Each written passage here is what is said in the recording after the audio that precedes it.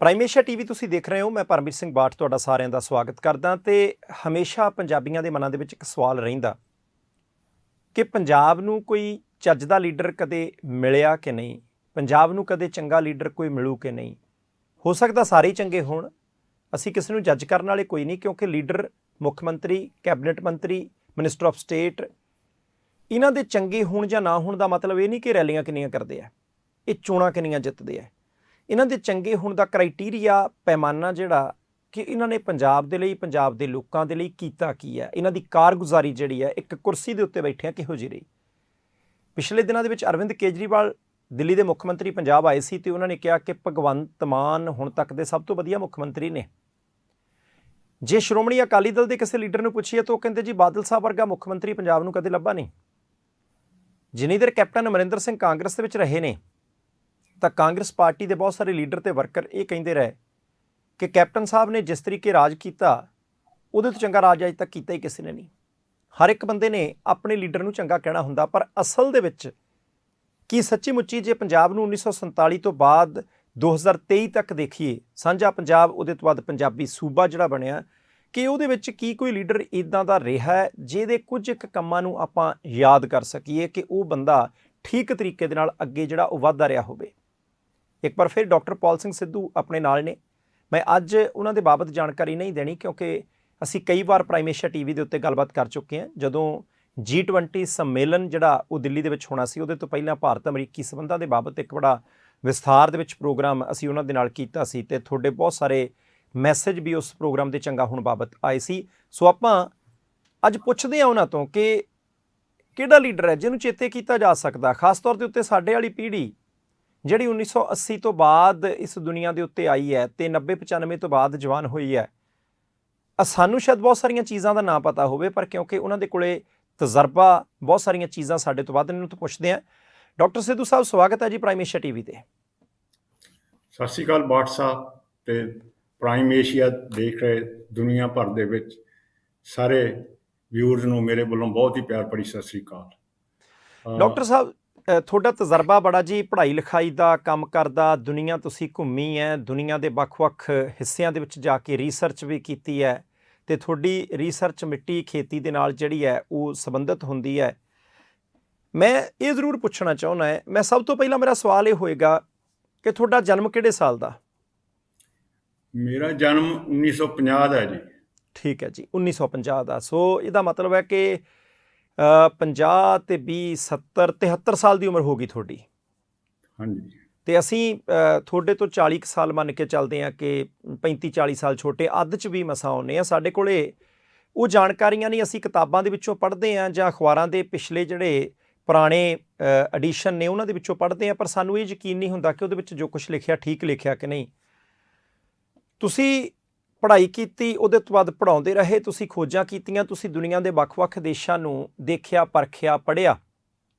ਜੇ ਮੈਂ ਤੁਹਾਡੇ ਤੋਂ ਪੁੱਛਣਾ ਹੋਵੇ ਕਿ ਜਦੋਂ ਦੀ ਤੁਸੀਂ ਸੁਰਤ ਸਾਂਭੀ ਹੈ ਜਾਂ ਆਪਣੇ ਪਿਛਲੇ ਸਮੇਂ ਨੂੰ ਵਾਚਿਆ, ਪੰਜਾਬ ਦਾ ਕੋਈ ਇੱਕ ਮੁੱਖ ਮੰਤਰੀ, ਸਾਰੇ ਹੀ ਚੰਗੇ ਨੇ ਸਾਡੇ ਲੋਕ, ਕੰਮ ਥੋੜ੍ਹੇ ਬਹੁਤ ਸਾਰਿਆਂ ਨੇ ਕੀਤੇ, ਕਿਸੇ ਨੇ ਗਲਤੀਆਂ ਵੱਧ ਕਰ ਲਈਆਂ, ਕਿਸੇ ਨੇ ਗਲਤੀਆਂ ਘੱਟ ਕੀਤੀਆਂ। ਜੇ ਪੰਜਾਬ ਸੂਬੇ ਦੇ ਪੱਖ ਤੋਂ, ਪੰਜਾਬ ਦੇ ਲੋਕਾਂ ਦੇ ਪੱਖ ਤੋਂ ਆਪਾਂ ਦੇਖਣਾ ਹੋਵੇ ਤਾਂ ਕਿਹੜੇ ਕੋਈ ਮੁੱਖ ਮੰਤਰੀ ਸਾਹਿਬ ਨੇ ਜਿਨ੍ਹਾਂ ਨੂੰ ਤੁਸੀਂ ਯਾਦ ਕਰਨਾ ਚਾਹੋਗੇ ਕਿ ਭਾਈ ਉਹਨਾਂ ਨੇ ਕੁਝ ਕੰਮ ਕੀਤੇ ਸੀ? ਬਾਠ ਸਾਹਿਬ, ਮੇਰਾ ਜਨਮ ਹੋਇਆ ਤਕਰੀਬਨ 7-8 ਮਹੀਨੇ ਬਾਅਦ 'ਚ, ਜਦੋਂ ਇੰਡੀਆ ਦਾ ਕਨਸਟੀਟਿਊਸ਼ਨ ਅਪਰੂਵ ਹੋ ਗਿਆ, ਜਦੋਂ ਇਲੈਕਸ਼ਨ ਹੋਈਆਂ। ਸੋ ਪਹਿਲੀ ਇਲੈਕਸ਼ਨ 1952 'ਚ ਹੋਈ, ਉਹਦੀ ਮੈਨੂੰ ਕੋਈ ਬਹੁਤੀ ਸੁਰਤ ਨਹੀਂ। ਮੈਨੂੰ 1957 ਵਾਲੀ ਇਲੈਕਸ਼ਨ ਦਾ ਥੋੜ੍ਹਾ ਕੁਛ ਪਤਾ ਹੈ, ਬਹੁਤਾ ਜ਼ਿਆਦਾ ਨਹੀਂ ਪਤਾ। 1962 ਤੋਂ ਬਾਅਦ ਤਕਰੀਬਨ ਸਾਰਾ ਚੰਗੀ ਤਰ੍ਹਾਂ ਪਤਾ। ਅਤੇ ਚੀਫ ਮਿਨਿਸਟਰ ਤਕਰੀਬਨ ਪ੍ਰਤਾਪ ਸਿੰਘ ਕੈਰੋਂ ਤੋਂ ਲੈ ਕੇ ਜਿਹੜੇ 1956 'ਚ ਬਣੇ ਸੀ ਅਤੇ 1964 ਤੱਕ ਰਹੇ, ਉਹਨਾਂ ਤੋਂ ਲੈ ਕੇ ਹੁਣ ਤੱਕ ਸਾਰੇ ਚੀਫ ਮਿਨਿਸਟਰਾਂ ਦਾ ਤਕਰੀਬਨ ਜਿੰਨਾ ਕੁ ਮੇਰੀ ਸਮਝ ਸੀ ਮੈਂ ਉਹਨਾਂ ਦਾ ਕੰਮ ਵੇਖਿਆ। ਪਹਿਲਾਂ ਤਾਂ ਉਨੀ ਡੂੰਘਾਈ ਨਾਲ ਨਹੀਂ ਦੇਖਿਆ, ਪਰ ਜਦੋਂ ਤੋਂ ਡਿਵੈਲਪਮੈਂਟ ਸਾਈਡ 'ਤੇ ਆ ਗਏ, ਵਰਲਡ ਬੈਂਕ ਚਲੇ ਗਏ ਜਾਂ ਯੂਨੀਵਰਸਿਟੀ 'ਚ ਉੱਪਰਲੀਆਂ ਪੋਜੀਸ਼ਨਾਂ 'ਤੇ ਆ ਗਏ, ਉਦੋਂ ਤੋਂ ਥੋੜ੍ਹਾ ਜਿਹਾ ਡੂੰਘਾਈ ਵੱਲ ਵੀ ਦੇਖਿਆ। ਅਤੇ ਮੈਨੂੰ ਇਹ ਕਹਿਣ ਦੇ ਵਿੱਚ ਕੋਈ ਹਰਜ ਨਹੀਂ, ਮਤਲਬ ਕੋਈ ਬਿਲਕੁਲ ਝਿਜਕ ਨਹੀਂ ਕਿ ਜੇ ਕੋਈ ਪੰਜਾਬ ਦਾ ਚੀਫ ਮਿਨਿਸਟਰ ਸਭ ਤੋਂ ਅੱਗੇ ਹੈ, ਮਾਈਲਜ਼ ਹੈਡ ਆਫ ਅਦਰਸ, ਉਹ ਹੈ ਸਰਦਾਰ ਪ੍ਰਤਾਪ ਸਿੰਘ ਕੈਰੋਂ।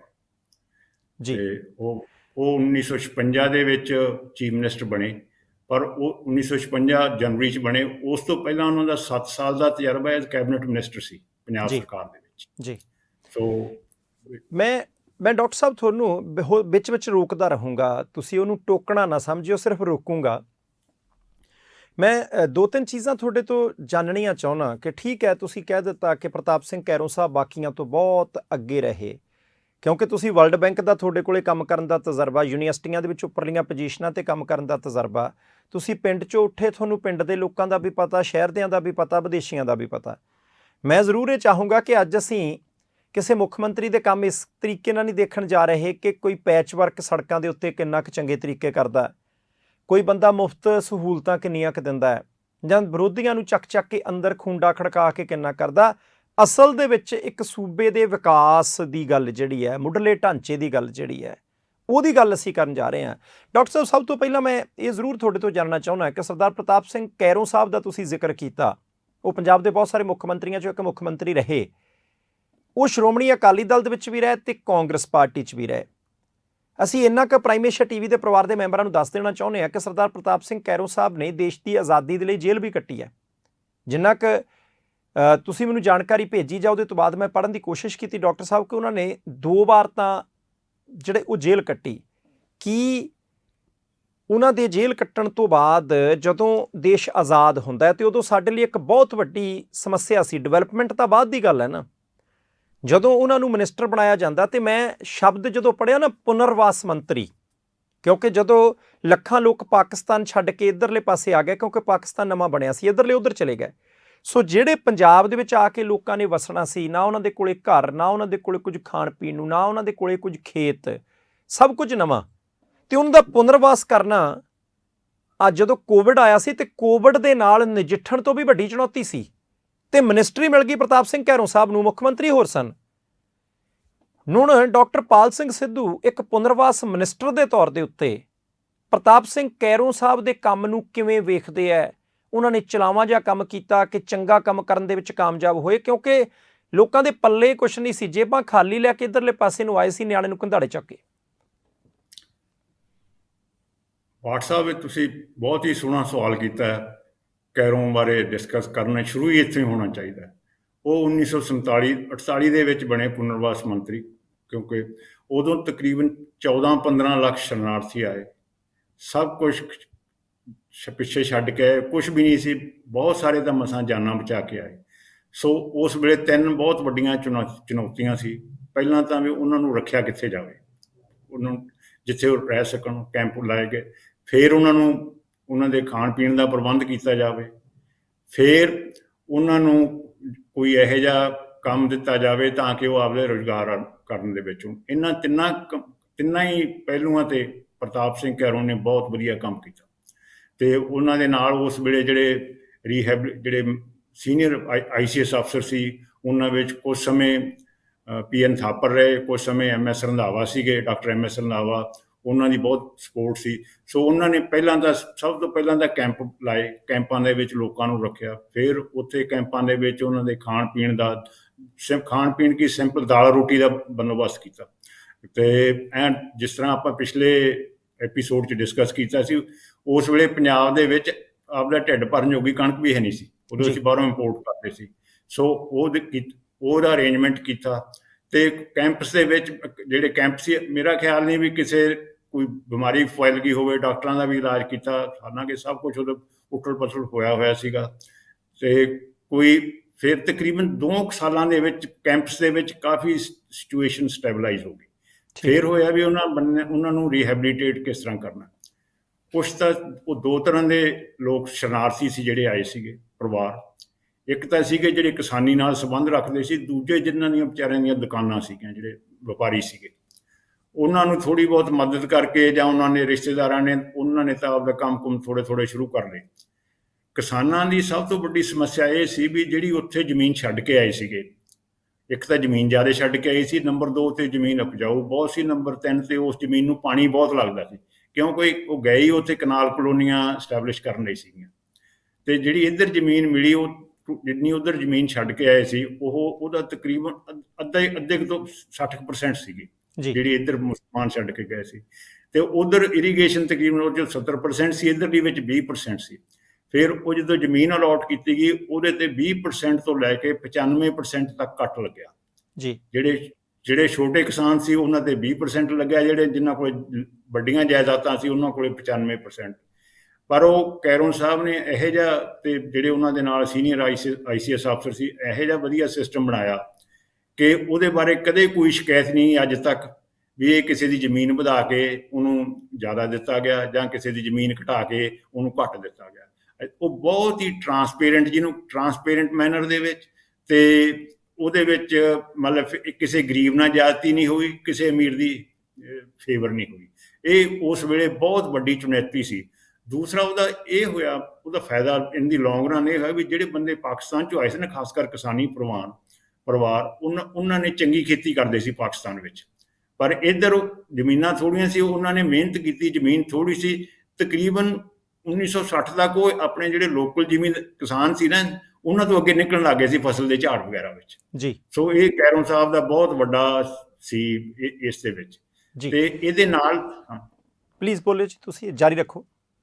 ਹਾਂ, ਇਹਦੇ ਨਾਲ ਹੀ ਫਿਰ ਸੀ ਵੀ ਕੈਰੋਂ ਸਾਹਿਬ ਬੜੇ ਕਲੀਅਰ ਸੀਗੇ ਵੀ ਜਿੰਨੀ ਇਹ ਜ਼ਮੀਨ ਉਦੋਂ ਨਾ ਇੱਕ ਥਾਂ ਨਹੀਂ ਹੁੰਦੀ, 5-5 7-7 ਥਾਂ ਤੇ ਹੁੰਦੀ ਸੀਗੀ, ਵੀ ਕੰਸੋਲੀਡੇਸ਼ਨ ਕੀਤੀ ਜਾਵੇ, ਜਿਹਨੂੰ ਆਪਾਂ ਕਹਿੰਦੇ ਮੁਰੱਬੇਬੰਦੀ ਜੀ। ਮੁਰੱਬੇਬੰਦੀ ਦੇ ਦੋ ਕੰਮ ਕੀਤੇ ਮੁਰੱਬੇਬੰਦੀ ਨੇ। ਇੱਕ ਤਾਂ ਸਾਰੀ ਦੀ ਸਾਰੀ ਜਿੰਨੀ ਜ਼ਮੀਨ ਹੈ ਉਹ ਗ੍ਰਿਡ ਤੇ ਮਾਰਕ ਕਰਤੀ ਪੰਜਾਬ 'ਚ, ਬਈ ਆ ਇੱਕ ਸਾਈਡ 220 ਗਜ ਫੁੱਟ ਹੋਊਗੀ, ਦੂਜੀ ਹੋਊਗੀ 198 ਫੁੱਟ 4840 ਗਜ ਦਾ ਏਕੜ, ਤੇ ਐਂਡ 25 ਏਕੜਾਂ ਦਾ ਮੁਰੱਬਾ। ਇੱਕ ਤਾਂ ਉਹ ਹੋ ਗਿਆ। ਨੰਬਰ 2 ਤੇ ਜੇ ਕਿਸੇ ਦੀ ਜ਼ਮੀਨ 5 ਥਾਂ ਤੇ ਸੀ, ਉਹ ਸੀ ਦੋ ਤੋਂ ਜ਼ਿਆਦਾ ਥਾਂ ਤੇ ਜ਼ਮੀਨ ਨਹੀਂ ਰੱਖੀ ਜਾ ਸਕਦੀ। ਠੀਕ ਹੈ, ਉਹਦੇ ਲਈ ਬਹੁਤ ਜ਼ਰੂਰੀ ਸੀ ਵੀ ਜ਼ਮੀਨ ਦੀ ਕੀਮਤ ਪਾਈ ਜਾਵੇ। ਹੁਣ ਉਹ ਨਹੀਂ ਸੀ ਕਿ ਆਪਣੇ ਇਰੀਗੇਸ਼ਨ ਦੇ ਸਾਧਨ ਇੰਨੇ ਜ਼ਿਆਦਾ ਸੀ, ਕੋਈ ਜ਼ਮੀਨ ਬੰਜਰ ਸੀ, ਟਿੱਬੇ ਸੀ, ਦੂਜੇ ਪਾਸੇ ਕੋਈ ਜ਼ਮੀਨ ਖੂਹ ਦੀ ਸੀ ਜਿਹਦੇ ਵਿੱਚ ਪੱਠੇ ਹੁੰਦੇ ਸੀ, ਬਹੁਤ ਉਪਜਾਊ ਜ਼ਮੀਨ ਸੀ, ਉਹਦੀ ਕੀਮਤ ਪਾਈ ਗਈ 1 ਰੁਪਈਆ 16 ਆਨੇ ਹੁੰਦੇ ਸੀ। ਜਿਹੜੀ ਜ਼ਮੀਨ ਸੀ ਬਹੁਤ ਰੇਤਲੀ, ਪਾਣੀ ਨਹੀਂ ਲੱਗਦਾ ਸੀ, ਉਹਦੀ ਕੁਛ ਦੀ ਜ਼ਮੀਨ ਦੀ ਕੀਮਤ ਸੀ 1 ਆਨਾ। ਸੋ ਉਹ ਇੱਕ ਕੀਮਤ ਪਲੱਸ ਏਰੀਆ ਪਾ ਕੇ ਫਿਰ ਇਸ ਤਰ੍ਹਾਂ ਜ਼ਮੀਨ ਕੰਸੋਲੀਡੇਸ਼ਨ ਕੀਤੀ ਗਈ। ਉਹ ਜਿਹੜੀ ਜ਼ਮੀਨ ਇਕੱਠੀ ਹੋਈ, ਜੇ ਉਹ ਉਦੋਂ ਨਾ ਹੁੰਦੀ, ਜਿਹੜੀ ਪੰਜਾਬ ਨੇ ਐਗਰੀਕਲਚਰ ਦੇ ਵਿੱਚ ਪ੍ਰੋਗਰੈਸ ਕੀਤੀ ਆ, ਉਹ ਕਦੇ ਵੀ ਨਹੀਂ ਹੋਣੀ ਸੀ। ਐਂਡ ਇਹ ਪੰਜਾਬ ਦੇ ਵਿੱਚ ਕੰਮ 1955 'ਚ ਸ਼ੁਰੂ ਹੋਇਆ। ਫਿਰ ਕੈਰੋਂ ਸਾਹਿਬ ਜੋ ਚੀਫ ਮਿਨਿਸਟਰ ਹੋਏ, ਫਿਰ ਤਾਂ ਉਹਨਾਂ ਨੇ ਹੋਰ ਵੀ ਪੂਰਾ ਕਰ ਤਕਰੀਬਨ 1961 ਤੱਕ ਹੋ ਗਿਆ।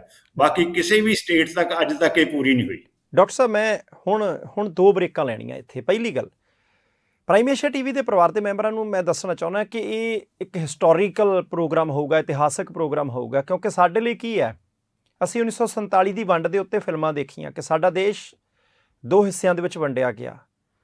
ਅਸੀਂ ਇੱਕ ਮੋਟਾ ਜਿਹਾ ਅੰਦਾਜ਼ਾ ਲਾਉਂਦੇ ਹਾਂ ਕਿ 10 ਲੱਖ ਲੋਕਾਂ ਦੀ ਜਾਨ ਗਈ। ਉਹਨਾਂ ਨੇ ਸਾਡੇ ਵਾਲੇ ਵੱਢੇ, ਸਾਡੇ ਵਾਲੇ ਨੇ ਉਹਨਾਂ ਨੂੰ ਵੱਢਿਆ, ਕਿਉਂਕਿ ਅਫਵਾਹਾਂ ਦਾ ਦੌਰ ਸੀ, ਲੁੱਟਾਂ ਮਾਰਾਂ ਹੋਈਆਂ, ਬਲਾਤਕਾਰ ਹੋਏ, ਜਾਣੀ ਉਹ ਸਾਰਾ ਕੁਝ ਹੋਇਆ ਜਿਹੜਾ ਕਿ ਨਹੀਂ ਹੋਣਾ ਚਾਹੀਦਾ ਸੀ ਇਸ ਧਰਤੀ ਦੇ ਉੱਤੇ। ਉਹਦੇ ਤੋਂ ਬਾਅਦ ਅਸੀਂ ਫਿਲਮਾਂ ਦੇ ਵਿੱਚ, ਗੀਤਾਂ ਦੇ ਵਿੱਚ ਦੇਖਦੇ ਹਾਂ ਕਿ ਭਾਈ ਗੱਡੇ ਆਉਂਦੇ ਨੇ, ਕਾਫਲੇ ਆਉਂਦੇ ਨੇ, ਲੋਕਾਂ ਦੇ ਕੋਲ ਕੁਛ ਨਹੀਂ, ਪਰ ਆਹ ਜਿਹੜਾ ਇੱਕ ਦ੍ਰਿਸ਼ ਚਿੱਤਰਿਆ ਸਿੱਧੂ ਸਾਹਿਬ ਨੇ ਕਿ ਭਾਈ ਉਹ ਜਦੋਂ 14 ਲੱਖ ਦੇ ਕਰੀਬ ਲੋਕ, ਗਿਣਤੀ ਘੱਟ ਵੱਧ ਥੋੜ੍ਹੀ ਬਹੁਤ ਹੋ ਸਕਦੀ ਹੈ, ਉਹ ਆ ਗਏ, ਉਹਨਾਂ ਦੇ ਕੋਲੇ ਖਾਣ ਨੂੰ ਕੁਛ ਨਹੀਂ, ਕਿਉਂਕਿ ਉਹ ਪਾਕਿਸਤਾਨ ਛੱਡ ਕੇ ਆ ਗਏ। ਜਿੱਦਾਂ ਇੱਧਰੋਂ ਲੋਕ ਪਾਕਿਸਤਾਨ 'ਚ ਗਏ, ਉਹਨਾਂ ਦੇ ਵੀ ਹਾਲਾਤ ਉਹੀ ਹੋਣਗੇ। ਰੋਟੀ ਖਾਣ ਨੂੰ ਨਹੀਂ, ਘਰ-ਬਾਰ ਉਹਨਾਂ ਦਾ ਕੋਈ ਨਹੀਂ, ਨਿੱਕੇ ਨਿਆਣੇ ਨਾਲ ਨੇ, ਬਜ਼ੁਰਗ ਨਾਲ ਨੇ, ਕੋਈ ਢਿੱਲਾ ਮੱਠਾ ਵੀ ਹੋਊਗਾ। ਅਤੇ ਪੁਨਰਵਾਸ ਮੰਤਰੀ ਬਣੇ ਸਰਦਾਰ ਪ੍ਰਤਾਪ ਸਿੰਘ ਕੈਰੋਂ। ਉਹਨਾਂ ਦੇ ਸਾਹਮਣੇ ਟੀਚਾ ਕੀ ਕਿ ਭਾਈ ਟੈਂਟ ਲਾ ਕੇ ਦੇਣੇ ਆ, ਟੈਂਟਾਂ ਦੇ ਵਿੱਚ ਪਹਿਲਾਂ ਲੋਕਾਂ ਨੂੰ ਰੱਖਣਾ ਹੈ, ਫਿਰ ਉਸੇ ਵੇਲੇ, ਕਿਉਂਕਿ ਇਹ ਥੋੜ੍ਹੀ ਹੈ ਕਿ 10 ਦਿਨਾਂ ਬਾਅਦ ਸੋਚਾਂਗੇ ਉਹਨਾਂ ਨੇ ਖਾਣਾ ਕੀ ਹੈ, ਕਿਉਂਕਿ ਉਹਨਾਂ ਦੀ ਤਾਂ ਵੱਢ ਟੁੱਕ ਹੋ ਰਹੀ ਸੀ। ਜਿਹੜੇ ਇੱਧਰਲੇ ਪਾਸੇ ਆਏ, ਉਹਨਾਂ ਦੇ ਕੋਲੇ ਦਾਣੇ ਫੱਕਾ ਨਹੀਂ ਸੀ, ਉਹਨਾਂ ਦੇ ਕੋਲੇ ਭਾਂਡਾ ਟੀਂਡਾ ਨਹੀਂ ਸੀ ਬਹੁਤੇ ਲੋਕਾਂ ਕੋਲ। ਫਿਰ ਉਹਨਾਂ ਦੀ ਰੋਟੀ ਦਾ ਵੇਲੇ ਸਿਰ ਪ੍ਰਬੰਧ ਕਰਨਾ ਤੁਰੰਤ, ਅਤੇ ਉਹ ਵੀ ਉਸ ਦੌਰ ਦੇ ਵਿੱਚ ਜਦੋਂ ਪੰਜਾਬ ਦੇ ਕੋਲੇ ਕਣਕ ਹੀ ਹੈ ਨਹੀਂ, ਜਦੋਂ ਪੰਜਾਬ ਆਪ ਵਿਦੇਸ਼ਾਂ ਤੋਂ, ਭਾਰਤ ਸਰਕਾਰ ਆਪ ਵਿਦੇਸ਼ਾਂ ਤੋਂ ਮੰਗਵਾਉਂਦੀ ਹੈ। ਅਤੇ ਤੀਸਰੇ ਨੰਬਰ ਦੇ ਉੱਤੇ ਫਿਰ ਉਹਨਾਂ ਨੂੰ ਕੰਮਾਂ ਕਾਰਾਂ ਦੇ ਵਿੱਚ ਲਾਉਣਾ। ਤਿੰਨੇ ਚੀਜ਼ਾਂ ਕਲੀਅਰ ਕੀਤੀਆਂ। ਅਤੇ ਅਹਿਮ ਗੱਲ ਕੀ ਹੈ, ਅੱਜ ਤੁਸੀਂ ਦੇਖੋ ਸਾਡੀ ਲੀਡਰਸ਼ਿਪ ਕਿੱਥੇ ਹੈ। ਕਿਸੇ ਦੇ ਉੱਤੇ ਪਲਾਟ ਦਾ ਰੌਲਾ ਪਈ ਜਾਂਦਾ, ਕਿਸੇ ਦੇ ਉੱਤੇ ਕੁਛ ਚੋਰੀ ਦਾ ਰੌਲਾ ਪਈ ਜਾਂਦਾ, ਕਿਸੇ 'ਤੇ ਕੁਛ ਭ੍ਰਿਸ਼ਟਾਚਾਰ ਦਾ ਦੋਸ਼ ਲੱਗੀ ਜਾਂਦਾ। ਅਤੇ ਉਹ ਕਹਿੰਦੇ, ਸਿੱਧੂ ਸਾਹਿਬ ਦਾ ਕਹਿਣਾ ਹੈ ਕਿ ਕੋਈ ਦੋਸ਼ ਹੀ ਨਹੀਂ ਲੱਗਾ, ਨਹੀਂ ਤਾਂ ਟੈਂਟ ਲੱਗਿਆ ਖਰੀਦੇ ਹੀ ਹੋਣੇ ਆ। ਭੋਜਨ ਦੀ ਵੰਡ ਜੇ ਲੱਖਾਂ ਲੋਕਾਂ ਨੂੰ ਕੀਤੀ ਜਾਂਦੀ ਆ ਤਾਂ ਵਿੱਚੋਂ ਰੁਪਈਏ ਖਾਧੇ ਹੀ ਜਾ ਸਕਦੇ ਹੋਣੇ ਆ। ਜਾਣੀ ਕਿ ਉਸ ਵੇਲੇ ਕੋਈ ਦੋਸ਼ ਨਹੀਂ ਲੱਗਾ। ਕਿੰਨਾ ਚੰਗੇ ਤਰੀਕੇ ਦੇ ਨਾਲ ਉਸ ਸਾਰੇ ਕੰਮ ਨੂੰ, ਜਦੋਂ ਸੋਸ਼ਲ ਮੀਡੀਆ ਨਹੀਂ ਸੀ, ਜਦੋਂ ਇੰਟਰਨੈਟ ਨਹੀਂ ਸੀ, ਜਦੋਂ ਕੰਪਿਊਟਰ ਤੱਕ ਨਹੀਂ ਸੀ, ਸਾਰਾ ਕੁਝ ਕਾਗਜ਼ਾਂ ਦੇ ਉੱਤੇ ਵਾਹ ਕੇ ਕੀਤਾ ਜਾਂਦਾ ਹੋਣਾ। ਇੱਦਾਂ ਥੋੜ੍ਹੀ ਸੀ ਕਿ ਪਾਈਆ ਇੰਟਰਨੈਟ ਤੇ ਚਾੜਤਾ, ਕਿ ਪਾਈਆ ਬੰਦਾ ਪਾਕਿਸਤਾਨ ਦੇ ਲਾਹੌਰ ਦੇ ਵਿੱਚੋਂ ਆਇਆ ਤੇ ਇੱਧਰਲੇ ਪਾਸੇ ਆਇਆ, ਇਹਦੇ ਦੇਖਦੇ ਜ਼ਮੀਨ ਕਿੰਨੀ ਹੈ, ਕੱਲੀ ਚੀਜ਼ ਰਜਿਸਟਰ ਦੇ ਵਿੱਚੋਂ ਟੈਲੀ ਕਰਨੀ ਪੈਂਦੀ ਹੋਣੀ ਹੈ। ਇਹਦੇ ਬਾਵਜੂਦ ਵੀ ਜੇ ਸ਼ਿਕਾਇਤਾਂ ਨਹੀਂ ਸੀ ਹੁੰਦੀਆਂ ਤੇ ਆਪਣੇ ਆਪ ਦੇ ਵਿੱਚ ਇੱਕ ਬਹੁਤ ਇੰਪੋਰਟੈਂਟ ਚੀਜ਼ ਸੀ। ਇੱਕ ਐਸਾ ਟਾਸਕ ਜਦੋਂ ਦੇਸ਼ ਦੋ ਹਿੱਸਿਆਂ ਦੇ ਵਿੱਚ ਵੰਡਿਆ ਗਿਆ ਤੇ ਉਦੋਂ ਪੁਨਰਵਾਸ ਮੰਤਰੀ ਦੇ ਤੌਰ ਦੇ ਉੱਤੇ ਸਰਦਾਰ ਪ੍ਰਤਾਪ ਸਿੰਘ ਕੈਰੋਂ ਸਾਹਿਬ ਦਾ ਕੰਮ ਕੀ ਸੀ, ਯੋਗਦਾਨ ਕੀ ਸੀ, ਉਹ ਸਿੱਧੂ ਸਾਹਿਬ ਨੇ ਦੱਸਤਾ। ਹੁਣ ਸਿੱਧੂ ਸਾਹਿਬ, ਦੂਸਰੀ ਮੁਰੱਬੇਬੰਦੀ ਦੀ ਗੱਲ, ਆਹ ਦੋ ਚੀਜ਼ਾਂ ਤੁਸੀਂ ਬਹੁਤ ਕਮਾਲ ਦੀਆਂ ਦੱਸੀਆਂ ਕਿ ਭਾਰਤ ਦੇ ਕਈ ਸੂਬਿਆਂ 'ਚ ਅਜੇ ਵੀ ਮੁਰੱਬੇਬੰਦੀ ਮੁਕੰਮਲ ਨਹੀਂ। ਤੇ ਸਾਰਿਆਂ 'ਚ ਸਿਰਫ ਇਕੱਲੇ ਪੰਜਾਬ 'ਚ ਹੋਈ, ਬਾਕੀ ਕਿਸੇ 'ਚ ਵੀ ਨਹੀਂ ਪੂਰੀ ਹੋਈ। ਅੱਛਾ, ਕਿਸੇ 'ਚ ਵੀ ਪੂਰੀ ਨਹੀਂ ਹੋਈ। ਹਰਿਆਣਾ ਤਾਂ ਉਦੋਂ ਪੰਜਾਬ ਦਾ ਪਾਰਟ ਸੀ ਨਾ। ਜੀ। ਤੇ ਇਹਦਾ ਮਤਲਬ ਹੈ ਕਿ ਉਸ ਵੇਲੇ ਇੱਕ ਬਹੁਤ ਜ਼ਿਆਦਾ ਇੱਛਾ ਸ਼ਕਤੀ ਚਾਹੀਦੀ ਹੋਣੀ ਹੈ ਇੱਕ ਚੀਫ ਮਿਨਿਸਟਰ ਦੇ ਤੌਰ ਤੇ ਜਾਂ ਕੈਬਨਿਟ ਮੰਤਰੀ ਦੇ ਤੌਰ ਤੇ, ਕਿ ਇੱਕ ਬੰਦੇ ਦੀ ਜ਼ਮੀਨ 'ਚ 7 ਥਾਵਾਂ ਤੇ ਵੰਡ ਹੋਈ ਆ, ਨਾ ਕਿਤੇ ਪਾਣੀ ਲੱਗਦਾ ਹੋਣਾ, ਕਿਸੇ ਨੂੰ ਰਾਹ ਨਹੀਂ ਲੱਗਦਾ ਹੋਣਾ, ਤੇ ਜ਼ਰੂਰੀ ਸੀ ਖੇਤੀਬਾੜੀ ਪ੍ਰਧਾਨ ਸੂਬੇ ਪੰਜਾਬ ਦੇ ਵਿੱਚ ਕਿ ਲੋਕਾਂ ਦੀ ਜ਼ਮੀਨ ਇਕੱਠੀ ਕਰ ਦਈਏ। ਹੁਣ ਉਹਦੇ ਵਿੱਚ ਹੋ ਸਕਦਾ ਕੁਝ ਕੁ ਲੋਕ ਸਿੱਧੂ ਸਾਹਿਬ ਨਾਰਾਜ਼ ਵੀ ਹੋਏ ਹੋਣ, ਕੁਝ ਲੋਕਾਂ ਨੂੰ ਕਿ ਲੱਗਦਾ ਹੋਵੇ, ਫਿਰ ਵੀ ਇਹ ਸਟੈਪ ਲਿਆ ਕਿਉਂਕਿ ਅੱਜ ਤਾਂ ਜੇ 10 ਵੋਟਰ ਨਾਰਾਜ਼ ਹੁੰਦੇ ਹੁਣ ਤਾਂ ਸਾਡੇ ਲੀਡਰ ਕਹਿੰਦੇ ਛੱਡੋ ਯਾਰ, ਆਪਾਂ ਕਾਹਤੋਂ ਪੰਗਾ ਲੈਣਾ, ਸਾਡੀਆਂ ਤਾਂ ਵੋਟਾਂ ਖਰਾਬ ਹੁੰਦੀਆਂ। ਕਿੱਡੀ ਕੁ ਵੱਡੀ ਚੁਣੌਤੀ ਹੋਏਗੀ ਉਸ ਵੇਲੇ ਸਰਦਾਰ ਪ੍ਰਤਾਪ ਸਿੰਘ ਕੈਰੋਂ ਸਾਹਿਬ ਦੇ ਲਈ ਮੁਰੱਬੇਬੰਦੀ ਕਰਨਾ, ਜਿਹੜੀ ਭਾਰਤ ਦੇ ਬਾਕੀ ਸੂਬਿਆਂ 'ਚ ਅੱਜ ਤੱਕ ਨਹੀਂ ਹੋਈ। ਬਹੁਤ ਵੱਡੀ ਚੁਣੌਤੀ ਸੀ। ਵੇਖੋ, ਤਕਰੀਬਨ ਇੰਡੀਆ ਦੇ ਜਿੱਥੇ ਮਰਜ਼ੀ ਚਲੇ ਜਾਓ, ਜਿਹੜਾ ਜ਼ਮੀਨ ਜੱਟ ਹੈ ਨਾ, ਉਹਦੇ ਲਈ ਮਾਂ ਦੇ ਬਰਾਬਰ ਹੁੰਦੀ ਜ਼ਮੀਨ ਜੀ। ਤੇ ਮਤਲਬ ਜਿਹੜੀ ਜ਼ਮੀਨ ਛੱਡਣੀ ਬਹੁਤ ਔਖੀ ਲੱਗਦੀ ਸੀ, ਲੋਕਾਂ ਨੂੰ ਕਈ ਤਰ੍ਹਾਂ ਦੇ ਸ਼ੰਕੇ ਵੀ ਸੀ ਕੀ ਹੋਏਗਾ। ਉਹਦੇ ਵਿੱਚ ਇੱਕ ਤਾਂ ਜਿਹੜਾ ਸਿਸਟਮ ਬਣਾਇਆ ਉਹ ਸਟੈਂਡਰਡ ਏਕੜ ਦਾ, ਉਹ ਪੰਜਾਬ 'ਚ ਇਨਵੈਂਟ ਹੋਇਆ। ਸਟੈਂਡਰਡ ਏਕੜ ਸੀ 16 ਆਨੇ ਵਾਲੀ ਜ਼ਮੀਨ ਜਿਹੜੀ ਵਧੀਆ। ਐਂਡ ਉਹਦੇ ਵਿੱਚ ਵੀ ਪੰਚਾਇਤ ਦੇ ਪਿੰਡ ਦੇ ਬੰਦੇ ਹੁੰਦੇ ਸੀਗੇ, ਉਹਦੇ ਵਿੱਚ ਵੀ ਕੋਈ ਰੌਲਾ ਨਹੀਂ ਪਿਆ ਵੀ ਕਿਸੇ ਗਰੀਬ ਬੰਦੇ ਦੀ ਜ਼ਮੀਨ ਦੀ ਚੰਗੀ ਸੀ, ਕੀਮਤ ਘੱਟ ਪਈ ਹੋਵੇ ਜਾਂ ਏਰੀਆ ਘੱਟ ਹੋਵੇ, ਜਾਂ ਕਿਸੇ ਅਮੀਰ ਦੀ। ਉਹ ਵੀ ਬਹੁਤ ਟਰਾਂਸਪੇਰੈਂਟ ਸਿਸਟਮ ਸੀ। ਇੱਕ ਤਾਂ ਹੋਇਆ ਜ਼ਮੀਨ ਇਕੱਠੀ, ਉਹਦੇ ਨਾਲ ਜਿਸ ਤੁਸੀਂ ਆ ਪੁਆਇੰਟ ਲਿਆਂਦਾ ਨਾ ਵੀ ਰਾਹ ਨਹੀਂ ਜਾਂਦੇ, ਉਸ ਤੋਂ ਪਹਿਲਾਂ ਲੋਕੀ ਜਦੋਂ ਗੱਡੇ ਲੈ ਕੇ ਜਾਂਦੇ ਸੀ ਲਾਂਗਾ ਵਗੈਰਾ ਲੈਣ, ਲੜਾਈਆਂ ਹੁੰਦੀਆਂ ਸੀ। ਉਹਦੇ ਨਾਲ ਇੱਕ ਇਹ ਹੋਇਆ ਵੀ ਜਿਹੜੇ ਮਰੱਬੇ ਤੇ ਵੱਟ ਹੁੰਦੀ ਨਾ, 5 ਕਿੱਲਿਆਂ ਵਾਲੀ ਲਾਈਨ, ਮਰੱਬਾ ਹੁੰਦੇ 5 ਏਕੜ ਬਾਈ 5 ਏਕੜ, ਉੱਥੋਂ ਦੀ ਪਈਆਂ ਕੱਢੀਆਂ ਗਈਆਂ ਖੇਤਾਂ ਨੂੰ ਜਾਣ ਲਈ। ਦੂਸਰਾ ਇੱਕ ਇਹ ਕੀਤਾ ਵੀ ਪਹਿਲਾਂ ਰਾਹ ਸੀਗੇ ਵਿੰਗੇ ਟੇਢੇ, ਉਦੋਂ ਇਹ ਹੈ ਵੀ ਇੱਕ ਪਿੰਡ ਤੋਂ ਜਿਹੜਾ ਦੂਜੇ ਪਿੰਡ ਵਾਲਾ ਰਾਹ ਹੈ ਨਾ, ਉਹ ਸਾਰੇ ਤਕਰੀਬਨ ਇਸ ਤਰ੍ਹਾਂ ਲਾਈਨ ਕੀਤੇ ਐਜ਼ ਦੀ ਕਰੋ ਫਲਾਈਸ, ਉਹਦੇ ਨਾਲ ਡਿਸਟੈਂਸ ਘੱਟ ਗਿਆ। ਤੀਜਾ ਇੱਕ ਹੋਰ ਹੋਇਆ, ਜਿਹੜੀ ਕੁਛ ਪਿੰਡਾਂ ਦੀ ਜ਼ਮੀਨ ਸੀ ਪੰਚਾਇਤ ਦੇ ਨਾਂ ਤੇ, ਉਸ ਜ਼ਮੀਨ ਦੇ ਵਿੱਚੋਂ ਜਿਹੜੇ ਗਰੀਬ ਲੋਕ ਸੀ, ਜਿਵੇਂ ਆਪਣਾ ਹੈਗਾ ਆਰਥਿਕ ਤੌਰ ਤੇ ਕਮਜ਼ੋਰ ਜਿਹੜੇ ਜਿਹੜੇ ਉਹਨਾਂ ਨੂੰ ਪਲਾਟ ਦਿੱਤੇ ਗਏ ਮੁਫਤ ਦੇ ਵਿੱਚ, ਤਾਂ ਕਿ ਉੱਥੇ ਆਪਣੇ ਘਰ ਬਣਾ ਸਕਣ। ਸੋ ਉਹਨਾਂ ਦੀ ਰੀਹੈਬਿਲਿਟੇਸ਼ਨ ਹੋਈ, ਜਿੰਨੇ ਗਰੀਬ ਭਾਈਚਾਰਾ ਸੀ ਅੱਡ ਸੇ। ਐਂਡ ਇਟ ਵਾਜ਼ ਜਿਹਨੂੰ ਆਪਾਂ ਕਹਿ ਦਿੰਦੇ ਇੱਕ ਤਰ੍ਹਾਂ ਦਾ ਪੰਜਾਬ ਦੇ ਪਿੰਡਾਂ ਦਾ ਨਕਸ਼ਾ ਬਦਲਿਆ ਗਿਆ ਉਹਦੇ ਨਾਲ। ਇੱਕ ਇਹ ਹੋਇਆ ਵੀ ਸਾਰੇ ਪਿੰਡ ਦੇ ਬਾਹਰ ਦੀ ਇੱਕ ਫਿਰਨੀ ਕੱਢੀ ਜਾਊਗੀ, ਜਿਹਦੇ ਅੰਦਰ ਜਿਹਨੂੰ ਹੁਣ ਆਪਾਂ ਲਾਲ ਲਕੀਰ ਕਹਿੰਦੇ ਹਾਂ। ਇਹ ਸਾਰੀਆਂ ਉਦੋਂ ਹੋਈਆਂ। ਇਸ ਦੇ ਵਿੱਚ ਇੱਕ ਬਹੁਤ ਹੀ ਕੇਪੇਬਲ ਇਨਸਾਨ ਸੀ ਤਰਲੋਕ ਸਿੰਘ, ਉਹਨਾਂ ਨੇ ਡਿਵੈਲਪ ਕੀਤੀ ਸੀ ਆਪਣੀ ਇਹ ਸਟੈਂਡਰਡ ਏਕੜ ਦੀ ਕੰਸੈਪਟ, ਤੇ ਮੁੜ ਕੇ ਉਹ ਪਲੈਨਿੰਗ ਕਮਿਸ਼ਨ ਦੇ ਮੈਂਬਰ ਰਹੇ। ਜੀ ਡਾਕਟਰ ਸਾਹਿਬ, ਮੈਂ ਜਦੋਂ ਪੜ੍ਹ ਰਿਹਾ ਸੀ ਕਿ ਸਾਨੂੰ ਇੱਕ ਐਸਾ ਲੀਡਰ ਮਿਲਿਆ, ਕਿਉਂਕਿ ਅਸੀਂ ਨਹੀਂ ਦੇਖਿਆ ਉਹਨਾਂ ਨੂੰ, ਅਸੀਂ ਉਹਨਾਂ ਦਾ ਕੰਮ ਢੰਗ ਨਹੀਂ ਦੇਖਿਆ, ਅਸੀਂ ਤੁਹਾਡੇ ਤੋਂ ਸੁਣ ਰਹੇ ਹਾਂ ਕਿ ਸਰਦਾਰ ਪ੍ਰਤਾਪ ਸਿੰਘ ਕੈਰੋਂ ਜਦੋਂ ਭਾਰਤ ਗੁਲਾਮ ਸੀ, ਅੰਗਰੇਜ਼ੀ ਰਾਜ ਦੇ ਅਧੀਨ ਸੀ, ਤੇ ਉਦੋਂ ਉਹਨਾਂ ਨੇ MA ਪੋਲੀਟੀਕਲ ਸਾਇੰਸ ਕੀਤੀ, MA ਇਕਨੋਮਿਕਸ ਕੀਤੀ, ਜਾਣੀ ਉਹਨਾਂ ਨੂੰ ਅਰਥ ਸ਼ਾਸਤਰ ਦਾ ਪਤਾ ਸੀ। ਉਹਨਾਂ ਨੂੰ ਪਤਾ ਸੀ ਕਿ ਭਾਈ ਜੇ ਵਿੱਤੀ ਤੌਰ ਦੇ ਉੱਤੇ ਪੈਰਾਂ ਸਿਰ ਆਉਣਾ ਤੇ ਸਾਨੂੰ ਆਹ ਕੰਮ ਚੰਗੇ ਤਰੀਕੇ ਕਰਨੇ ਪੈਣਗੇ। ਕਿਉਂਕਿ ਮੈਂ ਜੇ ਅੱਜ ਦੇਖਾਂ, ਕਈ ਵਾਰੀ ਘਰ ਦੇ ਵਿੱਚੋਂ ਨਾ ਤੁਸੀਂ ਕਮਰੇ 'ਚੋਂ ਸਾਰਾ ਸਮਾਨ ਬਾਹਰ ਕੱਢ ਦਿਓ, ਮੁੜ ਕੇ ਉਹੀ ਸਮਾਨ ਆਪਣੇ ਘਰ ਦੇ ਵਿੱਚ ਹੀ ਰੱਖਣਾ ਹੋਵੇ ਤਾਂ 2-4 ਚੀਜ਼ਾਂ ਉਰੇ ਪਰੇ ਹੋ ਜਾਂਦੀਆਂ। ਮੈਂ ਇਹ ਸੋਚ ਰਿਹਾ ਸੀ ਕਿ ਕਿੰਨਾ ਤਕੜਾ ਵਿਜ਼ਨ ਹੋਊਗਾ ਉਹਨਾਂ ਦਾ, ਕਿ ਉਹਨਾਂ ਨੇ ਸੋਚਿਆ ਕਿ ਪਿੰਡ ਦੇ ਆਲੇ ਦੁਆਲੇ ਦੀ ਫਿਰਨੀ ਕੱਢੀਏ, ਇੱਕ ਪਿੰਡ ਤੋਂ ਦੂਸਰੇ ਪਿੰਡ ਨੂੰ ਜਿਹੜੀ ਸੜਕ ਜਾਂਦੀ ਹੈ ਉਹਨੂੰ ਆਪਾਂ ਸਿੱਧੀ ਕਰ ਦਈਏ, ਲੋਕਾਂ ਦੇ ਜਿਹੜੇ ਖੇਤ ਨੇ ਇਕੱਠੇ ਕਰ ਦਈਏ ਤੇ ਉਹਨਾਂ ਸਾਰੇ ਖੇਤਾਂ ਨੂੰ ਆਪਾਂ ਰਾਹ ਲਾ ਦਈਏ। ਤੇ ਉਹ ਸਾਰਾ ਕੁਝ ਕਾਗਜ਼ ਪੱਤਰ ਦੇ ਉੱਤੇ ਹੋਇਆ, ਕਿਉਂਕਿ ਕੰਪਿਊਟਰ ਤਾਂ 1956 ਤੋਂ ਲੈ ਕੇ 61 ਤੱਕ ਆਪਾਂ ਨੂੰ ਪਤਾ ਹੈ ਕਿ ਕਿੰਨੇ ਕੁ ਸੀ, ਤੇ ਭਾਰਤ ਦੇ ਕੋਲੇ ਸਾਧਨ ਵੀ ਕਿੰਨੇ ਕੁ ਸੀ। ਇੱਕ ਚੰਗਾ ਤਕੜਾ ਵਿਜ਼ਨ। ਜੇ ਕੈਰੋਂ ਸਾਹਿਬ ਇਹ ਕੰਮ ਨਾ ਕਰਦੇ, ਮੈਂ ਸਿੱਧੂ ਸਾਹਿਬ ਤੁਹਾਡੇ ਤੋਂ ਸਵਾਲ ਪੁੱਛਣਾ ਚਾਹੁੰਦਾ, ਜੇ ਮੁਰੱਬੇਬੰਦੀ ਪੰਜਾਬ ਦੀ ਨਾ ਹੁੰਦੀ, ਕਿਉਂਕਿ ਅੱਜ ਤਾਂ ਸਾਡੇ ਕੋਲੋਂ ਪੰਚਾਇਤੀ ਜ਼ਮੀਨਾਂ ਨਹੀਂ ਛਡਾ ਹੁੰਦੀਆਂ, ਅੱਜ ਤਾਂ ਸਾਡੇ ਕੋਲੋਂ ਪਿੰਡਾਂ ਦੇ ਵਿੱਚ ਅਜੇ ਵੀ ਬਹੁਤ ਸਾਰੀਆਂ ਸਮੱਸਿਆ, ਕੋਈ ਛੱਪੜ ਦੱਬ ਕੇ ਬੈਠਾ ਹੈ, ਕੋਈ ਕੁਛ ਕਰਕੇ ਬੈਠਾ ਹੈ, ਉਹ ਵੀ ਕੰਮ ਸਾਡੇ ਤੋਂ ਕੀਤੇ ਨਹੀਂ ਜਾਂਦੇ, ਸੜਕਾਂ ਦੇ ਆਲੇ ਦੁਆਲੇ ਰੁੱਖ ਤੱਕ ਨਹੀਂ ਲੱਗਦੇ। ਮੈਂ ਪੁੱਛਣਾ ਚਾਹੁੰਦਾ, ਜੇ ਪ੍ਰਤਾਪ ਸਿੰਘ ਕੈਰੋਂ ਇਹ ਕਦਮ ਨਾ ਚੁੱਕਦੇ, ਜਿਹੜਾ ਕਿ ਬੜਾ ਲੰਬਾ ਚੱਲਿਆ, 5-6-7 ਸਾਲ, ਲੋਕ ਗੁੱਸੇ ਵੀ ਹੋਏ ਹੋਣਗੇ, ਤਾਂ ਪੰਜਾਬ ਦਾ ਅੱਜ ਦੇ ਹਾਲਾਤ ਕੀ ਹੁੰਦੇ ਵਿੱਤੀ ਤੌਰ ਤੇ? ਖੇਤੀਬਾੜੀ ਸਾਡੀ ਕਿੱਥੇ ਹੁੰਦੀ? ਪਹਿਲੀ ਤਾਂ ਇੱਕ ਤੁਹਾਡਾ ਜਵਾਬ ਦੇਣ ਤੋਂ ਪਹਿਲਾਂ ਮੈਂ ਇੱਕ ਇਨਸਾਨ ਨੂੰ ਐਕਨੋਲੇਜ ਕਰਨਾ ਚਾਹੁੰਦਾ।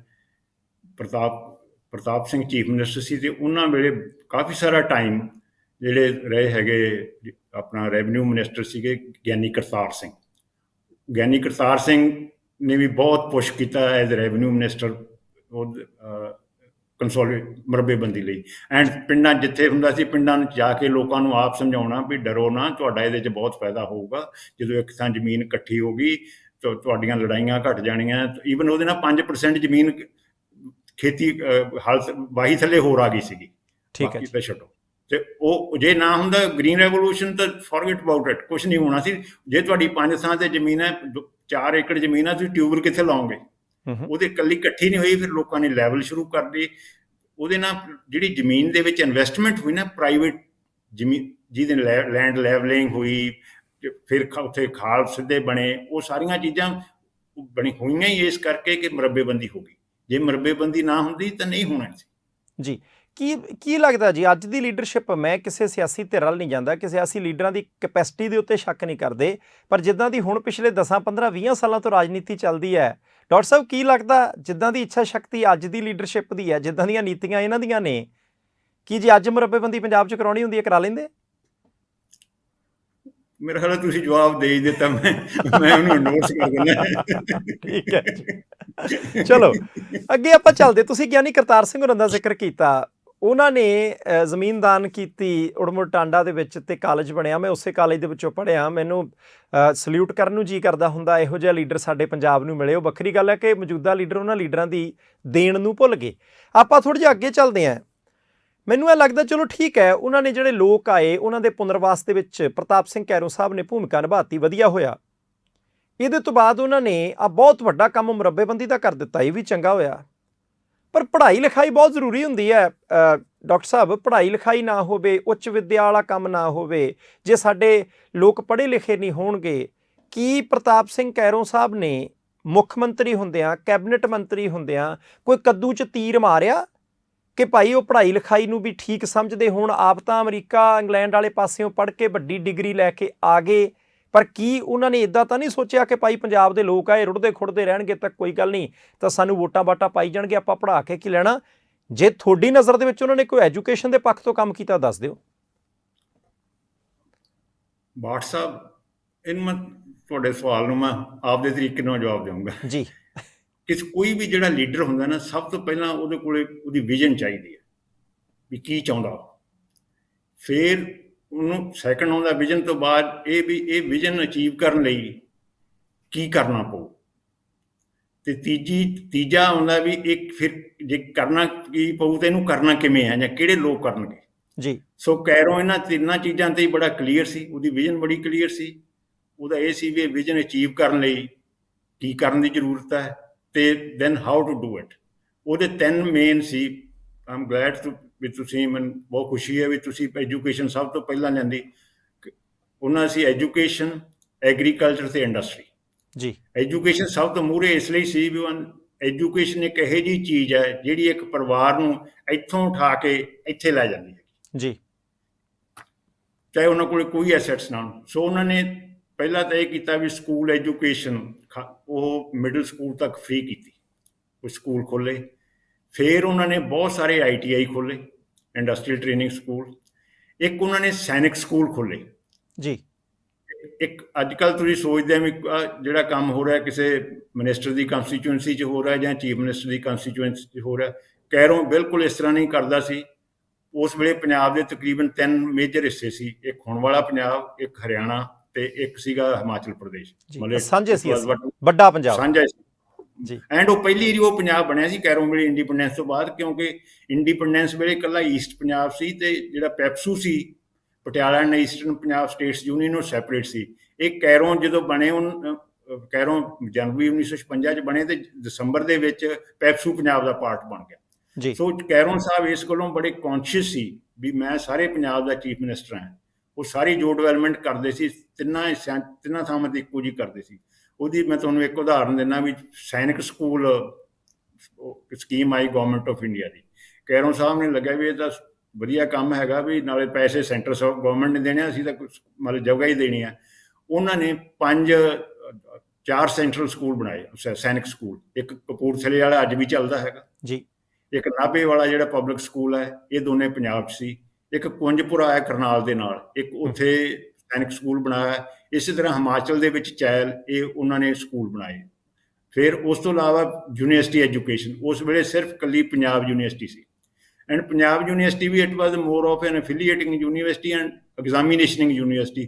ਮਤਲਬ ਯੂਨੀਵਰਸਿਟੀ ਦੇ ਵਿੱਚ ਕੋਈ ਖੋਜ ਵਗੈਰਾ ਨਹੀਂ ਹੁੰਦੀ ਸੀਗੀ, ਜ਼ਿਆਦਾ ਸੀ ਵੀ ਇਮਤਿਹਾਨ ਲੈ ਲਏ ਤੇ ਜਿਹੜੇ ਕਾਲਜ ਸੀ ਉਹਨਾਂ ਨੂੰ ਐਫੀਲੀਏਟ ਕਰ ਲਿਆ। ਸੋ ਉਹਨਾਂ ਨੇ ਸਭ ਤੋਂ ਪਹਿਲਾਂ ਕੰਮ ਕੀਤਾ, ਪਹਿਲਾਂ ਇੱਕ ਕੁਰੂਕਸ਼ੇਤਰਾ ਯੂਨੀਵਰਸਿਟੀ ਖੁੱਲੀ ਕੁਰੂਕਸ਼ੇਤਰ ਦੇ ਵਿੱਚ। ਅੱਛਾ, ਇਹ ਉਹਨਾਂ ਦੇ ਕਾਰਜਕਾਲ ਦੇ ਵਿੱਚ ਖੁੱਲੀ ਹੈ? ਉਹਨਾਂ ਦੇ ਕਾਰਜਕਾਲ, ਇਹ ਆਈ ਥਿੰਕ ਪਹਿਲੇ ਸਾਲ ਜੀ 1956 ਚ ਖੁੱਲੀ ਸ਼ਾਇਦ। ਠੀਕ ਹੈ ਜੀ। ਤੇ ਇਹਦਾ ਸੀਗਾ ਵੀ ਜਿਆਦਾ ਅਸੀਂ ਨਾ ਇਸ ਏਰੀਏ ਦੇ ਵਿੱਚ ਸੰਸਕ੍ਰਿਤ ਨੂੰ ਡਿਵੈਲਪ ਕਰਨਾ। ਉਹ ਯੂਨੀਵਰਸਿਟੀ ਅਨਫੋਰਚੂਨੇਟਲੀ ਯੂਨੀਵਰਸਿਟੀ ਨੇ ਬਾਹਲੀ ਪ੍ਰੋਗਰੈਸ ਨਹੀਂ ਕੀਤੀ। ਉਹਦਾ ਕਾਰਨ ਇਹ ਸੀ ਵੀ ਜਿਹੜਾ ਕੈਰੋਂ ਸਾਹਿਬ ਨੇ ਬੰਦਾ ਲੱਭ ਕੇ ਲਾਇਆ, ਹਰਦੁਆਰੀ ਲਾਲ ਵਾਈਸ ਚਾਂਸਲਰ, ਉਹਦੇ ਜ਼ਿਆਦਾ ਇੰਟਰਸਟ ਸੀ ਪੋਲੀਟੀਕਲ। ਸੋ ਕੈਰੋਂ ਉਸ ਗੱਲ ਤੇ ਬਹੁਤ ਪਛਤਾਉਂਦਾ ਰਿਹਾ ਵੀ ਮੈਥੋਂ ਗਲਤੀ ਹੋ ਗਈ, ਵੀ ਮੈਨੂੰ ਐਂਡ ਉਹ ਇਹੋ ਜਿਹੀਆਂ ਗੱਲਾਂ ਮੰਨਦਾ ਵੀ ਸੀ। ਪਰ ਬਾਅਦ ਦੇ ਵਿੱਚ ਐਟਲੀਸਟ ਉਹਨੇ ਉਹ ਤੋਂ ਕਹਿ ਕੇ ਇਹ ਤਾਂ ਐਕਸਪੈਂਡ ਕਰਾ ਲਿਆ ਵੀ ਇਹ ਇਕੱਲੀ ਸੰਸਕ੍ਰਿਤ ਨਹੀਂ ਹੋਏਗੀ, ਇੱਥੇ ਸਾਇੰਸ ਵੀ ਪੜ੍ਹਾਈ ਜਾਊ, ਇੱਥੇ ਇੰਜੀਨੀਅਰਿੰਗ ਵੀ ਪੜ੍ਹਾਈ ਜਾਊ, ਇੱਥੇ ਆਰਟਸ ਵੀ ਪੜ੍ਹਾਈ ਜਾਊ। ਉਹਦਾ ਮੈਂਡੇਟ ਇਨਲਾਰਜ ਕਰਤਾ। ਫਿਰ ਦੂਸਰੀ ਉਹਨਾਂ ਖੁੱਲੀ ਪੰਜਾਬੀ ਯੂਨੀਵਰਸਿਟੀ ਪਟਿਆਲਾ, ਤੀਜੀ ਖੁੱਲੀ ਪੰਜਾਬ ਐਗਰੀਕਲਚਰ ਯੂਨੀਵਰਸਿਟੀ ਲੁਧਿਆਣਾ। ਸੋ 3 ਯੂਨੀਵਰਸਿਟੀਆਂ ਬਣਾਈਆਂ। ਖਾਸ ਕਰ ਪੰਜਾਬ ਐਗਰੀਕਲਚਰ ਯੂਨੀਵਰਸਿਟੀ ਦੇ ਵਿੱਚ ਉਹਨਾਂ ਨੇ ਬਹੁਤ ਹੀ ਜ਼ਿਆਦਾ ਇੰਟਰਸਟ ਲਿਆ। ਉਹ ਜਦੋਂ ਉਹਨਾਂ ਨੇ ਡਿਸਾਈਡ ਹੋ ਗਿਆ ਵੀ PAU ਬਣਾਉਣੀ ਹੈ, ਉਹ ਨਹਿਰੂ ਸਾਹਿਬ ਕੋਲ ਗਏ। ਐਂਡ ਪੰਡਿਤ ਜਵਾਹਰ ਲਾਲ ਨਹਿਰੂ ਪਹਿਲੇ ਪ੍ਰਧਾਨ ਮੰਤਰੀ ਕੈਰੋਂ ਦੀ ਬਹੁਤ ਰਿਸਪੈਕਟ ਕਰਦੇ ਸੀ। ਉਹ ਜੋ ਕੁਝ ਕਹਿੰਦੇ ਸੀ ਉਹਨਾਂ ਤੋਂ ਕਰਵਾ ਲਿਆਉਂਦੇ ਸੀ ਕੈਰੋਂ ਸਾਹਿਬ। ਉਹਨਾਂ ਨੂੰ ਪਤਾ ਸੀ ਵੀ ਇਹ ਵੈਲ ਮੀਨਿੰਗ ਬੰਦਾ ਹੈਗਾ। ਤੇ ਆਂਦੇ ਵੀ ਜਿਹੜਾ ਤੁਹਾਡਾ ਫਾਈਨਾਂਸ ਸੈਕਟਰੀ ਹੈ ਮੈਨੂੰ ਦਿਓ, ਮੈਂ ਇਹਨੂੰ PAU ਦਾ VC ਲਾਉਣਾ ਜੀ। ਅੱਛਾ, ਹਲੋ ਉੱਥੋਂ ਆਏ। ਉਹ ਪਹਿਲਾਂ ਚੰਡੀਗੜ੍ਹ ਸਿਟੀ, ਜਿਹੜਾ ਚੰਡੀਗੜ੍ਹ ਦਾ ਪ੍ਰੋਜੈਕਟ ਸੀ, ਉਹ ਵੀ ਥਾਪਰ ਨੇ ਬਣਾਇਆ ਸੀ ਓਰੀਜਨਲੀ। ਤੇ ਉਹਨਾਂ ਨੇ ਆਏ, ਫਿਰ ਉਹਨਾਂ ਨੇ PAU ਸੈਟਅਪ ਕੀਤੀ।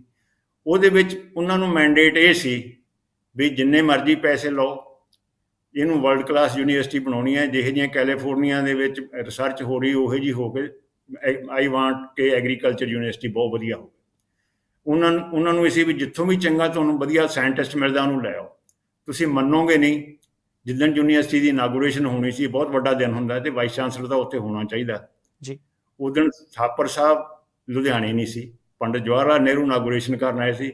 ਉਹ USA ਦੇ ਵਿੱਚ ਗਏ ਸੀ ਇਹ ਸਟੱਡੀ ਕਰਨ ਲਈ ਵੀ ਉੱਥੋਂ ਦਾ ਸਿਸਟਮ ਕਿਹੋ ਜਿਹਾ, ਤੇ ਉੱਥੇ ਜਿਹੜੇ ਚੰਗੇ PhD ਖਤਮ ਕਰਨ ਵਾਲੇ ਸੀ ਇੰਡੀਅਨ, ਚਾਹੇ ਉਹ ਕੋਈ ਵੈਸਟ ਬੰਗਾਲ ਤੋਂ ਸੀ, ਚਾਹੇ ਤਾਮਿਲਨਾਡੂ ਸੀ, ਉਹਨਾਂ ਨੂੰ ਲੈ ਕੇ ਆਏ ਸੀ। ਸੋ ਇਹ ਅੱਛਾ, ਦੂਸਰੇ ਪਾਸੇ ਇਹ ਸੀ ਕੈਰੋਂ ਸਾਹਿਬ ਦਾ ਇਸ ਤਰ੍ਹਾਂ ਸੀ, ਜੇ ਤਾਂ ਕੋਈ ਚੰਗਾ ਐਡਮਿਨਿਸਟ੍ਰੇਟਰ ਉਹਨੂੰ ਪੂਰੀ ਖੁੱਲ੍ਹ ਦੇ ਦਿੰਦੇ ਸੀ, ਬਿਲਕੁਲ ਨਹੀਂ। ਜੇ ਕੋਈ ਮਾੜਾ ਸੀ ਉੱਥੇ ਇੰਟਰਵਿਊ, ਉੱਥੇ ਉਹਦੇ ਤੇ ਟੈਬ ਵੀ ਰੱਖਦੇ ਸੀ, ਉਹਨੂੰ ਖਿਚਾਈ ਵੀ ਕਰਦੇ। ਉਹਨਾਂ ਨੇ ਪੂਰੀ ਥਾਪਰ ਸਾਹਿਬ ਨੂੰ ਖੁੱਲ੍ਹ ਦੇ ਦਿੱਤੀ। ਮੈਂ ਸ਼ਾਇਦ ਥੋੜ੍ਹਾ ਜਿਹਾ ਟਾਈਮ ਹੋਰ ਦੇ ਦਿਆਂ ਇਹਦੇ 'ਤੇ, ਕਿਉਂਕਿ ਯੂਨੀਵਰਸਿਟੀ ਦਾ ਬਹੁਤ ਵੱਡਾ ਰੋਲ ਹੈ। ਯੂਨੀਵਰਸਿਟੀ ਨੂੰ ਬਣਾਉਣ ਲਈ ਜੋ ਬਣ ਗਈ ਯੂਨੀਵਰਸਿਟੀ, 62 'ਚ ਬਣੀ ਯੂਨੀਵਰਸਿਟੀ, ਕੈਰੋਂ ਸਾਹਿਬ 64 'ਚ ਛੱਡ ਗਏ ਜੂਨ 'ਚ। ਥਾਪਰ ਸਾਹਿਬ ਗਏ ਉਹਨਾਂ ਕੋਲ ਵੀ ਪੈਸੇ ਮੈਨੂੰ ਚਾਹੀਦੇ, ਤੇ ਫਾਈਨਾਂਸ ਮਿਨਿਸਟਰ ਉਹਨਾਂ ਨੂੰ ਪੈਸੇ ਨਹੀਂ ਦਿੰਦਾ ਸੀ। ਕੈਰੋਂ ਸਾਹਿਬ ਕਹਿੰਦੇ ਵੀ ਕਿੰਨੇ ਕੁ ਪੈਸੇ ਚਾਹੀਦੇ ਨੇ? ਮੈਨੂੰ 5 ਕਰੋੜ ਰੁਪਈਆ ਚਾਹੀਦਾ, ਉਹ ਬਜਟ ਤੋਂ ਬਿਨਾਂ, ਇੱਕ ਸਪਲੀਮੈਂਟਰੀ ਡਿਮਾਂਡ। ਆਂਦੇ ਕੋਈ ਨਹੀਂ। ਤੇ ਉਹ ਜਦੋਂ ਕਿਤੇ ਮੀਟਿੰਗ ਹੋਣ ਲੱਗੀ, ਕੈਰੋਂ ਸਾਹਿਬ ਨੇ ਫਾਈਨਾਂਸ ਮਿਨਿਸਟਰ ਦੇ ਨਾਲ ਮੀਟਿੰਗ ਇਸ ਤਰ੍ਹਾਂ ਸ਼ੁਰੂ ਕੀਤੀ, ਥਾਪਰ ਮੈਥੋਂ ਯਾਰ ਬਹੁਤ ਪੈਸੇ ਮੰਗਦਾ, ਤੇ ਇੰਨੇ ਪੈਸੇ ਆਪਾਂ ਕਿੱਥੇ ਦੇ ਸਕਦੇ ਹਾਂ ਜੀ? ਉਹ ਤਾਂ 10 ਕਰੋੜ ਮੰਗਦਾ, ਆਪਾਂ 5 ਕਰੋੜ ਦੇ ਦਈਏ ਉਹਨਾਂ ਨੂੰ। ਥਾਪਰ ਨੂੰ 5 crore, this was his way of doing. ਤੇ ਤੀਜੀ ਗੱਲ ਇਹ ਸੀ ਵੀ ਥਾਪਰ ਸਾਹਿਬ ਜਦੋਂ ਵੀ mister vice chancellor PN Thapar ਜਾਂਦੇ ਸੀ, ਇੱਕ ਏਰੀ ਵੀ ਨਹੀਂ, ਜੇ ਕੈਰੋਂ ਸਾਹਿਬ ਨੂੰ ਮਿਲਣ ਜਾਂਦੇ ਸੀ, ਕੈਰੋਂ ਸਾਹਿਬ ਗਰਾਊਂਡ ਫਲੋਰ ਤੋਂ ਲੈ ਕੇ ਥੱਲੇ ਆ ਕੇ ਉਹਨਾਂ ਨੂੰ ਨਾਲ ਲੈ ਕੇ ਜਾਂਦੇ ਹੁੰਦੇ ਸੀ ਜੀ। ਮਤਲਬ that's giving a very strong message. So ਇਹ ਜਿਹੜਾ ਗ੍ਰੀਨ ਰੈਵੋਲੂਸ਼ਨ ਜਾਂ ਯੂਨੀਵਰਸਿਟੀ 'ਚ ਇੰਨਾ ਚੰਗਾ ਕੰਮ ਹੋਇਆ, ਉਹਦੇ ਵਿੱਚ ਕੈਰੋਂ ਸਾਹਿਬ ਨੇ ਜਿਹੜੀ ਉਹਨਾਂ ਨੂੰ ਬਿਲਕੁਲ ਫਰੀਡਮ ਦਿੱਤੀ, ਉਹਦਾ ਬਹੁਤ ਵੱਡਾ ਰੋਲ ਸੀ। ਅੱਛਾ, ਇਹਦੇ ਨਾਲ ਹੀ ਇੱਕ ਰਿਲੇਟਡ ਸੀ ਵੀ PGI ਵੀ ਕੈਰੋਂ ਸਾਹਿਬ ਨੇ ਬਣਾਇਆ। ਹੁਣ ਜਿਹੜਾ PGI ਚੰਡੀਗੜ੍ਹ, ਉਹ ਇੱਕ ਸੈਂਟਰ ਗਵਰਨਮੈਂਟ ਦੀ ਏਜੰਸੀ ਹੈ। ਜਦੋਂ ਓਰੀਜਨਲੀ ਬਣਿਆ ਉਦੋਂ ਪੰਜਾਬ ਗਵਰਨਮੈਂਟ ਦੇ control C, post graduate institute of medical education and research. ਉੱਥੇ ਉੱਥੇ ਕੈਰੋਂ ਸਾਹਿਬ ਇੰਟਰਫੀਅਰ ਕਰਦੇ ਸੀ। ਉਹਦਾ ਕਾਰਨ ਇਹ ਸੀ ਵੀ ਉੱਥੇ ਉਹਨਾਂ ਨੂੰ ਕੋਈ ਚੰਗਾ ਐਡਮਿਨਿਸਟ੍ਰੇਟਰ ਨਹੀਂ ਮਿਲਿਆ ਅਤੇ ਡਾਕਟਰ ਜਿਹੜੇ ਆਪਸ ਵਿੱਚ ਉਹਨਾਂ ਦੀ ਥੋੜ੍ਹੀ ਘਣੀ ਖਿੱਚੋਤਾਣ ਹੁੰਦੀ ਰਹਿੰਦੀ ਸੀ। ਸੋ ਜਿੱਥੇ ਉਹਨਾਂ ਨੂੰ ਸੀ ਵੀ ਸਮੂਥਲੀ ਚੱਲ ਰਿਹਾ, ਉੱਥੇ ਉਹਨਾਂ ਨੂੰ ਫਰੀਡਮ ਦਿੰਦੇ ਸੀ। ਜਿੱਥੇ ਉਹਨਾਂ ਦੀ ਆਪਦੇ ਇੰਨੇ ਕੁ ਰਿਸੋਰਸ ਸੀ, ਚੀਫ ਮਿਨਿਸਟਰ ਕੋਲ ਬਹੁਤ ਹੁੰਦੇ, ਬਈ ਕੰਮ ਠੀਕ ਨਹੀਂ ਚੱਲ ਰਿਹਾ, ਉੱਥੇ ਉਹ ਫਿਰ ਖਿਚਾਈ ਵੀ ਕਰਦੇ ਸੀ ਅਤੇ ਇਹ ਸਭ ਕੁਛ ਕਰਦੇ ਸੀ। ਜੀ ਐਜੂਕੇਸ਼ਨ ਦੇ ਵਿੱਚ ਜੀ ਪਲੀਜ਼ ਐਜੂਕੇਸ਼ਨ ਦੇ ਵਿੱਚ ਬਹੁਤ ਬਹੁਤ ਵੱਡਾ ਰੋਲ ਹੈ ਇਹ ਤਿੰਨੇ ਯੂਨੀਵਰਸਿਟੀਆਂ ਬਣਨ ਦੇ ਨਾਲ, ਕਿਉਂਕਿ ਉਹਦਾ ਕਾਰਨ ਇਹ ਸੀ ਵੀ ਕੈਰੋਂ ਸਾਹਿਬ ਨੇ ਦੇਖਿਆ ਸੀ ਵੀ ਜਿਹੜੀ ਅਮਰੀਕਾ ਦੀ ਲੀਡਰਸ਼ਿਪ ਹੈ ਸਾਇੰਸ ਐਂਡ ਟੈਕਨੋਲੋਜੀ ਦੇ ਵਿੱਚ, ਜਿਹੜੀ ਸੈਕੰਡ ਵਰਲਡ ਵਾਰ ਤੋਂ ਅਮਰੀਕਾ ਨੂੰ ਇੰਗਲੈਂਡ ਤੋਂ ਬਹੁਤ ਅੱਗੇ ਲੈ ਕੇ ਗਈ ਹੈ, ਉਹਦੇ ਵਿੱਚ ਇਹਨਾਂ ਯੂਨੀਵਰਸਿਟੀਆਂ ਦਾ ਬਹੁਤ ਰੋਲ ਹੈ। ਸੋ ਉਸੇ ਤਰ੍ਹਾਂ ਹੀ ਉਸੇ ਵਿਜ਼ਨ ਦੇ ਨਾਲ ਉਹਨਾਂ ਨੇ ਯੂਨੀਵਰਸਿਟੀਆਂ ਖਾਸ ਕਰ PAU ਬਣਾਈ ਸੀ। ਪ੍ਰਾਈਮ ਮਿਨਿਸਟਰ TV ਦੇ ਪਰਿਵਾਰ ਦੇ ਮੈਂਬਰਾਂ ਨੂੰ ਅਸੀਂ ਦੱਸ ਦੇਣਾ ਚਾਹੁੰਦੇ ਹਾਂ ਕਿ ਪੰਜਾਬ ਦੇ ਸਾਬਕਾ ਮੁੱਖ ਮੰਤਰੀ ਸਰਦਾਰ ਪ੍ਰਤਾਪ ਸਿੰਘ ਕੈਰੋਂ ਸਾਹਿਬ ਦੇ ਬਾਬਤ ਚਰਚਾ ਕਰ ਰਹੇ ਹਾਂ ਕਿ ਪ੍ਰਤਾਪ ਸਿੰਘ ਕੈਰੋਂ ਸਾਹਿਬ ਦਾ ਕੰਮਕਾਰ ਕਿਹੋ ਜਿਹਾ ਰਿਹਾ, ਕੀ ਉਹ ਪੰਜਾਬ ਦੇ ਇੱਕ ਠੀਕ ਚੰਗੇ ਮੁੱਖ ਮੰਤਰੀ ਸਨ। ਗਲਤੀਆਂ ਹੋਈਆਂ ਹੋਣਗੀਆਂ, ਇਹਦੇ ਵਿੱਚ ਕੋਈ ਦੋ ਰਾਏ ਨਹੀਂ, ਕੁਝ ਕਮਜ਼ੋਰੀਆਂ ਵੀ ਹੋਣਗੀਆਂ, ਪਰ ਜਿੰਨੀ ਕੁ ਗੱਲ ਹੁਣ ਤੱਕ ਸਮਝ ਆਈ ਹੈ, 1901 ਦਾ ਜਨਮ ਹੈ ਪ੍ਰਤਾਪ ਸਿੰਘ ਕੈਰੋਂ ਸਾਹਿਬ ਦਾ। 1 ਅਕਤੂਬਰ ਨੂੰ ਆਉਣ ਵਾਲੀ ਆ 1 ਅਕਤੂਬਰ, ਦਿਨ ਕਿੰਨੇ ਕੁ ਰਹਿ ਗਏ ਨੇ, 1 ਅਕਤੂਬਰ ਨੂੰ 122ਵਾਂ ਜਨਮ ਦਿਨ ਹੈ ਸਰਦਾਰ ਪ੍ਰਤਾਪ ਸਿੰਘ ਕੈਰੋਂ ਸਾਹਿਬ ਦਾ, ਅਤੇ ਅਸੀਂ ਚਰਚਾ ਕਰ ਰਹੇ ਹਾਂ ਕਿ ਉਹਨਾਂ ਦਾ ਕੰਮਕਾਰ ਕਿਹੋ ਜਿਹਾ ਰਿਹਾ।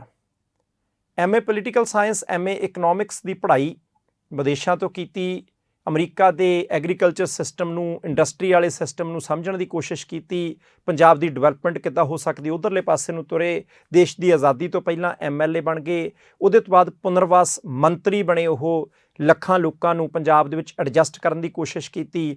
ਉਹਦੇ ਤੋਂ ਬਾਅਦ ਮੈਂ ਸੀਕੁਐਂਸ ਜੋੜ ਰਿਹਾ ਕਿ ਤੁਹਾਡੇ ਕੋਲ ਸੀਕੁਐਂਸ ਹੋਵੇ, ਕ੍ਰਮਵਾਰਤਾ ਹੋਵੇ, ਨਿਰੰਤਰਤਾ ਰਹੇ ਪ੍ਰੋਗਰਾਮ ਦੇ ਵਿੱਚ। ਉਹਦੇ ਤੋਂ ਬਾਅਦ ਮੁਰੱਬੇਬੰਦੀ ਵੱਲ ਧਿਆਨ ਦਿੱਤਾ, ਅਤੇ ਕਮਾਲ ਦੀ ਗੱਲ ਮੈਂ ਅੱਜ ਨਾਲ ਜੋੜਦਾ ਕਿ ਇੱਕ ਮੁੱਖ ਮੰਤਰੀ ਦੇ ਰੂਪ ਦੇ ਵਿੱਚ ਉਹਨਾਂ ਨੇ ਕੰਮ ਕੀ ਕੀਤਾ, ਕੁਰੂਕਸ਼ੇਤਰ ਯੂਨੀਵਰਸਿਟੀ, ਇਹਦੇ ਤੋਂ ਇਲਾਵਾ ਖੇਤੀਬਾੜੀ ਯੂਨੀਵਰਸਿਟੀ ਲੁਧਿਆਣਾ ਅਤੇ ਪੰਜਾਬੀ ਯੂਨੀਵਰਸਿਟੀ ਪਟਿਆਲਾ, ਤਿੰਨੇ। ਡਾਕਟਰ ਸਾਹਿਬ ਜੇ ਮੈਂ ਕਿਤੇ ਗਲਤ ਹੋਇਆ ਤੁਸੀਂ ਮੈਨੂੰ ਬਾਅਦ ਵਿੱਚ ਟੋਕ ਦਿਓ, ਮੇਰਾ ਧਿਆਨ ਇਸ ਗੱਲ 'ਤੇ ਕਿ ਤਿੰਨੇ ਸਰਕਾਰੀ ਯੂਨੀਵਰਸਿਟੀਆਂ ਨੇ, ਜੇ ਮੈਂ ਗਲਤ ਨਾ ਹੋਵਾਂ। ਅਤੇ ਸਰਕਾਰੀ ਯੂਨੀਵਰਸਿਟੀਆਂ ਦਾ ਮਤਲਬ ਹੁੰਦਾ ਕਿ ਉੱਥੇ ਫੀਸਾਂ ਵੀ ਥੋੜ੍ਹੀਆਂ ਹੁੰਦੀਆਂ, ਆਮ ਬੰਦੇ ਨੂੰ ਮੌਕਾ ਮਿਲਦਾ, ਆਮ ਬੰਦੇ ਦੇ ਉਹ ਹੈਸੀਅਤ ਦੇ ਵਿੱਚ ਹੁੰਦੀਆਂ ਕਿ ਅਸੀਂ ਉੱਥੇ ਪੜ੍ਹ ਸਕੀਏ। ਅੱਜ ਤਾਂ ਪੰਜਾਬ ਦੇ ਵਿੱਚ ਜਿੱਧਰਲੇ ਪਾਸੇ ਨੂੰ ਦੇਖੀਏ ਪ੍ਰਾਈਵੇਟ ਯੂਨੀਵਰਸਿਟੀਆਂ ਦਾ ਹੜ੍ਹ ਆਇਆ ਪਿਆ, ਸਰਕਾਰੀ ਯੂਨੀਵਰਸਿਟੀਆਂ ਬਣਾਉਣ ਦੇ ਉੱਤੇ ਕੋਈ ਪਾਬੰਦੀ ਤਾਂ ਨਹੀਂ, ਅੱਜ ਵੀ ਨਵੀਆਂ ਸਰਕਾਰੀ ਯੂਨੀਵਰਸਿਟੀਆਂ ਬਣ ਸਕਦੀਆਂ। ਮੈਨੂੰ ਨਹੀਂ ਲੱਗਦਾ, ਕਿਉਂਕਿ ਬਹੁਤ ਜ਼ਿਆਦਾ ਉਹਨਾਂ ਤੋਂ ਬਾਅਦ ਸਰਕਾਰੀ ਯੂਨੀਵਰਸਿਟੀਆਂ ਬਣੀਆਂ ਨੇ, ਪਰ ਉਸ ਗਿਣਤੀ 'ਚ ਨਹੀਂ ਬਣੀਆਂ ਜਿਸ ਗਿਣਤੀ 'ਚ ਬਣਨੀਆਂ ਚਾਹੀਦੀਆਂ ਸੀ, ਅਤੇ ਪ੍ਰਾਈਵੇਟ ਯੂਨੀਵਰਸਿਟੀਆਂ ਤਾਂ ਇੱਟਾਂ 'ਤੇ ਪਈਆਂ। ਕੀ ਕਹਿਣਾ ਚਾਹੁੰਦੇ ਹੋ ਜੀ? ਇਕੱਲੀਆਂ ਫੀਸਾਂ ਹੀ ਨਹੀਂ ਘੱਟ ਸੀ, ਇੱਕ ਉਹਨਾਂ ਯੂਨੀਵਰਸਿਟੀਆਂ ਦੇ ਵਿੱਚ ਜਿਹੜੀਆਂ ਫੈਸਿਲਿਟੀ ਸੀ ਲੈਬੋਰਟਰੀ ਵਗੈਰਾ ਦੀਆਂ, ਉਹ ਬਹੁਤ ਕਟਿੰਗ ਐਜ ਸੀ। PAU ਦੇ ਤਾਂ 50 ਪ੍ਰੋਫੈਸਰ ਅਮਰੀਕਾ ਤੋਂ PhD ਕਰਕੇ ਆਏ ਸੀ। 50 ਪ੍ਰੋਫੈਸਰ? 50 ਪ੍ਰੋਫੈਸਰ ਅਮਰੀਕਾ ਤੋਂ PhD ਕਰਕੇ ਆਏ ਸੀ, ਉਹਨਾਂ ਨੇ ਅਮਰੀਕਾ ਤੋਂ ਜੀ। ਅੱਛਾ, ਇੱਥੇ ਨਹੀਂ, ਇਕੱਲੀ ਫੀਸ ਘੱਟ ਨਹੀਂ ਸੀ, ਬਹੁਤ ਸਾਰੇ ਜਿਹੜੇ ਸਟੂਡੈਂਟ ਉੱਥੇ ਪੜ੍ਹੇ, ਮੈਂ ਵੀ ਉਹਨਾਂ ਵਿੱਚੋਂ ਹਾਂ ਜੀ। ਅਸੀਂ ਪੜ੍ਹ ਨਹੀਂ ਸਕਦੇ ਸੀ, ਸਾਨੂੰ ਸਕਾਲਰਸ਼ਿਪ ਬੜੇ ਸੋਹਣੇ ਮਿਲਦੇ ਸੀ।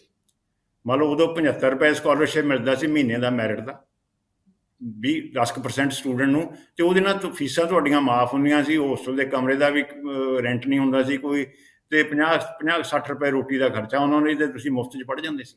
ਨਹੀਂ, ਫਿਰ ਤੁਸੀਂ ਤੁਹਾਡੀ ਸਿਫਾਰਸ਼ ਲੜਾਈ ਹੋਣੀ ਹੈ, 10% ਲੋਕਾਂ ਨੂੰ ਜਿਹਨਾਂ ਨੂੰ ਵਜ਼ੀਫਾ ਮਿਲਦਾ ਸੀ ਸਿਫਾਰਸ਼ੀ ਹੋਣੇ, ਪ੍ਰਤਾਪ ਸਿੰਘ ਕੈਰੋਂ ਸਾਹਿਬ ਦੀ ਪਾਰਟੀ ਦੇ ਬੰਦੇ ਹੋਣੇ, ਕਿਸੇ MLA ਦੇ ਕਹੇ ਕਹਾਏ 'ਤੇ ਹੋਣੇ, ਉੱਦਾਂ ਥੋੜ੍ਹੀ ਮਿਲਦਾ ਹੋਣਾ। ਆਹੋ, ਸਾਡੀ ਸਿਫਾਰਸ਼ ਸਭ ਤੋਂ ਵੱਡੀ ਸਿਫਾਰਸ਼ ਅਸੀਂ ਆਪ ਸੀ।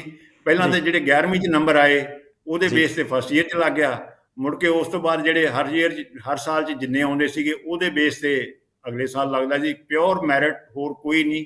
ਐਂਡ ਮੈਰਿਟ ਵੀ ਇਹ ਨਹੀਂ ਵੀ ਹਰ ਇੱਕ ਨੂੰ ਪਤਾ ਹੁੰਦਾ ਸੀ ਇਹਦੀ ਕਿੰਨੀ ਗ੍ਰੇਡ ਪੁਆਇੰਟ ਹੈ। ਸਿਸਟਮ ਅਮਰੀਕਾ ਵਾਲਾ ਸੀ, ਗ੍ਰੇਡ ਪੁਆਇੰਟ ਐਵਰੇਜ ਸੀ, ਲੈਂਡ ਗ੍ਰਾਂਟ ਸਿਸਟਮ ਸੀ, ABCD ਗ੍ਰੇਡ ਲੱਗਦੇ ਹੁੰਦੇ ਸੀ ਨਾ। ਕਿਸੇ ਦੀ ਇਹ ਨਹੀਂ ਜ਼ਰੂਰਤ ਪੈਂਦੀ ਸੀ ਕਿਸੇ ਨੂੰ ਕਹਦੇ ਮੇਰਾ ਜੀ 1 ਨੰਬਰ ਵਧਾ ਦਿਓ, ਜੇ ਕੋਈ ਕਹਿੰਦਾ ਸੀ ਤਾਂ ਉਹਦੇ 2 ਘਟਾ ਦਿੰਦੇ ਸੀਗੇ, ਕਿਉਂਕਿ ਪ੍ਰੋਫੈਸਰ ਸਾਰੇ ਅਮਰੀਕਾ ਤੋਂ ਪੜ੍ਹ ਕੇ ਆਏ ਸੀ।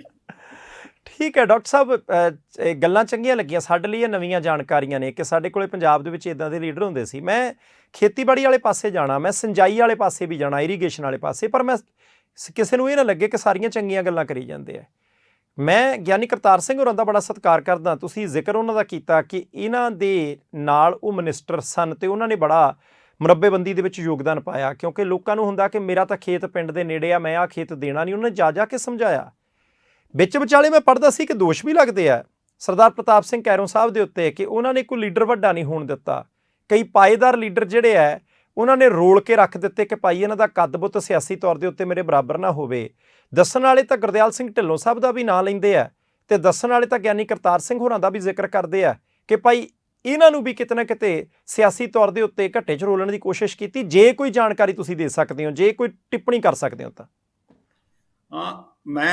ਮੈਨੂੰ ਪੋਲਿਟਿਕਸ ਬਾਰੇ ਬਹੁਤਾ ਹੈ ਨਹੀਂ ਤੇ ਨਾ ਹੀ ਮੈਂ ਆਪਦੇ ਗੱਲ 'ਚ ਪੋਲੀਟੀਕਲ ਐਕਸਪਰਟ ਹੋਣ ਦੀ ਫੱਟੀ ਪਾਉਣਾ ਚਾਹੁੰਦਾ, ਪਰ ਫਿਰ ਵੀ ਜਿੰਨੀ ਕਾਮਨ ਸੈਂਸ ਹੈ, ਆਈ ਥਿੰਕ ਕੈਰੋਂ ਵੇਲੇ ਕੋਈ ਜਿਹੜਾ ਕਾਂਗਰਸ ਪਾਰਟੀ ਦੇ ਵਿੱਚ ਪੋਲੀਟੀਕਲ ਲੀਡਰ ਤੁਸੀਂ ਠੀਕ ਹੈ ਵੀ ਨਹੀਂ ਉੱਠ ਕੇ ਆਇਆ। ਗਿਆਨੀ ਕਰਤਾਰ ਸਿੰਘ ਤਾਂ ਬੇਸਿਕਲੀ ਉਦੋਂ ਜੋ ਮਿਨਿਸਟਰ ਸੀ, ਉਦੋਂ ਅਕਾਲੀ ਤੇ ਕਾਂਗਰਸਾਂ ਨੇ ਇਹਨਾਂ ਨੇ ਇਕੱਠੀ ਇਲੈਕਸ਼ਨ ਲੜੀ ਸੀ 1957 'ਚ, ਉਹ ਅਕਾਲੀ ਸੀਗੇ ਤੇ ਉਸ ਤੋਂ ਬਾਅਦ ਉਹ ਕਾਂਗਰਸ ਵਿੱਚ ਆਏ। ਜਦੋਂ ਉਹਨੂੰ ਕਾਂਗਰਸ 'ਚ ਆਏ ਉਹ ਬਾਈ ਦਾ ਉਸ ਵੇਲੇ ਤੱਕ ਕੈਰੋਂ ਸਾਹਿਬ ਦੀ ਡੈਥ ਹੋ ਗਈ ਸੀ। ਇਹ ਠੀਕ ਹੈ ਵੀ ਉਹਨਾਂ ਨੇ ਹਰ ਪੋਲੀਟਿਕਸ ਦਾ ਪੋਲੀਟੀਸ਼ੀਅਨ ਦਾ ਹੁੰਦਾ ਹੈਗਾ ਵੀ ਕਿਸੇ ਨੂੰ ਨਹੀਂ ਉੱਠਣ ਦਿੱਤਾ, ਕੋਈ ਸੱਚਾਈ ਹੋਏਗੀ ਇਸ ਤੋਂ ਬਿਨਾਂ ਨਹੀਂ ਕਹਿੰਦੇ, ਪਰ ਇਸ ਤਰ੍ਹਾਂ ਨਹੀਂ ਸੀ। ਐਕਚੁਅਲੀ ਦੂਸਰਾ ਇਹ ਸੀ ਵੀ ਜਿਹੜੀਆਂ ਉਹ 1956 'ਚ ਬਣੇ ਚੀਫ ਮਿਨਿਸਟਰ ਜਨਵਰੀ 'ਚ ਤੇ 57 ਦੇ ਵਿੱਚ ਹੋ ਗਈਆਂ ਇਲੈਕਸ਼ਨ। ਇਨਫੈਕਟ ਜਿੰਨੇ MLA ਬਣੇ ਸਾਰੇ ਕਾਂਗਰਸ ਦੀ ਸੀਟ ਤੇ ਲੜੇ, ਚਾਹੇ ਅਕਾਲੀ ਸੀ। They won election not on their own but they won election because of Kairon. They did not make Cairo chief minister, Cairo made them MLAs। ਪਰ ਉਦੋਂ ਸਿਚੁਏਸ਼ਨ ਇਹ ਸੀ।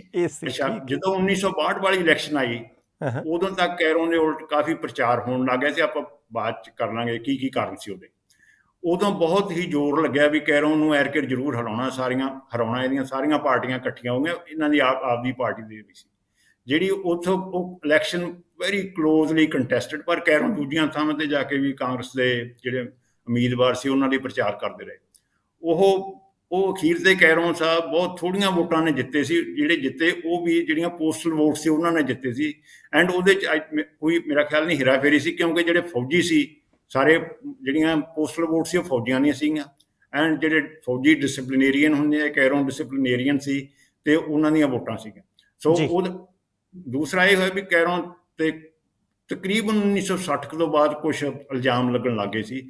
ਜੇ ਉਹਨੂੰ ਆਪਾਂ ਹੁਣ ਵੀ ਡਿਸਕਸ ਕਰਦੇ ਹਾਂ ਜਾਂ ਤੁਸੀਂ ਬਾਅਦ 'ਚ ਕਰਨਾ ਚਾਹੁੰਦੇ, ਜਦੋਂ ਵੀ ਤੁਹਾਨੂੰ ਠੀਕ ਲੱਗੇ। ਆਪਾਂ ਉਹ ਥੋੜ੍ਹਾ ਰੁਕ ਕੇ ਕਰ ਲੈਂਦੇ। ਮੈਂ ਨਾਲ ਲੱਗਦੀ ਕਿਉਂਕਿ ਸਿਆਸੀ ਲੀਡਰਾਂ ਦੀ ਗੱਲ ਕੀਤੀ ਹੈ, ਇਹ ਵੀ ਕਈ ਵਾਰੀ ਲਿਖਿਆ ਪੜ੍ਹਦੇ ਅਸੀਂ। ਮੈਂ ਪਹਿਲਾਂ ਹੀ ਦੱਸਿਆ ਕਿ ਭਾਈ ਜਦੋਂ ਸਰਦਾਰ ਪ੍ਰਤਾਪ ਸਿੰਘ ਕੈਰੋਂ ਸਾਹਿਬ ਦੀ ਮੌਤ ਹੋ ਗਈ ਸੀ, ਸਾਡਾ ਤਾਂ ਜਨਮ ਹੀ 20-22 ਸਾਲ ਬਾਅਦ ਦਾ ਹੈ, ਅਸੀਂ ਬਹੁਤਾ ਗੰਭੀਰਤਾ ਡੂੰਘਾਈ ਨਾਲ ਨਹੀਂ ਜਾਣਦੇ। ਇੱਕ ਡਾਕਟਰ ਸਾਹਿਬ ਦੱਸਿਓ, ਕਹਿੰਦੇ ਆ ਜੀ ਕਈ ਅਫਸਰਾਂ ਨਾਲ ਵੀ ਬੜਾ ਖਰਬਾ ਬੋਲਦੇ ਸੀ, ਪਤਾ ਹੀ ਨਹੀਂ ਸੀ ਲੱਗਦਾ ਅਫਸਰ ਨੂੰ ਕਦੋਂ ਚੱਕਿਆ, ਉਹ ਮਾਰ ਕੇ ਬਦਲੀ ਕਰ ਦਿੱਤੀ, ਕਿ ਬਹੁਤਾ ਕੋਈ ਕਹਿੰਦੇ ਜੀ ਠੀਕ ਵਤੀਰਾ ਨਹੀਂ ਸੀ ਉਹਨਾਂ ਦਾ ਅਫਸਰਾਂ ਦੇ ਨਾਲ। ਕੀ ਇਹਦੇ ਬਾਰੇ ਕੁਝ ਜੇ ਦੱਸਣਾ ਚਾਹੋ? ਇਹਦੇ ਨਾਲ ਐਕਚੁਅਲੀ ਉਹਨਾਂ ਦਾ ਜਿਹੜਾ ਚੀਫ ਸੈਕਟਰੀ ਸੀ EN ਮੰਗਤ ਰਾਏ, ਉਹ ਤਕਰੀਬਨ 4.5 ਸਾਲ ਚੀਫ ਸੈਕਟਰੀ ਰਿਹਾ। ਮੇਰਾ ਖਿਆਲ ਕਿਸੇ ਵੀ ਚੀਫ ਮਿਨਿਸਟਰ ਦਾ ਲੌਂਗੈਸਟ ਸਰਵਿੰਗ ਚੀਫ ਸੈਕਟਰੀ ਹੋਊਗਾ ਅੱਜ ਤੱਕ। ਐਂਡ ਉਹਨੇ ਉਹਦੇ ਬਾਰੇ ਕਾਫੀ ਲਿਖਿਆ ਕੈਰੋਂ ਸਾਹਿਬ ਬਾਰੇ। ਐਂਡ ਉਹਦਾ ਇੱਕ ਤਾਂ ਉਹਨਾਂ ਦਾ ਇਹ ਸੀ ਵੀ ਕੈਰੋਂ ਸਾਹਿਬ ਕਦੇ ਵੀ ਕਿਸੇ ਸੈਕਟਰੀ ਨੂੰ ਜਾਂ ਚੀਫ ਸੈਕਟਰੀ ਨੂੰ ਇਹ ਨਹੀਂ ਕਹਿੰਦੇ ਸੀ ਵੀ ਇਹ ਫਾਈਲ 'ਤੇ ਇਸ ਤਰ੍ਹਾਂ ਨੋਟ ਬਣਾ ਕੇ ਲਿਆ। ਉਹਨਾਂ ਨੇ ਸੀ ਵੀ ਜੋ ਵੀ ਤੁਸੀਂ ਕੇਸ ਫਾਈਲ ਪਾਲਿਸੀ ਬਣਾਉਣੀ ਹੈ, ਜੋ ਰੂਲਸ ਦੇ ਅਨੁਸਾਰ ਬਣਾਓ, ਉਹਦੇ ਵਿੱਚ ਜੋ ਪ੍ਰੈਸੀਡੈਂਟ ਉਹੀ ਕਰਨੇ ਆ, ਤੁਸੀਂ ਕੋਈ ਡਿਵੀਏਸ਼ਨ ਨਹੀਂ ਕਰਨੀ। ਜੇ ਉਹਦੇ 'ਚ ਕੋਈ ਤਬਦੀਲੀ ਕਰਨੀ ਹੈ, ਮਿਨਿਸਟਰ ਜਾਂ ਐਜ਼ ਮੁੱਖ ਮੰਤਰੀ ਮੈਂ ਆਪਦੇ ਹੱਥ ਨਾਲ ਕਰਾਂਗਾ, ਉਹਦੀ ਮੇਰੀ ਜ਼ਿੰਮੇਵਾਰੀ ਹੋਏਗੀ। ਹੁਣ ਤੁਸੀਂ ਦੇਖ ਲਓ ਪਿਛਲੇ ਸਾਲ ਦਾ ਜੋ ਤੁਸੀਂ ਦੇਖ ਰਹੇ ਹੋ ਵੀ ਕੀ ਕੁਛ ਹੈਗਾ ਪੁਰਾਣਾ ਨਿਕਲ ਰਿਹਾ, ਇਹੋ ਜਿਹਾ ਬਿਲਕੁਲ ਨਹੀਂ ਸੀ। ਉਹਨਾਂ ਦਾ ਬਹੁਤ ਇਸ ਚੀਜ਼ 'ਤੇ ਜ਼ੋਰ ਸੀ। ਇੱਕ ਤਾਂ ਸਰਕਾਰ ਉਦੋਂ ਛੋਟੀ ਸੀ, ਇੰਨੇ ਸੈਕਟਰੀ ਵਗੈਰਾ ਨਹੀਂ ਹੁੰਦੇ ਸੀਗੇ। ਨੰਬਰ 2 ਤੇ ਉਹਨਾਂ ਦਾ ਸੀ ਵੀ ਤੁਸੀਂ ਬਿਲਕੁਲ ਏਪੋਲੀਟੀਕਲ ਰਹਿਣਾ, ਰੂਲਸ ਦੇ ਅਨੁਸਾਰ ਸਭ ਕੁਛ ਬਣਾਉਣਾ। ਦੂਸਰਾ ਇਹ ਸੀ ਵੀ ਬਾਅਦ ਦੇ ਵਿੱਚ ਕੀ ਹੋਇਆ ਵੀ ਮੈਂ ਤੁਹਾਨੂੰ 2 ਕੇਸ ਦੇਵਾਂਗਾ, ਦੋਨੇ ਹੀ। ਇੱਕ ਤਾਂ ਕੋਈ ਪਲਾਟ ਸੀ ਚੰਡੀਗੜ੍ਹ ਦੇ ਵਿੱਚ, ਉਹਦੇ ਬਾਰੇ ਸੀ ਵੀ ਇੱਕ ਬੀਬੀ ਵੋਹਰਾ ਹੁੰਦੇ ਸੀ, ਉਹਨਾਂ ਨੇ ਅਲੋਟਮੈਂਟ ਦੇ ਵਿੱਚ ਉਹਦੇ ਵਿੱਚ ਲੱਗਿਆ ਵੀ ਉਹ ਸ਼ਾਇਦ ਕੈਰੋਂ ਸਾਹਿਬ ਦਾ ਕਿਸੇ 'ਚ ਇੰਟਰਸਟ ਸੀ, ਉਹ ਉਸ ਚੀਜ਼ 'ਤੇ ਮੰਨ ਨਹੀਂ ਰਹੇ ਸੀ। ਉਹਨਾਂ ਨੇ ਕੈਬਨਿਟ 'ਚ ਕਿਹਾ ਵੀ ਉਹਦੀ ਬਦਲੀ ਕਰ ਦੇਣੀ ਹੈ, ਪਰ ਚੀਫ ਸੈਕਟਰੀ ਨੇ ਉਹਨਾਂ ਨੂੰ 2-3 ਆਪਸ਼ਨ ਦਿੱਤੀਆਂ ਵੀ ਤੁਸੀਂ ਇਹਦੀ ਬਦਲੀ ਜਾਂ ਇਹਨੂੰ ਇੱਥੇ ਲਾ ਦਿਓ ਜਾਂ ਇਹ ਕਰ ਦਿਓ, ਪਰ ਅਖੀਰ 'ਤੇ ਕੈਰੋਂ ਸਾਹਿਬ ਨੇ ਉਹਨੂੰ ਉੱਥੇ ਰਹਿਣ ਦਿੱਤਾ ਸੀ। ਦੂਜਾ ਕੈਰੋਂ ਸਾਹਿਬ ਦਾ ਇਹ ਹੁੰਦਾ ਸੀ ਜੋ ਕਿਸੇ ਬੰਦੇ ਦੀਆਂ ਆਈ ਐਮ ਸ਼ੋਰ ਕਈਆਂ ਦੇ ਅਗੇਂਸਟ ਕੇਸ ਵੀ ਉਹਨਾਂ ਨੇ ਐਕਸ਼ਨ ਲੈਂਦੇ ਸੀ। ਇੱਕ ਉਹਨਾਂ ਨੇ ਫਲਾਈਂਗ ਸਕੁਆਡ ਬਣਾਏ ਹੁੰਦੇ ਸੀ, ਜਿਹੜੀ ਹੁਣ ਹੈਗੀ ਨਾ ਆਪਣੀ ਵਿਜੀਲੈਂਸ ਬਿਊਰੋ, ਇਹ ਨਹੀਂ ਸੀ ਉਦੋਂ, ਇਹਨੂੰ ਫਲਾਈਂਗ ਸਕੁਆਡ ਕਹਿੰਦੇ ਹੁੰਦੇ। ਜਿੱਥੇ ਵੀ ਕੋਈ ਸ਼ਿਕਾਇਤ ਆਉਂਦੀ ਪੁਲਿਸ ਸਿੱਧੀ ਭੇਜ ਦਿੰਦੇ ਸੀ। ਅਤੇ ਬਾਅਦ ਦੇ ਵਿੱਚ ਉਹਨੂੰ ਥੋੜ੍ਹਾ ਸਟ੍ਰੀਮਲਾਈਨ ਕੀਤਾ। ਇੱਕ NK ਮੁਖਰਜੀ ਸੀ ICS, ਬਾਅਦ 'ਚ ਪੰਜਾਬ ਦੇ ਗਵਰਨਰ ਰਹੇ ਉਹਨਾਂ ਨੇ। ਦੂਜਾ ਇਹ ਹੁੰਦਾ ਸੀ, ਜੇ ਕਿਸੇ ਅਫਸਰ ਦੀ, ਖਾਸ ਕਰ ਜੇ ਸੀਨੀਅਰ ਸੈਕਟਰੀ ਵਗੈਰਾ ਦੀ ਸ਼ਿਕਾਇਤ ਆ ਜਾਂਦੀ ਨਾ, ਉਹ ਕਰਦੇ ਹੁੰਦੇ ਸੀ ਆਪਦੇ ਸੈਕਟਰੀਏਟ ਚ ਆਪਦੇ ਦਫ਼ਤਰ ਚ ਲਾ ਲੈਂਦੇ, ਜਿਵੇਂ ਕਹਿੰਦੇ ਨੇ ਪੁਟਿੰਗ ਸਮਨ ਇਨ ਲਾਇਨਸ ਡੈਨ, ਵੀ ਤਾਂ ਕਿ ਮੈਂ ਉਹਨੂੰ ਕਲੋਜ਼ਲੀ ਵਾਚ ਕਰ ਸਕਾਂ।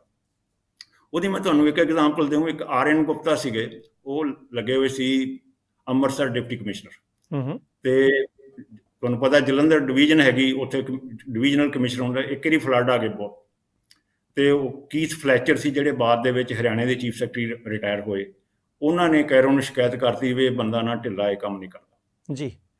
ਤੇ ਉਹ ਕੈਰੋਂ ਨੇ ਉਹਨੂੰ ਆਪਦੇ ਦਫ਼ਤਰ 'ਚ ਲਾ ਲਿਆ ਅਬਜ਼ਰਵ ਕਰਨ ਲਈ। ਕੈਰੋਂ ਕੋਲ ਹੋਰ ਵੀ ਸ਼ਿਕਾਇਤਾਂ ਆਈਆਂ ਨੇ। ਜਦੋਂ ਉਹਨਾਂ ਨੇ ਦੇਖਿਆ ਵੀ ਇਹ ਤਾਂ ਬੰਦਾ ਕੰਮ ਦੇ ਵਿੱਚ ਬਹੁਤ ਮਾਹਰ ਹੈ, ਵੀ ਇਹਦੀ ਸ਼ਿਕਾਇਤ ਕਿਉਂ ਆਈ, ਇੱਕ ਦਿਨ ਉਹਨਾਂ ਨੇ ਬੁਲਾ ਲਿਆ। ਉਹਨਾਂ ਦੇ ਕਾਕਾ ਵੀ ਤੂੰ ਕੰਮ ਚੰਗਾ ਕਰ, ਉਹ ਐਕਚੁਅਲੀ ਐਕਸ ਆਰਮੀ ਸੀਗਾ, ਫੌਜ 'ਚੋਂ ਆਇਆ ਸੀ, ਵੀ ਤੂੰ ਕੰਮ ਬਹੁਤ ਸੋਹਣਾ ਕਰਦਾ, ਵੀ ਇਹ ਕੀ ਗੱਲ ਕੀ ਹੈ। ਉਹ ਤੇਰੇ ਤੇ ਫਲੈਚਰ ਸਾਹਿਬ ਉਹ ਐਵੇਂ ਕਿਸੇ ਦੀ ਸ਼ਿਕਾਇਤ ਕਰਨ ਵਾਲੇ ਨਹੀਂ, ਵੀ ਇਹ ਗੱਲ ਕੀ ਹੈ, ਵੀ ਉਹਨਾਂ ਨੇ ਸ਼ਿਕਾਇਤ ਤੇਰੀ ਬੜੀ ਜ਼ਬਰਦਸਤ ਕੀਤੀ ਹੈ। ਜੀ ਮੈਂ ਹੁਣ ਤੁਹਾਨੂੰ ਕੀ ਦੱਸਾਂ, ਮੇਰੀ ਉਸ ਦਿਨ ਮਜਬੂਰੀ ਸੀਗੀ ਤੇ ਫਲੈਚਰ ਸਾਹਿਬ ਠੀਕ ਸੀਗੇ। ਆਂਦੇ ਫਲੱਡ ਆਏ ਹੋਏ ਸੀ, ਉਹ ਜਲੰਧਰੋਂ ਆ ਗਏ।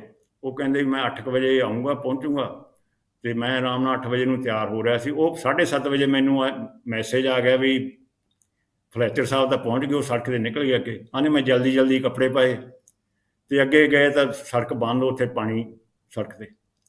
ਫਲੈਚਰ ਸਾਹਿਬ ਨੇ ਆਪਦੀ ਪੈਂਟ ਲਾਈ, ਪਾਣੀ ਵਿੱਚ ਦੀ ਲੰਘ ਗਏ।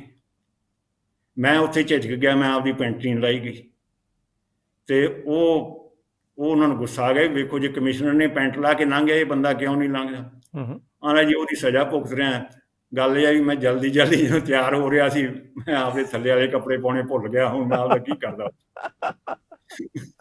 ਮਤਲਬ ਉਹਨੂੰ ਮੁੜ ਕੇ ਉਹਨਾਂ ਨੇ ਉਹਨੂੰ ਮਾਫ ਕੀਤਾ। ਉਹਨੂੰ ਮੁੜ ਕੇ ਜਿਵੇਂ ਨਾ ਮੈਂ ਪਹਿਲਾਂ ਦੱਸਿਆ ਵੀ ਹਿਮਾਚਲ 'ਚ ਡਿਵੈਲਪ ਕਰਦੇ ਸੀ ਜਾਂ ਹਰਿਆਣੇ ਨੂੰ, ਇਸੇ ਤਰ੍ਹਾਂ ਹੀ ਇੱਕ ਨਾ ਲਾਹੌਲ ਸਪੀਤੀ ਏਰੀਆ ਜਿਹੜਾ ਬੜਾ ਰਿਮੋਟ ਏਰੀਆ ਹੈ ਜੀ, ਉਹਨੂੰ ਡਿਵੈਲਪ ਕਰਨ ਲਈ ਉਹਨਾਂ ਨੇ ਪਹਿਲਾਂ ਤਾਂ ਲਾਹੌਲ ਸਪੀਤੀ ਨੂੰ ਜ਼ਿਲ੍ਹਾ ਬਣਾਇਆ। ਉੱਥੇ ਰੋਹਤਾਂਗ ਪਾਸ ਬੰਦ ਹੋ ਜਾਣਾ, ਉੱਥੇ PH ਵੈਸ਼ਨਵ ਸੀ ਇੱਕ ਗੁਜਰਾਤੀ ਪੰਜਾਬ, ਉਹਨਾਂ ਨੂੰ ਡਿਪਟੀ ਕਮਿਸ਼ਨਰ ਲਾਇਆ। ਤੇ ਮੁੜ ਕੇ ਜਿਹੜਾ ਇੱਕ ਕਮਿਸ਼ਨਰ ਸਪੈਸ਼ਲ ਆਇਆ ਨਾ ਸਾਰੇ ਹਿੱਲੀ ਏਰੀਆ ਨੂੰ ਡਿਵੈਲਪ ਕਰਨ ਲਈ, ਉਹ ਉਹਨੂੰ ਲਾਇਆ ਚੋਪੜਾ ਸਾਹਿਬ ਨੂੰ, ਜਿਨ੍ਹਾਂ ਦੀ ਸ਼ਿਕਾਇਤ ਹੋਈ ਥੱਪ ਉਹਨਾਂ ਨੇ ਕੀਤੀ ਸੀ ਸਾਹਿਬ। ਸੋ ਦੂਸਰਾ ਇਹ ਸੀ ਵੀ ਇਸੇ ਤਰ੍ਹਾਂ ਆਈ ਥਿੰਕ ਇੱਕ ਕੇਸ ਹੋਰ ਵੀ ਕਰ ਲਈਏ ਜਿਹੜਾ ਆਮ ਆਡੀਅנס ਨੂੰ ਇੰਟਰਸਟ ਹੋਵੇ। ਇੱਕ ਬਹੁਤ ਵੱਡਾ ਡਾਕੂ ਹੁੰਦਾ ਸੀ, ਇਹ ਕਰਨਾਲ ਵਾਲਾ, ਉਹਦਾ ਨਾਂ ਸੀ ਸ਼ਾਇਦ ਸੁੰਦਰ ਸਿੰਘ, ਮੈਨੂੰ ਨਾਂ ਸ਼ਾਇਦ ਕੱਲ। ਉਹ ਡਾਕੂ ਉੱਥੇ ਉਦੋਂ SSP ਨਹੀਂ ਹੁੰਦੇ ਸੀ, SP ਹੁੰਦਾ ਸੀ ਜੀ। ਉੱਥੇ SP ਸੀ DS ਗਰੇਵਾਲ। ਇੱਕ ਐਨਕਾਊਂਟਰ ਦੇ ਵਿੱਚ ਉਹ ਡਾਕੂ ਮਾਰਿਆ ਗਿਆ, ਤੇ ਕੈਰੋਂ ਨੇ ਉੱਥੇ ਮੈਜਿਸਟ੍ਰੇਟ ਇਨਕੁਆਇਰੀ ਇੰਸਟੀਚਿਊਟ ਕਰਤੀ, ਤੇ ਇਨਕੁਆਇਰੀ ਦੇ ਵਿੱਚ ਮੈਜਿਸਟ੍ਰੇਟ ਨੇ ਰਿਪੋਰਟ ਦਿੱਤੀ ਵੀ ਇਹ ਨਾ ਥੋੜ੍ਹਾ ਜਿਹਾ ਡਾਕੂ ਨਾਲ ਧੱਕਾ ਹੋਇਆ, ਵੀ ਇਹ ਐਨਕਾਊਂਟਰ ਬਣਦਾ ਨਹੀਂ ਸੀ। ਸੋ Kairon did not stop there, then he registered a case against DS Grewal. ਅੱਛਾ ਜੀ। ਉਸਦੇ ਮਰਡਰ ਦਾ ਕੇਸ ਰਜਿਸਟਰ ਹੋਇਆ। ਇੱਥੇ ਹੀ ਨਹੀਂ, ਮੁੜ ਕੇ ਸੈਸ਼ਨ ਕੋਰਟ ਨੇ ਉਹਨਾਂ ਨੂੰ ਬਰੀ ਕਰਤਾ, and Punjab government went against that order of the session court to high court। ਫਿਰ ਖੈਰ ਉਹ ਹਾਈ ਕੋਰਟ 'ਚੋਂ ਵੀ ਹੋ ਗਿਆ। ਮਤਲਬ ਤੇ ਉਹ ਹੁਣ ਨੈਚੁਰਲੀ ਉਹ ਵੀ ਸੀ ਵੀ ਸ਼ਾਇਦ ਵੀ ਉਹਦੇ ਇੱਕ ਸਟੋਰੀ ਬਹੁਤ ਚੱਲਦੀ ਸੀ ਵੀ ਜਿਹੜਾ ਸੁੰਦਰ ਡਾਕੂ ਕੈਰੋਂ ਨੂੰ ਜਾਣਦਾ ਸੀ। ਕੈਰੋਂ ਨੇ ਉਹਦੀ ਮਦਰ ਨੂੰ ਕਿਹਾ ਵੀ ਮੈਂ ਤੇਰਾ ਮੁੰਡਾ ਤਾਂ ਨਹੀਂ ਵਾਪਸ ਲਿਆ ਸਕਦਾ, ਜਿਹਨੇ ਮਾਰਿਆ ਉਹਨੂੰ ਉਹ ਤੇਰੇ ਮੁੰਡੇ ਕੋਲੇ ਪਹੁੰਚਾ ਦਊਂਗਾ ਜੀ, ਇਸ ਤਰ੍ਹਾਂ ਦੀ। ਸੋ ਆਈ ਥਿੰਕ ਜੀ, ਮਤਲਬ ਦੂਜਾ ਇਹ ਸੀ ਇੱਕ ਕੈਰੋਂ ਸਾਹਿਬ ਦੀ ਇੱਕ ਪ੍ਰੋਬਲਮ ਸੀ। ਕੈਰੋਂ ਸਾਹਿਬ ਬਹੁਤ ਕੁਛ ਕਰਨਾ ਚਾਹੁੰਦੇ ਸੀ। ਜਦੋਂ ਤੁਸੀਂ ਇੱਕ ਸਟੇਟ ਦੇ ਚੀਫ ਮਿਨਿਸਟਰ ਹੁੰਦੇ ਆ ਨਾ, ਤੁਸੀਂ ਮਤਲਬ ਕੈਰੋਂ ਲਈ ਵਟ ਮੈਟਰਡ ਮੋਰ ਵਾਜ਼ ਵੀ ਅਸੀਂ ਆਹ ਕਰਨਾ ਹੈ, ਕਿਵੇਂ ਕਰਨਾ, ਉਹ ਚੀਜ਼ 'ਚੋਂ ਕਈ ਜਿਹੜੀ ਰੂਲਸ ਵਗੈਰਾ ਨੂੰ ਓਵਰਲੁੱਕ ਕਰਦੇ ਸੀ। ਉਹਦਾ ਕਾਰਨ ਇਹ ਸੀ ਉਹਦੇ ਲਈ ਕਾਨੂੰਨ ਬਦਲਣੇ ਪੈਂਦੇ ਆ। ਕਾਨੂੰਨ ਇਕੱਲੀ ਗੌਰਮੈਂਟ ਆਫ ਇੰਡੀਆ ਬਦਲ ਸਕਦੀ ਹੈ, ਪੰਜਾਬ ਸਰਕਾਰ ਬਹੁਤ ਸਾਰੇ ਕੇਸਾਂ 'ਚ ਬਦਲ ਨਹੀਂ ਸਕਦੀ ਸੀ। ਆਈ ਥਿੰਕ ਉਸ ਕਰਕੇ ਵੀ ਬਹੁਤ ਸਾਰੇ ਕੁਛ ਕੇਸਿਸ ਹੋਏ ਜਿਹਦੇ ਕਰਕੇ ਇਹ ਹੋ ਗਿਆ ਵੀ ਕੈਰੋਂ ਧੱਕਾ ਬਹੁਤ ਕਰਦਾ। ਨੰਬਰ 2 ਤੇ ਜਿਹੜੇ ਸਟ੍ਰਾਈਕ ਕਰਦੇ ਸੀ ਕੋਈ EMPLOYEE, ਇੱਕ ਵਾਰੀ ਪਟਵਾਰੀਆਂ ਨੇ ਸਟ੍ਰਾਈਕ ਕਰਤੀ, ਉਹਨਾਂ ਨੇ ਨੌਕਰੀ ਤੋਂ ਡਿਸਮਿਸ ਕਰਤਾ। ਨਹੀਂ, ਮੈਂ ਇੱਥੇ ਰੁਕਦਾ, ਤੁਹਾਨੂੰ ਇੱਥੇ ਰੁਕਦਾ। ਅੱਜ ਕੱਲ੍ਹ ਵੀ ਇੱਦਾਂ ਦਾ ਕੰਮ ਚੱਲਣ ਡਿਆ ਪਟਵਾਰੀਆਂ ਵਾਲਾ। ਅਸੀਂ ਨਹੀਂ ਕਹਿੰਦੇ ਕੌਣ ਠੀਕ ਆ ਕੌਣ ਗਲਤ ਹੈ, ਉਦੋਂ ਚਰਚਾ ਚੱਲਦੀ ਹੁੰਦੀ ਵਿੱਚ ਕਿ ਕੈਰੋਂ ਸਾਹਿਬ ਵਾਂਗੂ ਕਰਨਾ ਚਾਹੀਦਾ। ਜਿਹੜੀ ਕੀ ਸੀ, ਜਿੰਨਾ ਕੁ ਤੁਹਾਨੂੰ ਚੇਤਾ ਹੈ, ਕੀ ਗੱਲ ਸੀ? ਪਟਵਾਰੀਆਂ ਨੇ ਸਟ੍ਰਾਈਕ ਕੀਤੀ, ਕੱਢੇ ਹੀ ਦਿੱਤੇ, ਕੰਮ ਕਿੱਦਾਂ ਚੱਲਦਾ ਸੀ? ਅੱਜ ਤਾਂ ਸਾਡਾ ਕੰਮ ਰੁਕ ਜਾਂਦਾ, ਪਟਵਾਰੀਆਂ ਨੂੰ ਕੱਢ ਦਿਓ ਤਾਂ। ਐਂਡ ਉਦੋਂ ਤਾਂ ਉਦੋਂ ਤੱਕ ਪਟਵਾਰੀਆਂ ਦਾ ਕੰਮ ਵੀ ਬਹੁਤ ਜ਼ਿਆਦਾ ਹੁੰਦਾ ਸੀ, ਦੋ ਦੋ ਪਟਵਾਰੀ ਹੁੰਦੇ ਸੀ ਪਿੰਡ 'ਚ, ਇੱਕ ਨਹਿਰ ਪਟਵਾਰੀ, ਇੱਕ ਮਾਲ ਪਟਵਾਰੀ। ਤੇ ਉਹਨਾਂ ਨੇ ਸਟ੍ਰਾਈਕ, ਮੈਨੂੰ ਐਗਜ਼ੈਕਟਲੀ ਨਹੀਂ ਪਤਾ ਕੀ ਕਾਰਨ ਸੀ, ਉਹਨਾਂ ਸਾਰੇ ਜਿਹੜੇ ਉਹਨੇ ਕਿਹਾ ਵੀ ਇਸ ਤਰੀਕ ਤੱਕ ਆ ਜਾਓ ਕੰਮ, ਜੇ ਨਹੀਂ ਆਏ ਤਾਂ ਤੁਹਾਨੂੰ ਨੌਕਰੀ ਤੋਂ ਡਿਸਮਿਸ ਕਰ ਦੇਣਾ।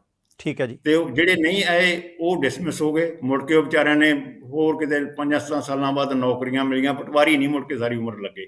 ਪਰ ਉਹਨਾਂ ਨੇ ਬੜੇ ਕੁਇਕਲੀ, ਮੈਟ੍ਰਿਕ ਕੁਆਲੀਫਿਕੇਸ਼ਨ ਸੀਗੀ ਜਾਂ 8ਵੀਂ, ਉਹਨਾਂ ਨੇ ਰਿਕਰੂਟਮੈਂਟ ਬਹੁਤ ਛੇਤੀ ਕਰ ਲਈ ਸੀ, ਕੰਮ ਨਹੀਂ ਸਫਰ ਕਰਨ ਦਿੱਤਾ ਸੀ। ਇੱਕ ਤਾਂ ਇਹ ਪਟਵਾਰੀਆਂ ਵਾਲਾ ਹੋ ਗਿਆ। ਨੰਬਰ 2 ਤੇ ਉਦੋਂ ਬਹੁਤ, ਜਦੋਂ ਲੈਂਗੁਏਜ ਦੇ ਬੇਸ ਤੇ ਸੂਬੇ ਬਣਨ ਲੱਗੇ, ਜਿਹੜੇ ਪੰਜਾਬ ਦੇ ਵਿੱਚ ਪੰਜਾਬੀ ਤੇ ਹਿੰਦੀ ਦਾ ਬਹੁਤ ਰੌਲਾ ਪੈਣ ਲੱਗ ਗਿਆ ਵੀ ਲੋਕੀ। ਮੈਂ ਇੱਥੇ ਰੋਕਦਾ ਢਿੱਲੋਂ ਸਾਹਿਬ, ਇੱਕ ਵਾਰੀ ਰੋਕਦਾ ਜੀ ਸਿੱਧੂ ਸਾਹਿਬ। ਮੈਂ ਗੱਲ ਕਰਨੀ ਸੀ ਗੁਰਦਿਆਲ ਸਿੰਘ ਢਿੱਲੋਂ ਸਾਹਿਬ ਦਾ, ਮੈਂ ਜਦੋਂ ਜ਼ਿਕਰ ਕੀਤਾ ਸੀ, ਆਪਾਂ ਨਹੀਂ ਤਾਂ ਅੱਗੇ ਲੈ ਜਾਂਦੇ ਹਾਂ ਇਸ ਮੁੱਦੇ ਨੂੰ, ਗੁਰਦਿਆਲ ਸਿੰਘ ਢਿੱਲੋਂ ਸਾਹਿਬ ਵਾਲੇ ਮੁੱਦੇ ਨੂੰ ਵੀ। ਮੈਂ ਇੱਕ ਵਾਰੀ ਪ੍ਰਾਈਮ ਮਿਨਿਸਟਰ ਟੀਵੀ ਦੇ ਪਰਿਵਾਰ ਦੇ ਮੈਂਬਰਾਂ ਨੂੰ ਦੱਸਦੇ ਹਾਂ ਕਿ ਕਿਸੇ ਭੁਲੇਖੇ 'ਚ ਨਾ ਰਹੋ। ਜਦੋਂ ਸਰਦਾਰ ਪ੍ਰਤਾਪ ਸਿੰਘ ਕੈਰੋਂ ਮੁੱਖ ਮੰਤਰੀ ਸਨ ਤੇ ਉਦੋਂ ਸਾਰਾ ਹਰਿਆਣਾ ਪੰਜਾਬ ਦਾ ਹਿੱਸਾ ਸੀ। ਉਦੋਂ ਪੰਜਾਬ ਛੋਟਾ ਸੂਬਾ ਨਹੀਂ ਸੀ, ਉਦੋਂ ਹਿਮਾਚਲ ਪ੍ਰਦੇਸ਼ ਪੰਜਾਬ ਦਾ ਹਿੱਸਾ ਸੀ। ਇਹ ਸਾਰਾ ਇੱਕ ਸਾਂਝਾ ਪੰਜਾਬ ਸੀ, ਵੱਡਾ ਪੰਜਾਬ ਸੀ। ਉਹਦੇ ਤੋਂ ਬਾਅਦ ਹੀ ਹਰਿਆਣਾ ਸਾਡੇ ਤੋਂ ਅੱਡ ਹੋਇਆ ਸੀ, ਦਿੱਲੀ ਨਾਲ ਲੱਗਦੇ ਸੀ। ਸਾਡਾ ਉਹ ਪਹਾੜ ਲਾਹੌਲ ਸਪੀਤੀ, ਤਾਂ ਅੱਜ ਜਦੋਂ ਟੀਵੀ ਦੇ ਉੱਤੇ ਉਹਦਾ ਸਾਨੂੰ ਕਦੇ ਟੈਂਪਰੇਚਰ ਵੀ ਦੱਸਦੇ ਆ, ਸਾਨੂੰ ਲੱਗਦਾ ਲਾਹੌਲ ਸਪੀਤੀ ਪਤਾ ਨਹੀਂ ਕਿੱਥੇ ਹੈ। ਉਹ ਸਾਡਾ ਹੀ ਸੀ ਕਦੇ।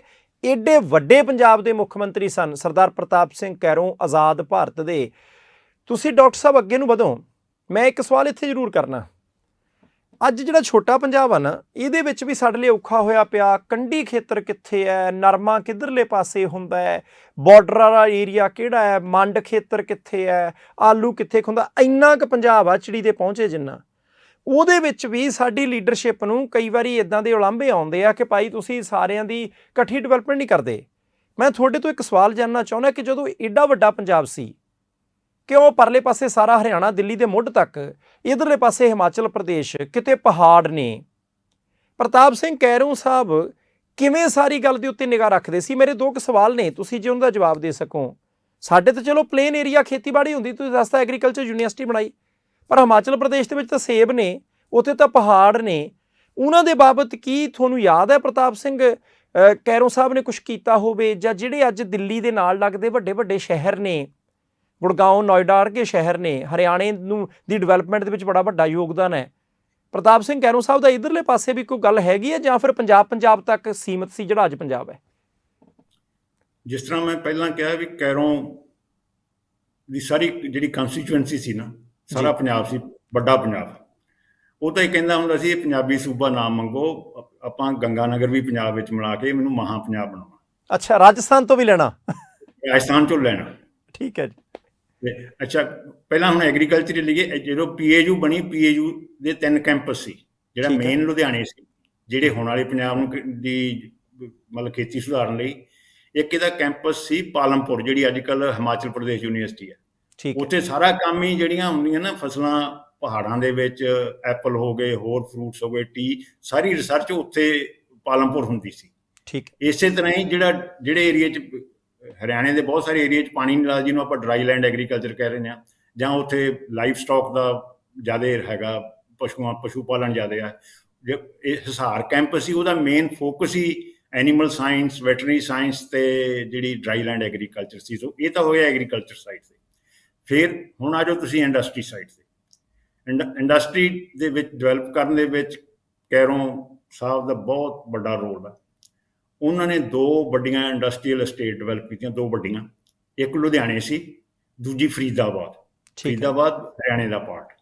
ਲੁਧਿਆਣੇ ਵਿੱਚ ਸੀਗੀ ਜ਼ਿਆਦਾ ਇੰਡਸਟਰੀ, ਜਿਹੜੀ ਸਮਾਲ ਆਟੋ ਪਾਰਟਸ ਹੋ ਗਈ, ਹੌਜਰੀ ਹੋ ਗਈ, ਸਾਈਕਲ ਇੰਡਸਟਰੀ, ਇਹ ਲੁਧਿਆਣੇ ਡਿਵੈਲਪ ਕੀਤੀ। ਜਿਹੜੀ ਫਰੀਦਾਬਾਦ ਇੰਡਸਟਰੀ ਸੀ, ਉਹ ਸਾਰੀ ਹੈਵੀ ਇੰਡਸਟਰੀ ਸੀ। ਉਹਦੇ ਲਈ ਜਿਹੜੇ, ਜਿਸ ਤਰ੍ਹਾਂ ਹੁਣ ਵੀ ਮੁੱਖ ਮੰਤਰੀ ਮਾਨਯੋਗ ਜਾਂਦੇ ਰਹਿੰਦੇ ਟਾਈਮ ਟੂ ਟਾਈਮ, ਮਾਨ ਸਾਹਿਬ ਵੀ ਜਾ ਕੇ ਆਏ ਹੈਗੇ ਚੰਡੀਗੜ੍ਹ, ਬੰਬੇ, ਕਿਉਂਕਿ ਵੱਡੇ ਇੰਡਸਟਰੀਅਲਿਸਟ ਦਾ ਬੰਬੇ ਬੈਠੇ। ਕੈਰੋਂ ਸਾਹਿਬ ਵੀ ਜੋ ਚੀਫ ਮਿਨਿਸਟਰ ਸੀ, ਬੰਬੇ ਗਏ। ਉੱਥੇ ਉਹਨਾਂ ਨੇ ਕਿਹਾ ਵੀ ਤੁਸੀਂ ਆਓ, ਫਰੀਦਾਬਾਦ ਇੰਡਸਟਰੀ ਲਾਓ। ਇੱਕ ਤਾਂ ਫਰੀਦਾਬਾਦ ਦਿੱਲੀ ਦੇ ਬਹੁਤ ਨੇੜੇ ਆ। ਉੱਥੇ ਵੱਡੀ ਇੰਡਸਟਰੀ ਲੱਗੀ, ਜਿਵੇਂ ਕ੍ਰਿਕ ਇੰਡੀਆ ਦੀ, ਫ੍ਰਿਕ ਇੰਡੀਆ, ਸਕਾਟਸ ਦੇ ਟਰੈਕਟਰ ਦੇ, ਜਿਹੜੀ ਵੱਡੀ ਹੈਵੀ ਇੰਡਸਟਰੀ ਆਈ। ਜਿਹੜੇ ਉਸ ਵੇਲੇ ਦੇ ਲੋਕ ਜੇ ਕਹਿੰਦੇ ਕੈਰੋਂ ਬਹੁਤ ਵਧੀਆ ਬੁਲਾਰਾ ਸੀ ਪੰਜਾਬੀ 'ਚ, ਅੰਗਰੇਜ਼ੀ 'ਚ ਵੀ ਬਹੁਤ ਸੋਹਣਾ ਬੋਲਦਾ ਸੀ। ਜੇ ਕੈਰੋਂ ਦੀਆਂ ਕਹਿੰਦੇ ਜੇ 3 ਸਪੀਚਾਂ ਬਹੁਤ ਆਊਟਸਟੈਂਡਿੰਗ ਹੈ ਨਾ, ਜਿਹੜੀਆਂ ਜਿਵੇਂ ਆਪਾਂ ਕਹਿੰਦੇ ਕੱਟ ਅਬਵ ਅਦਰਸ, ਜੀ, ਉਹਨਾਂ 'ਚੋਂ ਇੱਕ ਸਪੀਚ ਉਹ ਆ ਜਿਹੜੀ ਉਹਨਾਂ ਨੇ ਬੰਬੇ ਦੇ ਇੰਡਸਟਰੀਅਲਿਸਟਾਂ ਨੂੰ ਦਿੱਤੀ ਸੀ ਅੰਗਰੇਜ਼ੀ ਦੇ ਵਿੱਚ ਵਿਦ ਅਮਰੀਕਨ ਐਕਸੈਂਟ, ਵੀ ਮੈਂ ਤੁਹਾਨੂੰ ਆਹ ਦੇਵਾਂਗਾ। ਐਂਡ ਉਦੋਂ ਫਿਰ ਨੰਦਾਜ਼ ਐਂਡ ਮਨਮੋਹਨ ਸਿੰਘ ਐਂਡ ਵੱਡੇ ਇੰਡਸਟਰੀਅਲਿਸਟ ਆਏ, ਉਹਨਾਂ ਨੇ ਅੱਛਾ ਲੁਧਿਆਣੇ ਤੁਹਾਨੂੰ ਦੱਸਤਾ।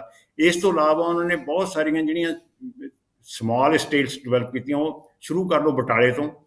ਬਟਾਲਾ ਹੋ ਗਿਆ, ਉੱਥੇ ਫੌਰਜਰੀ ਜਿਵੇਂ ਸੀ, ਫਿਰ ਆਪਣੀ ਅੰਮ੍ਰਿਤਸਰ, ਫਗਵਾੜਾ, ਉਸ ਤੋਂ ਅੱਗੇ ਆ ਜਾਓ ਤੁਸੀਂ ਮੋਗਾ, ਇੱਧਰ ਸੋਨੀਪਤ, ਪਾਣੀਪਤ, ਸਾਰੇ ਥਾਂ ਉੱਥੇ ਛੋਟੀਆਂ ਸਟੇਟ ਸੀ, ਸਾਰੀਆਂ ਕੈਰੋਂ ਸਾਹਿਬ ਦੇ ਵੇਲੇ ਦੀਆਂ ਡਿਵੈਲਪ ਹੋਈਆਂ। ਅਤੇ ਦੂਜੇ ਪਾਸੇ ਇੰਡਸਟਰੀ ਨੂੰ ਜਿਹੜੀ ਟੈਕਨੀਕਲ ਮੈਨ ਪਾਵਰ ਚਾਹੀਦੀ ਸੀ, ਉਹਦੇ ਲਈ industrial ITI industry training institute, plus ਥੋੜ੍ਹੇ ਜਿਹੜੇ ਹਾਇਰ ਲੈਵਲ 'ਚ ਉਹਨੂੰ CTI ਕਹਿੰਦੇ, ਸੈਂਟਰਲ ਟ੍ਰੇਨਿੰਗ ਇੰਸਟੀਚਿਊਟ, ਥੋੜ੍ਹੇ ਜਿਹੇ ਉਹ ਖੋਲ੍ਹੇ। ਐਂਡ ਇਸੇ ਤਰ੍ਹਾਂ ਹੀ ਕਈ ਗੌਰਮੈਂਟ ਪੋਲੀਟੈਕਨਿਕ ਇੰਸਟੀਚਿਊਟ ਖੋਲ੍ਹੇ, ਜਿਹਦੇ 'ਚ ਆਪਾਂ ਕਹਿੰਦੇ ਓਵਰਸੀਅਰ ਦਾ ਡਿਪਲੋਮੇ ਦਾ ਕੋਰਸ ਹੁੰਦਾ ਸੀ, ਉਹ ਸਾਰਾ ਇੰਡਸਟਰੀ ਲਈ ਮੈਨ ਪਾਵਰ ਦਾ ਸੀ। ਸੋ ਹਾਂਜੀ ਡਾਕਟਰ ਸਾਹਿਬ, ਮੈਂ ਇੱਕ ਇੱਥੇ ਗੱਲ ਕਰਨੀ ਚਾਹੁੰਦਾ, ਜਾਣੀ ਕਿ ਉਹ ਇੰਡਸਟਰੀ ਲੈ ਕੇ ਆਏ ਅਤੇ ਉਹਨਾਂ ਨੂੰ ਇਸ ਗੱਲ ਦਾ ਪਤਾ ਸੀ ਕਿ ਜੇ ਉਦਯੋਗ ਲੈ ਕੇ ਆਉਣੇ ਆ ਤਾਂ ਉਹਨਾਂ ਉਦਯੋਗਾਂ ਦੇ ਵਿੱਚ ਕੰਮ ਕਰਨ ਦੇ ਲਈ ਸਾਨੂੰ ਟੈਕਨੀਕਲ ਬੰਦੇ ਚਾਹੀਦੇ ਆ, ਅਤੇ ਉਹਨਾਂ ਦੇ ਲਈ ਉੱਦਾਂ ਦੇ ਇੰਸਟੀਚਿਊਟ ਖੋਲ੍ਹੇ। ਇੱਦਾਂ ਹੀ ਆ ਜੀ? ਹਾਂਜੀ, ਬਿਲਕੁਲ ਜੀ। ਕਿ ਪੰਜਾਬ ਦੇ ਬੱਚੇ ਉਹਦੇ ਵਿੱਚੋਂ ਤਿਆਰ ਹੋ ਕੇ ਘੱਟੋ ਘੱਟ ਉਹਨਾਂ ਦੇ ਵਿੱਚ ਕੰਮ ਕਰਨ ਜੋਗੇ ਹੋ ਸਕਣ। ਮੇਰਾ ਸਵਾਲ ਕੀ ਹੈ, ਤੁਸੀਂ ਬਟਾਲੇ ਦਾ ਜ਼ਿਕਰ ਕੀਤਾ, ਅੰਮ੍ਰਿਤਸਰ ਦਾ ਕੀਤਾ, ਫਗਵਾੜੇ ਦਾ ਕੀਤਾ, ਲੁਧਿਆਣੇ ਦਾ ਕੀਤਾ, ਮੋਗਾ, ਫਰੀਦਾਬਾਦ, ਸਾਰੇ ਕੁਝ, ਸੋਨੀਪਤ ਦਾ ਜ਼ਿਕਰ ਕੀਤਾ। ਕੀ ਸਰਦਾਰ ਪ੍ਰਤਾਪ ਸਿੰਘ ਕੈਰੋਂ ਸਾਹਿਬ ਦੇ ਮੁੱਖ ਮੰਤਰੀ ਬਣਨ ਤੋਂ ਪਹਿਲਾਂ ਲੁਧਿਆਣੇ ਦੇ ਵਿੱਚ ਇੰਡਸਟਰੀ ਨਹੀਂ ਸੀ ਜਾਂ ਬਹੁਤ ਘੱਟ ਸੀ, ਜਾਂ ਬਟਾਲੇ ਦੇ ਵਿੱਚ ਇੰਡਸਟਰੀ ਨਹੀਂ ਸੀ ਜਾਂ ਬਹੁਤ ਘੱਟ ਸੀ, ਜਾਂ ਫਰੀਦਾਬਾਦ ਇੱਕ ਸਧਾਰਨ ਸ਼ਹਿਰ ਸੀ, ਇੰਡਸਟਰੀ ਕਿ ਨਹੀਂ ਸੀ ਉੱਥੇ? ਆਈ ਥਿੰਕ ਕੈਰੋਂ ਸਾਹਿਬ ਦੇ ਚੀਫ ਮਿਨਿਸਟਰ ਤੋਂ ਬਾਅਦ ਥੋੜ੍ਹੀ ਬਹੁਤ ਇੰਡਸਟਰੀ ਸੀ, ਛੋਟੀ ਲੁਧਿਆਣੇ ਦੇ ਵਿੱਚ। ਅਤੇ ਫਰੀਦਾਬਾਦ ਤਾਂ ਬਹੁਤੀ ਬਿਲਕੁਲ ਹੈ ਨਹੀਂ ਸੀਗੀ, ਫਰੀਦਾਬਾਦ ਤਾਂ ਡਿਸਟ੍ਰਿਕਟ ਹੈਡਕੁਆਟਰ ਸੀਗਾ। ਲੁਧਿਆਣੇ ਵੀ ਸੀ, ਜਿਹੜੇ ਬਹੁਤ ਸਾਰੇ ਪਾਕਿਸਤਾਨ 'ਚੋਂ ਲੋਕ ਆਏ ਸੀ ਨਾ, ਖਾਸ ਕਰ ਜਿਵੇਂ ਗੁਰਮੁਖ ਸਿੰਘ ਐਂਡ ਸੰਡ, ਉਹ ਵੀ ਜਿਵੇਂ ਸਾਈਕਲ ਦੇ ਪੈਡਲ ਦੀ ਪੱਤੀ ਬਣਾ ਲਈ, ਇਹੋ ਜਿਹੀਆਂ ਚੀਜ਼ਾਂ ਬਣਾਉਂਦੇ ਹੁੰਦੇ ਸੀ।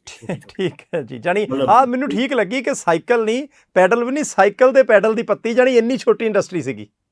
ਇਨਫੈਕਟ ਗੁਰਮੁਖ ਸਿੰਘ ਦਾ ਮੁੰਡਾ ਸੀ ਜਗਤ ਸਿੰਘ, ਉਹ ਮੈਨੂੰ ਆਪ ਦੱਸਦਾ ਹੁੰਦਾ ਸੀ, ਅਤੇ ਉਹ ਕਹਿੰਦਾ ਅਸੀਂ ਪੱਤੀਆਂ ਬਣਾਉਣੀਆਂ ਜੀ, ਅਤੇ ਅਸੀਂ ਮੁੜ ਕੇ ਪੱਤੀਆਂ ਸਾਈਕਲ 'ਤੇ ਲੱਦ ਲੈਣੀਆਂ, ਮੈਂ ਅਤੇ ਬਾਪੂ ਜੀ ਨੇ। ਅਸੀਂ ਜਾ ਕੇ ਪਸ਼ਾਵਰ ਤੱਕ ਜਾ ਕੇ ਪੱਤੀਆਂ ਵੇਚ ਕੇ ਆਉਂਦੇ ਸੀ, ਸਾਈਕਲ ਦੇ ਪੈਡਲ ਦੀਆਂ ਪੱਤੀਆਂ। ਕੀ ਬਾਤ ਹੈ ਜੀ, ਠੀਕ ਹੈ, ਸਾਈਕਲਾਂ 'ਤੇ ਜੀ। ਮੈਂ ਸਿੱਧੂ ਸਾਹਿਬ, ਮੇਰਾ ਹੁਣ ਅਗਲਾ ਸਵਾਲ ਜਿਹੜਾ ਹੋ ਸਕਦਾ ਤੁਹਾਨੂੰ ਲੱਗੇ ਕਿ ਮੈਂ ਫਿਰ ਪਿੱਛੇ ਨੂੰ ਤੁਰ ਪਿਆ, ਪਰ ਮੇਰਾ ਤੁਰਨਾ ਮੈਨੂੰ ਲੱਗਦਾ ਵਾਜਬ ਹੈ, ਤੁਹਾਨੂੰ ਸ਼ਾਇਦ ਗੈਰ ਵਾਜਬ ਲੱਗੇ। ਅੱਜ ਕੱਲ੍ਹ ਨਾ ਸਰਕਾਰ ਕਹਿੰਦੀ ਹੈ, ਜਿਹੜੀ ਮੌਜੂਦਾ ਸਰਕਾਰ ਹੈ, ਕਿ ਅਸੀਂ ਪੰਜਾਬ ਦਾ ਸਿੰਜਾਈ ਅਧੀਨ ਖੇਤਰ ਜਿਹੜਾ, ਜਾਣੀ ਨਹਿਰੀ ਪਾਣੀ ਜਿੱਥੇ ਖੇਤੀਬਾੜੀ ਨੂੰ ਲੱਗਦਾ, ਕਿ ਉਹਨੂੰ ਵਧਾਉਣਾ ਹੈ। ਇਹ ਕਹਿੰਦੇ ਜੇ ਅਸੀਂ ਖਾਲੇ ਜਿਹੜੇ ਆ ਸਰਵਾਈਵ ਕਰਨੇ ਆ, ਕਈ ਜਗ੍ਹਾ ਦੇ ਉੱਤੇ ਲੋਕਾਂ ਨੇ ਖਾਲੇ ਖੂਲੇ ਜਿਹੜੇ ਦੱਬ ਲਏ ਆ, ਜਾਂ ਦੱਬ ਹੋ ਗਏ, ਜਾਂ ਧਿਆਨ ਹੀ ਨਹੀਂ ਦਿੱਤਾ ਗਿਆ। ਪ੍ਰਤਾਪ ਸਿੰਘ ਕੈਰੋਂ ਸਾਹਿਬ ਕੀ ਉਸ ਵੇਲੇ, ਕਿਉਂਕਿ ਹਰੀ ਕ੍ਰਾਂਤੀ ਦਾ ਮੁੱਢ ਇਹਨਾਂ ਵਾਲੇ ਪਾਸਿਓਂ ਥੋੜ੍ਹਾ ਜਿਹਾ ਵੱਜ ਗਿਆ ਸੀ, ਪਾਣੀ ਪੂਣੀ ਵੀ ਚਾਹੀਦਾ ਸੀ, ਮੈਂ ਦੇਖ ਰਿਹਾ ਸੀ ਇਹਨਾਂ ਦਾ ਪੋਰਟਫੋਲੀਓ ਜਿਹੜਾ, ਕਿ ਇਹਨਾਂ ਦੇ ਕੋਲੇ ਇਰੀਗੇਸ਼ਨ ਮਹਿਕਮਾ ਵੀ ਰਿਹਾ, ਸਿੰਚਾਈ ਮੰਤਰੀ ਵੀ ਇਹ ਰਹੇ ਨੇ। ਉਸ ਪੱਖੋਂ ਇਹਨਾਂ ਦੇ ਮਨ ਦੇ ਵਿੱਚ ਕੋਈ ਵਿਜ਼ਨ ਸੀ, ਕੋਈ ਨੀਤੀ ਸੀ ਕਿ ਪੰਜਾਬ ਨੂੰ ਨਹਿਰਾਂ ਦਾ ਪਾਣੀ ਪੰਜਾਬ ਦੇ ਖੇਤਾਂ ਨੂੰ ਚਾਹੀਦਾ? ਕਿਉਂਕਿ ਤੁਸੀਂ ਕੋਟ ਕੀਤਾ ਕਿ ਜਦੋਂ ਪਾਕਿਸਤਾਨ ਤੋਂ ਲੋਕ ਉੱਜੜ ਕੇ ਆਏ ਤਾਂ ਉੱਥੇ ਨਹਿਰੀ ਪਾਣੀ ਲੱਗਦਾ ਸੀ, ਇੱਥੇ ਬਹੁਤੀ ਧਰਤੀ ਜਿਹੜੀ ਉਹ ਵੀਰਾਨੀ ਸੀ, ਇੱਥੇ ਨਹਿਰੀ ਪਾਣੀ ਨਹੀਂ ਸੀ ਲੱਗਦਾ। ਕੀ ਉਹਨਾਂ ਨੇ ਫਿਰ ਇਸ ਸਮੱਸਿਆ ਨੂੰ ਆਇਡੈਂਟੀਫਾਈ ਕਰਕੇ, ਇਹਦੀ ਪਹਿਚਾਣ ਕਰਕੇ ਮੁੱਖ ਮੰਤਰੀ ਜਾਂ ਮੰਤਰੀ ਹੁੰਦਿਆਂ ਇੱਧਰਲੇ ਪਾਸੇ ਕੰਮ ਕਰਨ ਦਾ ਯਤਨ ਕੀਤਾ ਜਾਂ ਨਹੀਂ? ਇਸ ਤਰ੍ਹਾਂ ਵੀ ਨਹਿਰ ਦਾ ਜਿਹੜਾ ਨਹਿਰਾਂ ਦਾ ਕੰਮ, ਪਾਣੀ ਲੱਗਣਾ ਸ਼ੁਰੂ ਹੋਇਆ, ਨਹਿਰੀ ਸਿੰਚਾਈ, ਇਹ 1880 'ਚ ਅੰਗਰੇਜ਼ਾਂ ਨੇ ਸ਼ੁਰੂ ਕੀਤੀ ਸੀ, ਜਿਹੜੀ ਸਭ ਤੋਂ ਪਹਿਲਾਂ ਸਰਹੰਦ ਕਨਾਲ ਬਣੀ ਸੀ ਇੱਧਰ ਆਪਣੇ ਵੱਲ, ਜਿਹੜੇ ਹੁਣ ਵਾਲੇ ਪੰਜਾਬ 'ਚ ਵੀ ਹੈਗੀ। ਫਿਰ ਉਦੋਂ ਹੀ ਲੋਕ ਲੈ ਕੇ ਗਏ ਉੱਧਰ ਪਾਕਿਸਤਾਨ ਨੂੰ, ਉੱਥੇ 12 ਕਨਾਲ ਕਾਲੋਨੀ ਬਣੀਆਂ ਸੀ। ਅਤੇ ਬਾਅਦ ਦੇ ਵਿੱਚ ਸਰਹੰਦ ਕਨਾਲ ਤੋਂ ਬਾਅਦ ਕੋਈ ਹੋਰ ਕਨਾਲ ਇਰੀਗੇਸ਼ਨ ਦਾ ਐਕਸਪੈਂਸ਼ਨ ਨਹੀਂ ਹੋਇਆ, ਸਿਰਫ ਖੂਹਾਂ ਨਾਲ ਪਾਣੀ ਲੱਗਦਾ ਸੀਗਾ। ਫਿਰ ਕੀ ਹੋਇਆ, ਜਦੋਂ ਸਤਲੁਜ ਬਹੁਤ ਵੱਡਾ ਦਰਿਆ ਸੀ, ਇਹਦੇ 'ਚ ਫਲੱਡ ਬਹੁਤ ਆਉਂਦੇ ਸੀ, ਤਾਂ ਕੀ ਹੁੰਦਾ ਸੀ, ਇਕੱਲੀ ਸੌਣੀ ਦੀ ਫਸਲ ਨਹੀਂ ਖਰਾਬ ਹੁੰਦੀ ਸੀ, ਮੁੜ ਕੇ ਪਾਣੀ ਇੰਨਾ ਖੇਤਾਂ 'ਚ ਖੜ੍ਹ ਜਾਂਦਾ ਸੀ, ਜਿਹੜੀ ਹਾੜੀ ਦੀ ਫਸਲ, ਕਣਕ ਵਗੈਰਾ ਵੀ ਅੱਧੇ ਖੇਤਾਂ 'ਚ ਬੀਜੀ ਨਹੀਂ ਜਾਂਦੀ ਸੀ, ਇਹਨੂੰ ਕਹਿੰਦੇ ਆਪਾਂ ਵਾਟਰ ਲੌਗਿੰਗ ਹੋ ਜਾਂਦੀ ਸੀ। ਸੋ ਸਭ ਤੋਂ ਵੱਡਾ ਜਿਹੜਾ ਪ੍ਰੋਜੈਕਟ ਸੀ ਇੰਡੀਪੈਂਡੈਂਟ ਇੰਡੀਆ ਦਾ, ਉਹ ਸੀ ਭਾਖੜਾ ਡੈਮ ਜੀ, ਵੀ ਉੱਥੇ ਭਾਖੜਾ ਡੈਮ ਬਣਾਉਣਾ। ਉਹਦੇ 'ਚ ਮੇਜਰ ਜਿਹੜਾ ਇਨੀਸ਼ੀਏਟਿਵ ਸੀ, ਉਹ ਪੰਡਿਤ ਜਵਾਹਰ ਲਾਲ ਨਹਿਰੂ ਦਾ ਸੀ। ਉਹ ਕਦੇ ਆਪਾਂ ਸੈਪਰੇਟਲੀ ਉਸ 'ਤੇ ਗੱਲ ਕਰਾਂਗੇ। ਜੀ ਉਹ ਬਹੁਤ ਇੰਟਰਸਟਿੰਗ ਹੈ, ਖਾਸ ਕਰ ਜੋ ਹੁਣ ਤੁਸੀਂ ਇਰੀਗੇਸ਼ਨ ਦੀਆਂ ਗੱਲਾਂ ਸੁਣਦੇ। ਪਰ ਇਹ ਕਿਉਂਕਿ ਉਹ ਬਣਾਇਆ ਆਪਣਾ ਪੰਜਾਬ ਇਰੀਗੇਸ਼ਨ ਡਿਪਾਰਟਮੈਂਟ ਨੇ, ਨੈਚੁਰਲੀ ਉਹ ਫਿਰ ਕੈਰੋਂ ਥੱਲੇ ਪੈਂਦਾ ਸੀ ਜੀ। ਉਹ ਭਾਖੜਾ ਡੈਮ ਬਣਾਉਣਾ ਉਸ ਵੇਲੇ ਦਾ ਦੁਨੀਆ ਦਾ ਸਭ ਤੋਂ ਉੱਚਾ ਤੇ ਸਭ ਤੋਂ ਕੰਪਲੈਕਸ ਡੈਮ ਸੀ। ਉਹ 1900 ਤਕਰੀਬਨ 1908 ਜਾਂ ਆਇਡੈਂਟੀਫਾਈ ਹੋਇਆ ਸੀ, ਮੁੜ ਕੇ 47-48 'ਚ ਬਣਨਾ ਸ਼ੁਰੂ ਹੋਇਆ, 63 'ਚ ਪੂਰਾ ਹੋਇਆ ਜੀ। ਤੇ ਉੱਥੇ ਉਹਦੇ ਨਾਲ ਫਿਰ ਉਹ ਜਦੋਂ ਬਣ ਗਿਆ, ਉਹਦੇ 'ਚ ਨਹਿਰੂ ਸਾਹਿਬ ਦਾ ਬਹੁਤ ਵੱਡਾ ਰੋਲ ਸੀ। ਬਾਕੀ ਹੋਰ ਆਪਾਂ ਫਿਰ ਕਦੇ ਕਰਾਂਗੇ ਨਹੀਂ। ਤੇ ਉਹਦੇ ਨਾਲ ਫਿਰ ਜਿਹੜਾ ਕੀ ਹੋਇਆ ਬਈ, ਜਿਹੜਾ ਇੱਕ ਤਾਂ ਪਾਣੀ ਜਿਹੜਾ ਕਿ ਫਸਲ ਖਰਾਬ ਕਰਦਾ ਸੀ ਉਹ ਖਤਮ ਹੋ ਗਿਆ, ਫਸਲ ਸਾਉਣੀ ਦੀ ਬਚਣ ਲੱਗ ਗਈ। ਨੰਬਰ 2 ਤੇ ਜਿਹੜੀ ਹਾੜੀ ਦੀ ਫਸਲ ਸੀ ਉਹਨੂੰ ਅਸੀਂ ਕਣਕ ਨੂੰ ਤਕਰੀਬਨ ਇੱਕੋ ਹੀ ਪਾਣੀ ਦੇ ਸਕਦੇ ਸੀ। ਪਾਣੀ ਸਟੋਰ ਨਹੀਂ ਹੁੰਦਾ ਸੀ, ਉਧਰੋਂ ਠੰਡ ਪੈ ਜਾਂਦੀ ਸੀ, ਪਾਣੀ ਪਿੱਛੋਂ ਆਉਣੋਂ ਹਟ ਜਾਂਦਾ ਸੀ। ਉਹ ਜੋ ਸਟੋਰ ਹੋਣ ਲੱਗ ਗਿਆ ਪਾਣੀ, ਉਹਦੇ ਨਾਲ ਜਿਹੜਾ ਨਹਿਰ ਦੇ ਪਾਣੀ ਦੀ ਸਿੰਜਾਈ ਸੀ ਨਾ ਏਰੀਆ, ਇੱਕ ਤਾਂ ਭਾਖੜਾ ਕਨਾਲ ਨਿਕਲ ਗਈ, ਇੱਕ ਦੋ ਜਿਹੜੀਆਂ ਇੱਧਰ ਆਪਣੀ ਜਾਂਦੀ ਹੈਗੀ ਸਰਹੰਦ ਫੀਡਰ ਕਨਾਲ, ਉਹ ਪੰਜਾਬ ਨੂੰ ਆਉਂਦੀ ਹੈ, ਦੂਸਰੀ ਰਾਜਸਥਾਨ ਵਾਲੀ, ਉਹ ਸਾਰੀਆਂ ਉਹ ਇਨਫੈਕਟ ਭਾਖੜਾ ਤੋਂ 5 ਸਾਲ ਪਹਿਲਾਂ ਉਹਨਾਂ 'ਚ ਪਾਣੀ ਛੱਡਦਾ ਸੀ। ਉਹਦੇ ਨਾਲ ਹੋਈ ਪੰਜਾਬ 'ਚ ਇਰੀਗੇਸ਼ਨ ਏਰੀਆ ਵੱਧ ਗਿਆ। ਦੂਜਾ ਇਹ ਜਿਹੜਾ ਉਹ ਕਨਾਲ ਇਰੀਗੇਸ਼ਨ ਦਾ ਸਿਸਟਮ ਉਹ ਇੰਨਾ ਵਧੀਆ ਸੀ ਨਾ ਕਿ ਮੁਰੱਬੇਬੰਦੀ ਦੇ ਨਾਲ ਖਾਲਾਂ ਦੀ ਵੀ ਰੀਅਲਾਈਨਮੈਂਟ ਹੋ ਗਈ ਬੜੇ ਸੋਹਣੇ ਤਰੀਕੇ ਦੇ ਨਾਲ। ਉਹ ਏਰੀਏ ਦੀ ਕਵਰੇਜ ਵੀ ਵਧਣ ਲੱਗ ਗਈ। ਤੇ ਉਸ ਵੇਲੇ ਹੁਣ ਤਾਂ ਕੋਈ ਜਾਣਦਾ ਨਹੀਂ ਹੋਣਾ, ਪਿੰਡ ਦੇ ਵਿੱਚ ਇੱਕ ਬੰਦਾ ਹੁੰਦੇ ਸਰਪੰਚ, ਇੱਕ ਹੁੰਦਾ ਨੰਬਰਦਾਰ, ਇੱਕ ਆਦਮੀ ਹੋਰ ਹੁੰਦਾ ਸੀ, ਉਨੀ ਇੰਪੋਰਟੈਂਸ ਉਹਦੀ ਸੀ, ਉਹਦਾ ਨਾਂ ਉਹਨੂੰ ਕਹਿੰਦੇ ਮੀਰ ਆਬ। ਮੀਰ ਆਬ ਦਾ ਕੰਮ ਇਹ ਹੁੰਦਾ ਸੀ ਤੁਹਾਨੂੰ ਦੱਸਣਾ ਵੀ ਤੁਹਾਡੀ ਪਾਣੀ ਦੀ ਵਾਰੀ ਕਦੋਂ ਹੈ ਸੀ, ਕਿਉਂਕਿ ਉੱਧਰ ਲੋਕਾਂ ਕੋਲ ਘੜੀਆਂ ਨਹੀਂ ਹੁੰਦੀਆਂ ਸੀ। ਉਦੋਂ ਕਨਾਲ ਇਰੀਗੇਸ਼ਨ ਬਹੁਤ ਸੋਹਣੀ ਇੰਪਰੂਵ ਹੋਈ। ਮੁੜ ਕੇ ਜਦੋਂ ਆ ਟਿਊਬਵੈਲ ਇਰੀਗੇਸ਼ਨ ਆ ਗਈ, ਲੋਕਾਂ ਨੇ ਫ੍ਰੀ ਬਿਜਲੀ ਹੋ ਗਈ, ਬੰਦ ਹੋ ਗਈ। ਹੁਣ ਲੋਕਾਂ ਨੇ ਪਾਣੀ ਲਾਉਣਾ ਸ਼ੁਰੂ ਬੰਦ ਕਰਤਾ। ਹੁਣ ਰਾਤ ਨੂੰ ਸਿਆਲ 'ਚ ਕੌਣ ਛੋਟੇ ਛੋਟੇ ਕਿਆਰਾਂ ਦੇ ਨੱਕੇ ਮੋੜੇ ਇੱਥੇ ਆਪਾਂ ਤੁਸੀਂ ਮੋਟਰ ਔਨ ਕਰਕੇ ਛੱਡ ਦਿੰਦੇ ਹਾਂ। ਪਰ ਇਹ ਜਿਹੜੀ ਹੁਣ ਵਾਲੀ ਸਰਕਾਰ ਹੈ, ਇਹਦਾ ਬਹੁਤ ਚੰਗਾ ਇਨੀਸ਼ੀਏਟਿਵ ਹੈ, ਉਹਨੂੰ ਰਿਵਾਈਵ ਕਰ ਰਹੀ ਹੈ। ਇਹ ਜੇ ਕਿਤੇ ਉਸ ਲੈਵਲ 'ਤੇ ਲੈ ਜਾਣਾ ਜਿੱਥੇ ਉਦੋਂ ਖਤਮ ਹੋਇਆ ਸੀਗਾ 1970-72 'ਚ, ਆਈ ਥਿੰਕ ਦੈਟ ਵਾਲੀ ਬਿਗ ਅਚੀਵਮੈਂਟ। ਇਕੱਲੇ ਖਾਲੇ ਬਣਾਉਣੇ ਨਹੀਂ, ਆਈ ਥਿੰਕ ਇੱਕ ਚੀਜ਼ ਹੁੰਦੀ ਹਾਰਡਵੇਅਰ, ਦੂਜੀ ਹੁੰਦੀ ਸੌਫਟਵੇਅਰ ਜੀ। ਅਸੀਂ ਨਾ ਹੁਣ ਅਸੀਂ ਸਾਰੀ ਜਿਹੜੀ ਡਿਵੈਲਪਮੈਂਟ ਹੈ ਨਾ, ਅਸੀਂ ਉਹਨੂੰ ਕਹਿੰਦੇ ਵੀ ਅਸੀਂ ਜੀ ਇੰਨਾ ਕੈਪੀਟਲ ਪੈਸਾ ਲਾਤਾ, ਜੀ ਇੰਨਾ ਡਿਵੈਲਪਮੈਂਟ 'ਤੇ ਲਾਤਾ। ਉਹ ਜੇ ਡਿਵੈਲਪਮੈਂਟ 'ਤੇ ਤੁਸੀਂ ਖਾਲ ਬਣਾਤੇ, ਪਰ ਦੂਜੇ ਪਾਸੇ ਵੀ ਇਨਸ਼ੋਰ ਕਰੋ ਵੀ ਉਹ ਪਾਣੀ ਉੱਥੇ ਪਹੁੰਚਾਉਣ ਲਈ ਤੁਹਾਡੇ ਕੋਲ ਸਾਧਨ ਹੈਗੇ, ਉਹ ਖਾਲਾਂ ਦੀ ਤੁਸੀਂ ਮੇਨਟੇਨੈਂਸ ਕਰ ਰਹੇ ਆ। ਇਸ 'ਤੇ ਫਿਰ ਜਿਹੜੀ ਕੈਰੋਂ ਦੀ ਅਪੋਜੀਸ਼ਨ ਹੋਈ, ਮੈਂ ਉਸੇ 'ਤੇ ਆਉਣਾ। ਜਦੋਂ ਨਹਿਰਾਂ ਬਣ ਗਈਆਂ ਨਾ, ਨਹਿਰਾਂ ਦੀ ਮੇਨਟੇਨੈਂਸ ਲਈ ਪੈਸੇ ਚਾਹੀਦੇ ਸੀ। ਜਿਹੜੇ ਤਾਂ ਖਾਲ ਸੀ ਉਹ ਜ਼ਿਮੀਂਦਾਰਾਂ ਨੇ, ਕਿਸਾਨਾਂ ਨੇ ਆਪ ਮੇਨਟੇਨ ਕਰਨੇ। ਜਿਹੜੇ ਸੂਏ ਤੇ ਕੱਸੀਆਂ, ਸੂਏ ਤੇ ਨਹਿਰਾਂ ਸੀ, ਉਹ ਸਰਕਾਰ ਕਰਦੀ ਸੀ, ਉਹਦੇ 'ਤੇ ਪੈਸੇ ਲੱਗਦੇ ਸੀ। ਉਹਦੇ 'ਤੇ ਸੀ ਉਹਨਾਂ ਨੇ ਇੱਕ ਟੈਕਸ ਲਾਇਆ, ਬੈਟਰਮੈਂਟ ਟੈਕਸ, ਤੇ ਇਹ 1957-58 'ਚ ਲਾਇਆ, ਤੇ ਕਾਮਰੇਡਾਂ ਨੇ ਸਟਰਾਈਕ ਕਰਤੀ। ਠੀਕ ਹੈ। ਉਦੋਂ ਜੇ ਭਾਖੜਾ ਡੈਮ ਵੀ ਬਣ ਰਿਹਾ ਸੀ, ਬਹੁਤ ਐਜੀਟੇਸ਼ਨ ਹੋਈ। ਕੈਰੋਂ ਟਸ ਤੋਂ ਮਸ ਨਹੀਂ ਆਉਂਦਾ ਵੀ ਇਹ ਤਾਂ ਦੇਣਾ ਪੈਣਾ, ਕਿਉਂਕਿ ਜੇ ਨਾ ਹੋਇਆ ਨਹਿਰਾਂ ਦੀ ਮੇਨਟੇਨੈਂਸ ਨਹੀਂ ਹੋਊ, ਤੁਹਾਨੂੰ ਸਿਆਲ 'ਚ ਪਾਣੀ ਨਹੀਂ ਮਿਲਣਾ। ਐਂਡ ਲੋਕਾਂ ਨੇ ਮੁੜ ਕੇ ਦਿੱਤਾ। ਅੱਛਾ, ਦੂਸਰਾ ਇਹ ਸੀ ਵੀ ਕਾਮਰੇਡ ਉਦੋਂ ਕਮਿਊਨਿਸਟ ਪ੍ਰੋਪੇਗੈਂਡਾ ਬਹੁਤ ਕਰਦੇ, ਭਾਖੜਾ ਡੈਮ ਬਣ ਰਿਹਾ ਸੀ। ਤੁਸੀਂ ਮੰਨੋਗੇ ਨਹੀਂ, ਅਸੀਂ ਤਾਂ ਆਪਦੇ ਕੰਨੀ ਸੁਣਿਆ ਵੀ ਉਹ ਦਿਨੇ ਤਾਂ ਉਹਨਾਂ ਨੂੰ ਪੁਲਿਸ ਫੜ ਲੈਂਦੀ ਸੀਗੀ। ਕਾਮਰੇਡ ਰਾਤਾਂ ਨੂੰ ਪਿੰਡ 'ਚ ਡਰਾਮੇ ਕਰਦੇ ਹੁੰਦੇ ਸੀਗੇ, ਪਿੰਡ ਦੇ ਲੋਕ ਇਕੱਠੇ ਕਰਨੇ। ਭਾਖੜਾ ਡੈਮ ਦੇ ਅਗੇਂਸਟ ਪ੍ਰੋਪੇਗੈਂਡਾ ਪਤਾ ਕੀ ਹੋ ਰਿਹਾ ਸੀ ਵੀ ਇੰਨੇ ਪੈਸੇ ਵੇਸਟ ਹੋ ਰਹੇ ਜੀ। ਇਹ ਜਦੋਂ ਪਾਣੀ 'ਚੋਂ ਬਿਜਲੀ ਕੱਢ ਲਈ, ਪਾਣੀ ਅਸੀਂ ਲਾ ਕੇ ਕਰਨਾ ਕੀ ਹੈ, ਪਾਣੀ ਤਾਂ ਤਾਕਤ ਹੀ ਨਹੀਂ ਰਹਿਣੀ। ਮੈਂ ਆਪਦੇ ਕੰਨੀ ਸੁਣੀਆਂ ਹੋਈਆਂ ਗੱਲਾਂ ਇਹ। ਅੱਛਾ, ਤੁਸੀਂ ਸਪੀਕਰ ਦੇ ਵਿੱਚ ਦੀ ਬੋਲ ਤੁਹਾਡੇ ਕੰਨਾਂ 'ਚ ਆ ਪਏ ਆ। ਬਿਲਕੁਲ ਬਈ ਜੀ, ਆਹ ਵੇਖੋ ਜੀ ਕਿੱਡੀ ਹੇਰਾਫੇਰੀ ਕਰ ਰਹੇ ਕੈਰੋਂ ਸਾਹਿਬ। ਤੇ ਮਤਲਬ ਪਾਣੀ 'ਚੋਂ ਬਿਜਲੀ ਕੱਢ ਕੇ ਉਹ ਤਾਂ ਇੰਡਸਟਰੀਲਿਸਟ ਨੂੰ ਦੇਣੀ, ਉਹਨਾਂ ਤੋਂ ਪੈਸੇ ਲੈ ਲੈਣੇ ਹੈ, ਤੇ ਇੱਥੇ ਫੋਕਾ ਪਾਣੀ ਦੇਣਾ। ਸਾਡੀ ਫਸਲ ਤਾਂ ਪਹਿਲਾਂ ਹੀ ਨਹੀਂ ਹੁੰਦੀ, ਹੁਣ ਹਟ ਜੂ। ਬਿਲਕੁਲ ਮਤਲਬ ਇਹ ਬਹੁਤ ਪ੍ਰੋਪੇਗੈਂਡਾ। ਪਰ ਕੈਰੋਂ ਜਿਹੜੀ ਗੱਲ 'ਤੇ ਡਿਸਾਈਡ ਕਰ ਲੈਂਦਾ ਸੀ, ਲੋਕਾਂ ਨੂੰ ਕਨਵਿੰਸ ਵੀ ਕਰਦਾ ਸੀ, ਇਹ ਨਹੀਂ ਵੀ ਇਕੱਲਾ ਧੱਕੇ ਨਾਲ। ਤੇ ਉਹਦੇ ਨਾਲ ਫਿਰ ਇਰੀਗੇਸ਼ਨ ਦਾ ਬਹੁਤ ਵੱਡਾ ਰੋਲ ਹੈ। ਐਂਡ ਜਿਹੜਾ ਗ੍ਰੀਨ ਰੈਵੋਲੂਸ਼ਨ ਸ਼ੁਰੂ ਹੋਇਆ ਨਾ ਕਣਕ ਨਾਲ, ਉਦੋਂ ਟਿਊਬਵੈਲ ਨਹੀਂ ਸੀ। ਇਹ ਜਿਹੜਾ ਭਾਖੜਾ ਡੈਮ ਦੇ ਵਿੱਚ, ਭਾਖੜਾ ਡੈਮ 1963 'ਚ ਕਮਿਸ਼ਨ ਹੋ ਗਿਆ, 65-66 'ਚ ਮੈਕਸੀਕਨ ਕਣਕਾਂ ਆ ਗਈਆਂ। ਉਦੋਂ ਸੀ ਵੀ ਉਹਨਾਂ ਨੂੰ 3 ਪਾਣੀ ਚਾਹੀਦੇ, ਇੱਕ ਰੌਣੀ ਕਰਨ ਵੇਲੇ, ਇੱਕ 20-25 ਦਿਨ ਬੀਜਣ ਤੋਂ ਬਾਅਦ, ਤੇ ਇੱਕ ਮਾਰਚ ਦੇ ਵਿੱਚ। ਜੇ 3 ਪਾਣੀ ਲੱਗ ਜਾਣ ਤਾਂ ਝਾੜ ਵਧੀਆ ਨਿਕਲਣਾ। ਉਹ ਤਿੰਨੇ ਪਾਣੀ ਭਾਖੜਾ ਡੈਮ ਤੋਂ ਨਹਿਰਾਂ ਨਾਲ ਲੱਗਣ ਲੱਗ ਗਏ, ਟਿਊਬਵੈਲ ਤਾਂ ਬਾਅਦ 'ਚ ਆਏ। ਡਾਕਟਰ ਸਾਹਿਬ, ਸਮਾਂ ਥੋੜ੍ਹਾ ਜਿਹਾ ਘਟਦਾ ਜਾਂਦਾ, ਆਪਾਂ ਨੂੰ ਚੀਜ਼ਾਂ ਛੇਤੀ ਸਮਿਟਣੀਆਂ ਪੈਣੀਆਂ। ਮੈਂ ਪ੍ਰਾਈਮ ਮਿਨਿਸਟਰ TV ਦੇ ਪਰਿਵਾਰ ਦੇ ਮੈਂਬਰਾਂ ਨੂੰ ਫਿਰ ਦੱਸਦੇ ਹਾਂ ਕਿ ਅੱਜ ਅਸੀਂ ਸਾਬਕਾ ਮੁੱਖ ਮੰਤਰੀ ਸਰਦਾਰ ਪ੍ਰਤਾਪ ਸਿੰਘ ਕੈਰੋਂ ਸਾਹਿਬ ਦਾ ਜ਼ਿਕਰ ਕਰ ਰਹੇ ਹਾਂ। 1 ਅਕਤੂਬਰ ਨੂੰ ਜਨਮ ਦਿਨ ਉਹਨਾਂ ਦਾ।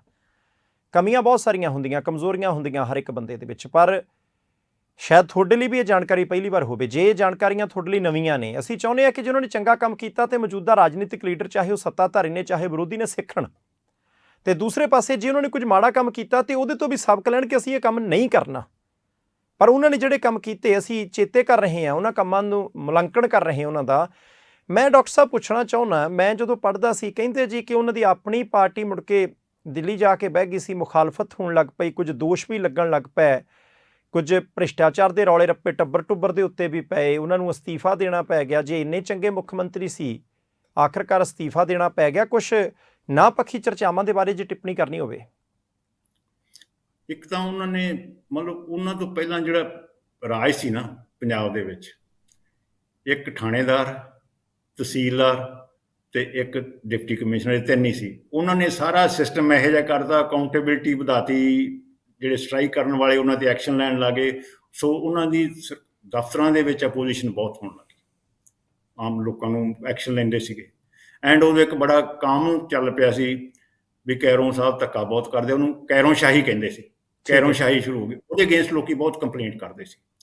ਦੂਸਰਾ ਸੀ ਜਿਹੜੇ ਜਦੋਂ ਵਿਜੀਲੈਂਸ ਕਿਸੇ ਦੀ ਕਰਪਸ਼ਨ ਦੇ ਕੇਸ ਆ ਜਾਣੇ, ਉਹ ਕਿਸੇ ਨੂੰ ਮਾਫ ਨਹੀਂ ਕਰਦੇ ਸੀ। ਐਟ ਦਾ ਸੇਮ ਟਾਈਮ ਉਹ ਕੁਛ ਉਹਨਾਂ ਦੇ ਮੁੰਡਿਆਂ ਨੇ ਕੁਛ ਗਲਤ ਕੰਮ ਕੀਤੇ। ਉਹਨਾਂ ਦਾ ਜਿਹੜਾ ਚੀਫ ਸੈਕਟਰੀ ਤੇ ਗੁਰਦਿਆਲ ਸਿੰਘ IG ਸੀ, ਉਹ ਉਹਨਾਂ ਕੋਲ ਗਏ, ਇਟਸ ਰਿਕਾਰਡਡ ਜੀ। ਉਦੋਂ DGP ਨਹੀਂ ਹੁੰਦੇ, ਸਿਰਫ ਇੱਕ IG ਹੁੰਦਾ ਸੀ, 4 DIG ਹੁੰਦੇ ਸੀ ਪੰਜਾਬ 'ਚ। ਉਦੋਂ ਥੱਲੇ ਸਾਰੇ SP ਵਗੈਰਾ ਹੁੰਦੇ ਸੀ। ਉਹ ਦੋਨੇ ਕਹਿੰਦੇ ਵੀ ਤੁਹਾਡੇ ਮੁੰਡਿਆਂ ਕਰਕੇ ਬਹੁਤ ਬਦਨਾਮੀ ਹੋ ਰਹੀ ਹੈ, ਉਹਨਾਂ ਦੇ ਆਪਣੇ ਬੇਟਿਆਂ ਕਰਕੇ, ਉਹਨਾਂ ਦੇ ਆਪਣੇ ਬੇਟਿਆਂ ਕਰਕੇ, ਤੇ ਪਲੱਸ ਜਿਹੜੇ ਉਹਨਾਂ ਦੇ ਐਸੋਸੀਏਟ ਆ ਉਹਨਾਂ ਕਰਕੇ। ਕੈਰੋਂ ਸਾਹਿਬ ਕਹਿੰਦੇ ਵੀ ਮੈਨੂੰ ਪਤਾ ਹੋ ਰਹੀ ਹੈ, ਪਰ ਮੇਰੇ ਮੁੰਡੇ ਮੈਨੂੰ ਕਹਿੰਦੇ ਵੀ ਜੇ ਤੂੰ ਚੀਫ ਮਿਨਿਸਟਰ ਤੇ ਅਸੀਂ, ਜੇ ਸਾਡੇ 'ਚ ਬਿਜ਼ਨਸ ਪੋਟੈਂਸ਼ੀਅਲ, ਅਸੀਂ ਆਪਦੀ ਬਿਜ਼ਨਸ ਪੋਟੈਂਸ਼ੀਅਲ ਕਿਉਂ ਨਾ ਯੂਜ਼ ਕਰੀਏ। ਐਂਡ ਉੱਥੇ ਆਈ ਥਿੰਕ ਐਂਡ ਉਹ ਇੰਪ੍ਰੈਸ਼ਨ ਉਹਨੇ ਦਿੱਤਾ ਵੀ ਮੈਂ ਆਪਦੇ ਮੁੰਡਿਆਂ ਨੂੰ ਨਹੀਂ ਰੋਕ ਸਕਦਾ ਜੇ ਕੁਛ ਕਰਨਾ ਚਾਹੁੰਦਾ। ਇਹ ਔਨ ਰਿਕਾਰਡ ਆ ਜੀ ਚੀਜ਼ਾਂ, ਇਹ ਮਤਲਬ ਔਨ ਰਿਕਾਰਡ ਤਾਂ ਨਹੀਂ, ਮਤਲਬ ਜੋ ਜਿਹੜੀ EN ਮੰਗਤ ਰਾਏ ਦੀ ਕਿਤਾਬ ਹੈ ਕਮਿਟਮੈਂਟ ਮਾਈ ਸਟਾਈਲ, ਉਹਦੇ 'ਚ ਇੱਕ ਚੈਪਟਰ ਹੈ ਮਟਿਓਰ ਇਨ ਪੰਜਾਬ, ਉਹ ਮਟਿਓਰ ਇਜ਼ ਕੈਰੋਂ ਜੀ, ਤੇ ਉਹਦੇ ਵਿੱਚ ਉਹ ਸਾਰਾ ਰਿਕਾਰਡਡ ਹੈ। ਐਂਡ ਉਹ ਬੰਦਾ ਬੜੀ ਆਬਜੈਕਟਿਵ ਹੈ। ਅੱਛਾ, ਇਸੇ ਤਰ੍ਹਾਂ ਹੀ ਫਿਰ ਜਿਹੜੇ ਅਕਾਲੀ ਦਲ ਦੀ ਐਜੀਟੇਸ਼ਨ ਚੱਲਦੀ ਸੀ, ਉਹਨਾਂ ਨੂੰ ਫੜ ਕੇ ਜੇਲ੍ਹ 'ਚ ਦੇ ਦਿੰਦੇ ਸੀ। ਫਿਰ ਉਹ ਹਿੰਦੀ, ਜਿਹੜੀ ਪੰਜਾਬੀ ਬੋਲਣ ਵਾਲੇ ਹਿੰਦੀ ਮਦਰ ਟੰਗ ਲਗਾਉਂਦੇ ਸੀ, ਸਟ੍ਰਾਈਕ ਕਰਦੇ, ਉਹਨਾਂ ਨੂੰ ਫੜ ਕੇ ਜੇਲ੍ਹ ਦੇ ਦਿੰਦੇ। ਸੋ ਉਹਨਾਂ ਦੀ ਅਪੋਜੀਸ਼ਨ ਬਹੁਤ ਹੋਣ ਲੱਗ ਗਈ, ਤੇ ਉਹਨਾਂ 'ਤੇ ਫਿਰ ਉਹ ਹੋਇਆ ਵੀ ਜਦੋਂ ਇਹ ਇੰਨੀਆਂ ਹੋਈਆਂ ਤਾਂ ਉਹਨਾਂ 'ਤੇ ਇੱਕ ਕਮਿਸ਼ਨ ਬਣਿਆ, ਦਾਸ ਕਮਿਸ਼ਨ। ਦਾਸ ਕਮਿਸ਼ਨ ਨੇ ਦੇ ਕੋਲ 31 ਸ਼ਿਕਾਇਤਾਂ ਸੀ ਇਹਨਾਂ ਦੇ ਅਗੇਂਸਟ ਹੋਈਆਂ, ਉਹਨੇ ਬੜੀ ਥਾਰੋਲੀ ਕੀਤੀਆਂ। ਇੱਥੋਂ ਤੱਕ ਕਿ ਕੈਰੋਂ ਸਾਹਿਬ ਦਾ ਜਿਹੜਾ ਜੱਦੀ ਕੈਰੋਂ ਪਿੰਡ 'ਚ ਘਰ ਸੀ, ਉਹ ਪਟ ਕੇ ਦੇਖਿਆ ਵੀ ਕੈਰੋਂ ਸਾਹਿਬ ਨੇ ਬਹੁਤ ਸੋਨਾ ਉੱਥੇ ਦੱਬਿਆ, ਉੱਥੋਂ ਕੁਛ ਨਹੀਂ ਪਟ ਕੇ ਦੇਖਿਆ ਬਿਲਕੁਲ, ਦਿਸ ਇਜ਼ ਔਨ ਰਿਕਾਰਡ ਜੀ, ਤੇ ਕੁਛ ਨਹੀਂ ਨਿਕਲਿਆ। ਉਹਨਾਂ 31 ਦੇ ਵਿੱਚੋਂ 8 ਕੇਸ ਇਹੋ ਜਿਹੇ ਸੀ ਜਿੱਥੇ ਹੋਇਆ ਵੀ ਕੈਰੋਂ ਸਾਹਿਬ ਨੇ ਜਾਂ ਤਾਂ ਕਿਸੇ ਦੀ ਫੇਵਰ ਕੀਤੀ ਹੈ, ਜਾਂ ਕਿਸੇ ਤੇ ਮਤਲਬ ਕਿਸੇ ਨਾਲ ਜ਼ਿਆਦਤੀ ਕੀਤੀ ਹੈਗੀ। ਐਂਡ ਉਹ ਜਿੱਦਣ ਰਿਪੋਰਟ ਆਈ, 11 ਜੂਨ ਨੂੰ ਰਿਪੋਰਟ ਆਈ, 21 ਜੂਨ ਨੂੰ ਉਹਨਾਂ ਨੇ ਰਿਜ਼ਾਈਨ ਕਰਤਾ। ਅੱਛਾ, ਇੱਕ ਮੈਨੂੰ ਦੱਸਿਓ, ਜਦੋਂ ਉਹਨਾਂ ਦੇ ਘਰ ਤੇ ਆ ਚਰਚਾ ਚੱਲਦੀ ਸੀ, ਉਦੋਂ ਮੁੱਖ ਮੰਤਰੀ ਸਨ ਕਿ ਅਹੁਦੇ ਤੋਂ ਪਰੇ ਹੋ ਗਿਆ ਸੀ? ਨਹੀਂ, ਉਹਨਾਂ ਦੇ ਮੁੱਖ ਮੰਤਰੀ ਦੇ ਅਹੁਦੇ ਤੇ ਹੁੰਦਿਆਂ ਹੀ ਇਹ ਚਰਚਾ ਚੱਲਣ ਲੱਗ ਪਈ ਸੀ। ਠੀਕ ਹੈ, ਮਤਲਬ ਜਿਹੜੀ ਕੈਰੋਂ ਸ਼ਾਹੀ ਸ਼ਬਦ ਸੀ ਨਾ, ਇਹ ਵੈਨ ਹੀ ਵਾਸ ਚੀਫ ਮਿਨਿਸਟਰ ਜੀ। ਡਾਕਟਰ ਸਾਹਿਬ, ਬਹੁਤ ਸਾਰੀਆਂ ਚੀਜ਼ਾਂ ਨੇ। ਕੀ ਲੱਗਦਾ ਹੈ ਕਿ ਜਿਹੜੇ ਉਹਨਾਂ ਨੇ ਕੰਮ ਕੁਝ ਠੀਕ ਕੀਤੇ ਆ, ਜੇ ਉਹ ਅੱਗੇ ਤੁਰੇ ਜਾਣ ਤਾਂ ਕੁਝ ਫਾਇਦਾ ਹੋ ਸਕਦਾ? ਆਪਾਂ ਹੁਣ ਸਮ ਅਪ ਕਰਨਾ ਇਸ ਸਾਰੀ ਚੀਜ਼ ਨੂੰ, ਕਿਉਂਕਿ ਸਰਦਾਰ ਪ੍ਰਤਾਪ ਸਿੰਘ ਕੈਰੋਂ ਸਾਹਿਬ ਦੇ ਗੱਲਾਂ ਤੁਹਾਡੇ ਕੋਲ ਹੋਰ ਬਹੁਤ ਸਾਰੀਆਂ ਨੇ, ਪਰ ਸਮਾਂ 1.5 ਮਿੰਟ ਦਾ ਹੀ ਬਾਕੀ ਹੈ। ਜੇ ਤੁਸੀਂ ਕੁਝ ਆਖਰ ਦੇ ਵਿੱਚ ਕਹਿਣਾ ਚਾਹੁੰਦੇ ਹੋ ਤਾਂ। ਆਈ ਥਿੰਕ ਸਾਡੇ ਕੋਲ ਬਹੁਤ ਸੋਹਣੀ ਐਗਜ਼ਾਮਪਲ ਹੈ ਵੀ ਜਦੋਂ ਪੰਜਾਬ ਦੇ ਵਿੱਚ ਕੁਛ ਨਹੀਂ ਸੀ, ਉਦੋਂ ਕੈਰੋਂ ਸਾਹਿਬ ਨੇ ਕੁਛ ਔਖੇ ਫੈਸਲੇ ਲਏ। ਇਹੀ ਨਹੀਂ, ਜਦੋਂ ਕੈਰੋਂ ਸਾਹਿਬ ਨੇ 1964 ਦੇ ਵਿੱਚ ਚੀਫ ਮਿਨਿਸਟਰ ਦੀ ਕੁਰਸੀ ਤੋਂ ਰਹਿ ਗਏ, 1965 ਤੋਂ ਚਲੋ ਉਹਨਾਂ ਦਾ ਵਿਚਾਰਾਂ ਦਾ ਕਤਲ ਹੀ ਹੋ ਗਿਆ। ਉਦੋਂ ਬਾਅਦ ਜਿਹੜੇ ਚੀਫ ਮਿਨਿਸਟਰ ਆਏ 1980 ਤੱਕ, ਉਹਨਾਂ ਨੇ ਤਕਰੀਬਨ ਜਿਹੜੀ ਕੈਰੋਂ ਵਾਲੀ ਜਿਹੜੀ ਕੈਰੋਂ ਦੀ ਟੂਲ ਕਿਟ ਸੀ ਨਾ, ਕੋਈ ਚੀਜ਼ ਫ੍ਰੀ ਨਹੀਂ ਦੇਣੀ, ਅਫਸਰਾਂ ਦੀ ਅਕਾਊਂਟੇਬਿਲਿਟੀ ਕਰਨੀ ਹੈ, ਉਹ ਉਹਨਾਂ ਨੇ ਰੱਖੀ। ਤੇ 1980 ਤੱਕ ਪੰਜਾਬ ਬਹੁਤ ਅੱਗੇ ਪਹੁੰਚ ਗਿਆ, ਐਗਰੀਕਲਚਰ ਨੰਬਰ 1, ਇੰਡਸਟਰੀ 'ਚ ਨੰਬਰ 2 ਤੇ ਫਿਰ ਕੀ ਹੋਇਆ, ਇਹ ਵੀ ਜਿਹੜੇ ਅਸੈਂਬਲੀ ਦੇ ਸੈਸ਼ਨ ਹੁੰਦੇ ਸੀਗੇ, ਉਹ ਵੀ ਜੇ ਤੁਸੀਂ ਕਿਤੇ ਪ੍ਰੋਸੀਡਿੰਗ ਕੱਢ ਕੇ ਦੇਖ ਲਓ, ਜਿਹੜੀ ਉੱਥੇ ਡਿਸਕਸ਼ਨ ਹੁੰਦੀ ਸੀ, ਉਹ ਇਸ ਲੈਵਲ ਦੀ ਹੁੰਦੀ ਸੀ ਵੀ ਅੱਜ ਦੇ ਜਿਹੜੇ ਇੰਟਲੈਕਚੁਅਲ ਆ ਸ਼ਾਇਦ ਉਹਨਾਂ ਨੂੰ ਉਹ ਵੀ ਉਸ ਤਰ੍ਹਾਂ ਦੀ ਨਾ ਕਰ ਸਕਦੇ।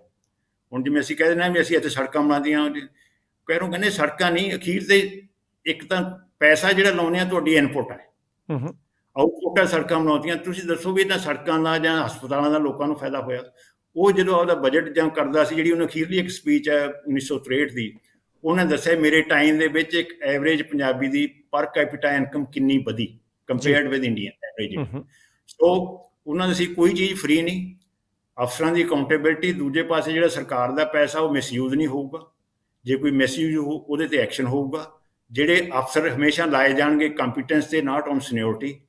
ਤੇ ਆਈ ਥਿੰਕ ਜੇ ਇਹੀ 2-4 ਚੀਜ਼ਾਂ ਕਰ ਲਓ ਤੁਸੀਂ ਤਾਂ Punjab can be put back on the rails. ਪਰ ਦੀਜ਼ ਆਰ ਹਾਰਡ ਡਿਸੀਜਨਸ। ਇਹਦੇ ਲਈ ਜਿਸ ਤਰ੍ਹਾਂ ਮੈਂ ਕਿਹਾ, ਹਾਰਡ ਡਿਸੀਜਨ ਇਹ ਹੈ ਵੀ ਪਹਿਲਾਂ ਲੀਡਰਸ਼ਿਪ ਦੀ ਵਿਜ਼ਨ ਹੋਣੀ ਹੈ ਪੰਜਾਬ ਨੂੰ ਦੁਬਾਰਾ ਰਿਵਾਈਵ ਕਿਵੇਂ ਕਰਨਾ, ਫਿਰ ਉਹਦੇ ਲਈ ਰਿਵਾਈਵ ਕਰਨ ਲਈ ਕੀ ਕਰਨਾ। ਜੇ ਤੁਸੀਂ ਲਿਸਟ ਬਣਾ ਲਈ 100 ਚੀਜ਼ਾਂ ਦੀ, ਇਹ ਨਹੀਂ, ਨਾਟ ਮੋਰ ਦੈਨ 4-5, 4-5 ਚੀਜ਼ਾਂ ਕਿਹੜੀਆਂ ਕੀਤੀਆਂ ਜਾਣ ਤਾਂ ਕਿ ਪੰਜਾਬ ਮੁੜ ਕੇ ਲੀਹ ਤੇ ਆ ਜਾਏ। ਤੇ ਉਹ 4-5 ਚੀਜ਼ਾਂ ਕਰਨ ਲਈ ਕੀ ਹੈ, 3-4 ਐਕਸ਼ਨ ਦੀ ਜ਼ਰੂਰਤ ਹੈ। ਐਂਡ ਆਈ ਥਿੰਕ ਦੂਜਾ ਹੁੰਦਾ, ਜੇ ਕੈਰੋਂ ਨੂੰ ਬਹੁਤ ਵੱਡਾ ਐਡਵਾਂਟੇਜ ਸੀ, ਗਿਆਨ ਸੀ, ਉਹਨੇ ਦੁਨੀਆ ਦੇਖੀ ਸੀ, ਉਹ ਆਪ ਪਲਾਨ ਬਣਾ ਸਕਦੇ ਸੀ ਐਗਜ਼ੀਕਿਊਟ। ਜੇ ਸਰਕਾਰ ਦੇ ਬਹੁਤ ਰਿਸੋਰਸਿਸ ਹੁੰਦੇ, ਜੇ ਆਪ ਨਾ ਹੋਵੇ ਤਾਂ ਯੂ ਕੈਨ ਆਲਵੇਜ਼, ਜਿਹੜੇ ਤੁਹਾਨੂੰ ਲੱਗਦਾ ਸਿਆਣੇ ਬੰਦੇ ਹੈਗੇ ਉਹਨਾਂ ਨੂੰ ਸੱਦੋ, ਉਹਨਾਂ ਤੋਂ ਪੁੱਛੋ। ਪਰ ਜੇ ਤੁਸੀਂ ਕਹੋ ਵੀ ਸਾਨੂੰ ਸਭ ਕੁਝ ਸਾਨੂੰ ਆਉਂਦਾ ਹੈਗਾ ਤੇ ਸਾਨੂੰ ਕਿਸੇ ਐਡਵਾਈਸ ਦੀ ਲੋੜ ਨਹੀਂ, ਫਿਰ ਠੀਕ ਹੈ, ਇਸ ਤਰ੍ਹਾਂ ਚੱਲੀ ਜਾਂਦਾ ਕੰਮ। ਪਰਮਾਤਮਾ ਉਹਨਾਂ ਨੂੰ ਸਫਲਤਾ ਬਖਸ਼ੇ। ਜੀ ਡਾਕਟਰ ਸਾਹਿਬ, ਤੁਸੀਂ ਜੁੜੇ ਉਹ ਜਾਣਕਾਰੀਆਂ ਦਿੱਤੀਆਂ ਜਿਹੜੀਆਂ ਕਿ ਸ਼ਾਇਦ ਸਾਨੂੰ ਕਦੇ ਵੀ ਨਹੀਂ ਸੀ ਮਿਲਣੀਆਂ। ਇਤਿਹਾਸ ਦਾ ਇੱਕ ਪੰਨਾ ਤੁਸੀਂ ਫੋਲਿਆ, ਤੁਹਾਡਾ ਬਹੁਤ ਧੰਨਵਾਦ। ਆਉਣ ਵਾਲੇ ਸਮੇਂ ਦੇ ਵਿੱਚ ਭਾਖੜਾ ਡੈਮ ਦੀ ਚਰਚਾ ਆਪਾਂ ਜ਼ਰੂਰ ਕਰਾਂਗੇ ਜੀ। ਬਹੁਤ ਸ਼ੁਕਰੀਆ, ਮਿਹਰਬਾਨੀ। ਬਹੁਤ ਬਹੁਤ ਧੰਨਵਾਦ, ਥੈਂਕ ਯੂ ਸੋ ਮਚ ਬਾਟ ਸਾਹਿਬ, ਤੁਹਾਡਾ ਵੀ, ਤੁਹਾਡੀ ਟੈਕਨੀਕਲ ਟੀਮ ਦਾ ਵੀ, ਤੇ ਸਾਰੇ ਪ੍ਰਾਈਮ ਏਸ਼ੀਆ ਦਾ ਪ੍ਰੋਗਰਾਮ ਸੁਣਨ ਵਾਲੇ ਦੁਨੀਆ ਭਰ ਦੇ ਵਿੱਚ ਬੈਠੇ ਵੀਰਾਂ ਦੇ, ਭੈਣਾਂ ਦਾ ਤੇ ਭਰਾਵਾਂ ਦਾ ਸ਼ੁਕਰੀਆ, ਬਹੁਤ ਮਿਹਰਬਾਨੀ। ਸੋ ਡਾਕਟਰ ਪਾਲ ਸਿੰਘ ਸਿੱਧੂ ਸਾਹਿਬ ਸਾਡੇ ਨਾਲ ਜੁੜੇ ਸੀ, ਜੁੜਦੇ ਨੇ ਹਮੇਸ਼ਾ ਕੁਝ ਉਹਨਾਂ ਮਸਲਿਆਂ ਦੇ ਉੱਤੇ, ਜਿਹੜੇ ਮਸਲਿਆਂ ਦੇ ਉੱਤੇ ਸਾਡੀ ਕਈ ਵਾਰੀ ਜਿਹੜੀ ਹੈ ਉਹ ਰੀਲ ਫਸ ਜਾਂਦੀ ਹੈ। 1950 ਦਾ ਜਨਮ ਹੈ ਡਾਕਟਰ ਸਾਹਿਬ ਦਾ, ਵਰਲਡ ਬੈਂਕ ਦੇ ਨਾਲ ਵੀ ਕੰਮ ਕੀਤਾ, ਦੁਨੀਆ ਭਰ ਦੇ ਵਿੱਚ ਉਹਨਾਂ ਦੇ ਖੋਜ ਉਹਨਾਂ ਦੀ ਪ੍ਰਕਾਸ਼ਿਤ ਹੋਈ, ਬਹੁਤ ਸਾਰੇ ਅਧਿਆਏ ਜਿਹੜੇ ਉਹਨਾਂ ਨੇ ਨਵੇਂ ਸਿਰਜੇ ਨੇ, ਪਿੰਡੋਂ ਉੱਠੇ ਮੁੜ ਕੇ ਚੰਗੇ ਚੰਗੇ ਅਹੁਦਿਆਂ ਦੇ ਉੱਤੇ ਰਹੇ, ਪ੍ਰੈਕਟੀਕਲ ਜਾਣਕਾਰੀ ਜਿਹੜੀ ਉਹ ਸਾਰੀ ਹੈਗੀ ਆ। ਇਸ ਵੇਲੇ 7 ਦਹਾਕੇ ਉਮਰ ਦੇ ਜਿਹੜੇ ਉਹ ਪਾਰ ਕਰ ਚੁੱਕੇ ਆ। ਅਤੇ ਆਉਣ ਵਾਲੇ ਦਿਨਾਂ ਦੇ ਵਿੱਚ ਜੇ ਤੁਹਾਡੀਆਂ ਟਿੱਪਣੀਆਂ ਆਈਆਂ ਕਿ ਤੁਹਾਨੂੰ ਇਹ ਜਾਣਕਾਰੀ ਠੀਕ ਲੱਗਦੀ ਹੈ, ਤੁਹਾਨੂੰ ਇਹ ਜਾਣਕਾਰੀ ਕੁਝ ਤੁਹਾਡੀ ਜਾਣਕਾਰੀ 'ਚ ਵਾਧਾ ਕਰਦੀ ਹੈ, ਤੁਸੀਂ ਚਾਹੁੰਦੇ ਹੋ ਕਿ ਅਸੀਂ ਕੁਝ ਹੋਰ ਪ੍ਰੋਗਰਾਮ ਉਹਨਾਂ ਦੇ ਨਾਲ ਕਰੀਏ, ਤਾਂ ਤੁਸੀਂ ਜ਼ਰੂਰ ਆਪਦੀਆਂ ਟਿੱਪਣੀਆਂ ਦੇ ਦਿਓ। ਕੋਈ ਤੁਹਾਡਾ ਸਵਾਲ ਹੋਵੇ ਤਾਂ ਤੁਸੀਂ ਚੰਗੀ ਸ਼ੁੱਧ ਪੰਜਾਬੀ ਭਾਸ਼ਾ ਦੇ ਵਿੱਚ ਲਿਖ ਸਕਦੇ ਹੋ। ਸੋ ਤੁਹਾਨੂੰ ਪ੍ਰਤਾਪ ਸਿੰਘ ਕੈਰੋਂ, ਸਾਬਕਾ ਮੁੱਖ ਮੰਤਰੀ ਪੰਜਾਬ, ਹੋਰਾਂ ਦੇ ਬਾਰੇ ਸਾਡਾ ਇਹ ਵਿਸ਼ੇਸ਼ ਪ੍ਰੋਗਰਾਮ ਕਿਹੋ ਜਿਹਾ ਲੱਗਾ, ਤੁਹਾਡੀਆਂ ਟਿੱਪਣੀਆਂ ਦਾ ਇੰਤਜ਼ਾਰ ਰਹੇਗਾ। ਸੋ ਇੱਥੇ ਦਿਓ। ਮੈਨੂੰ ਪਰਮਜੀਤ ਸਿੰਘ ਬਾਠ ਨੂੰ ਆਗਿਆ। ਦੇਖਦੇ ਰਹਿਣਾ ਪ੍ਰਾਈਮ ਏਸ਼ੀਆ TV, ਤੁਹਾਡਾ ਆਪਣਾ, ਤੁਹਾਡੇ ਲਈ।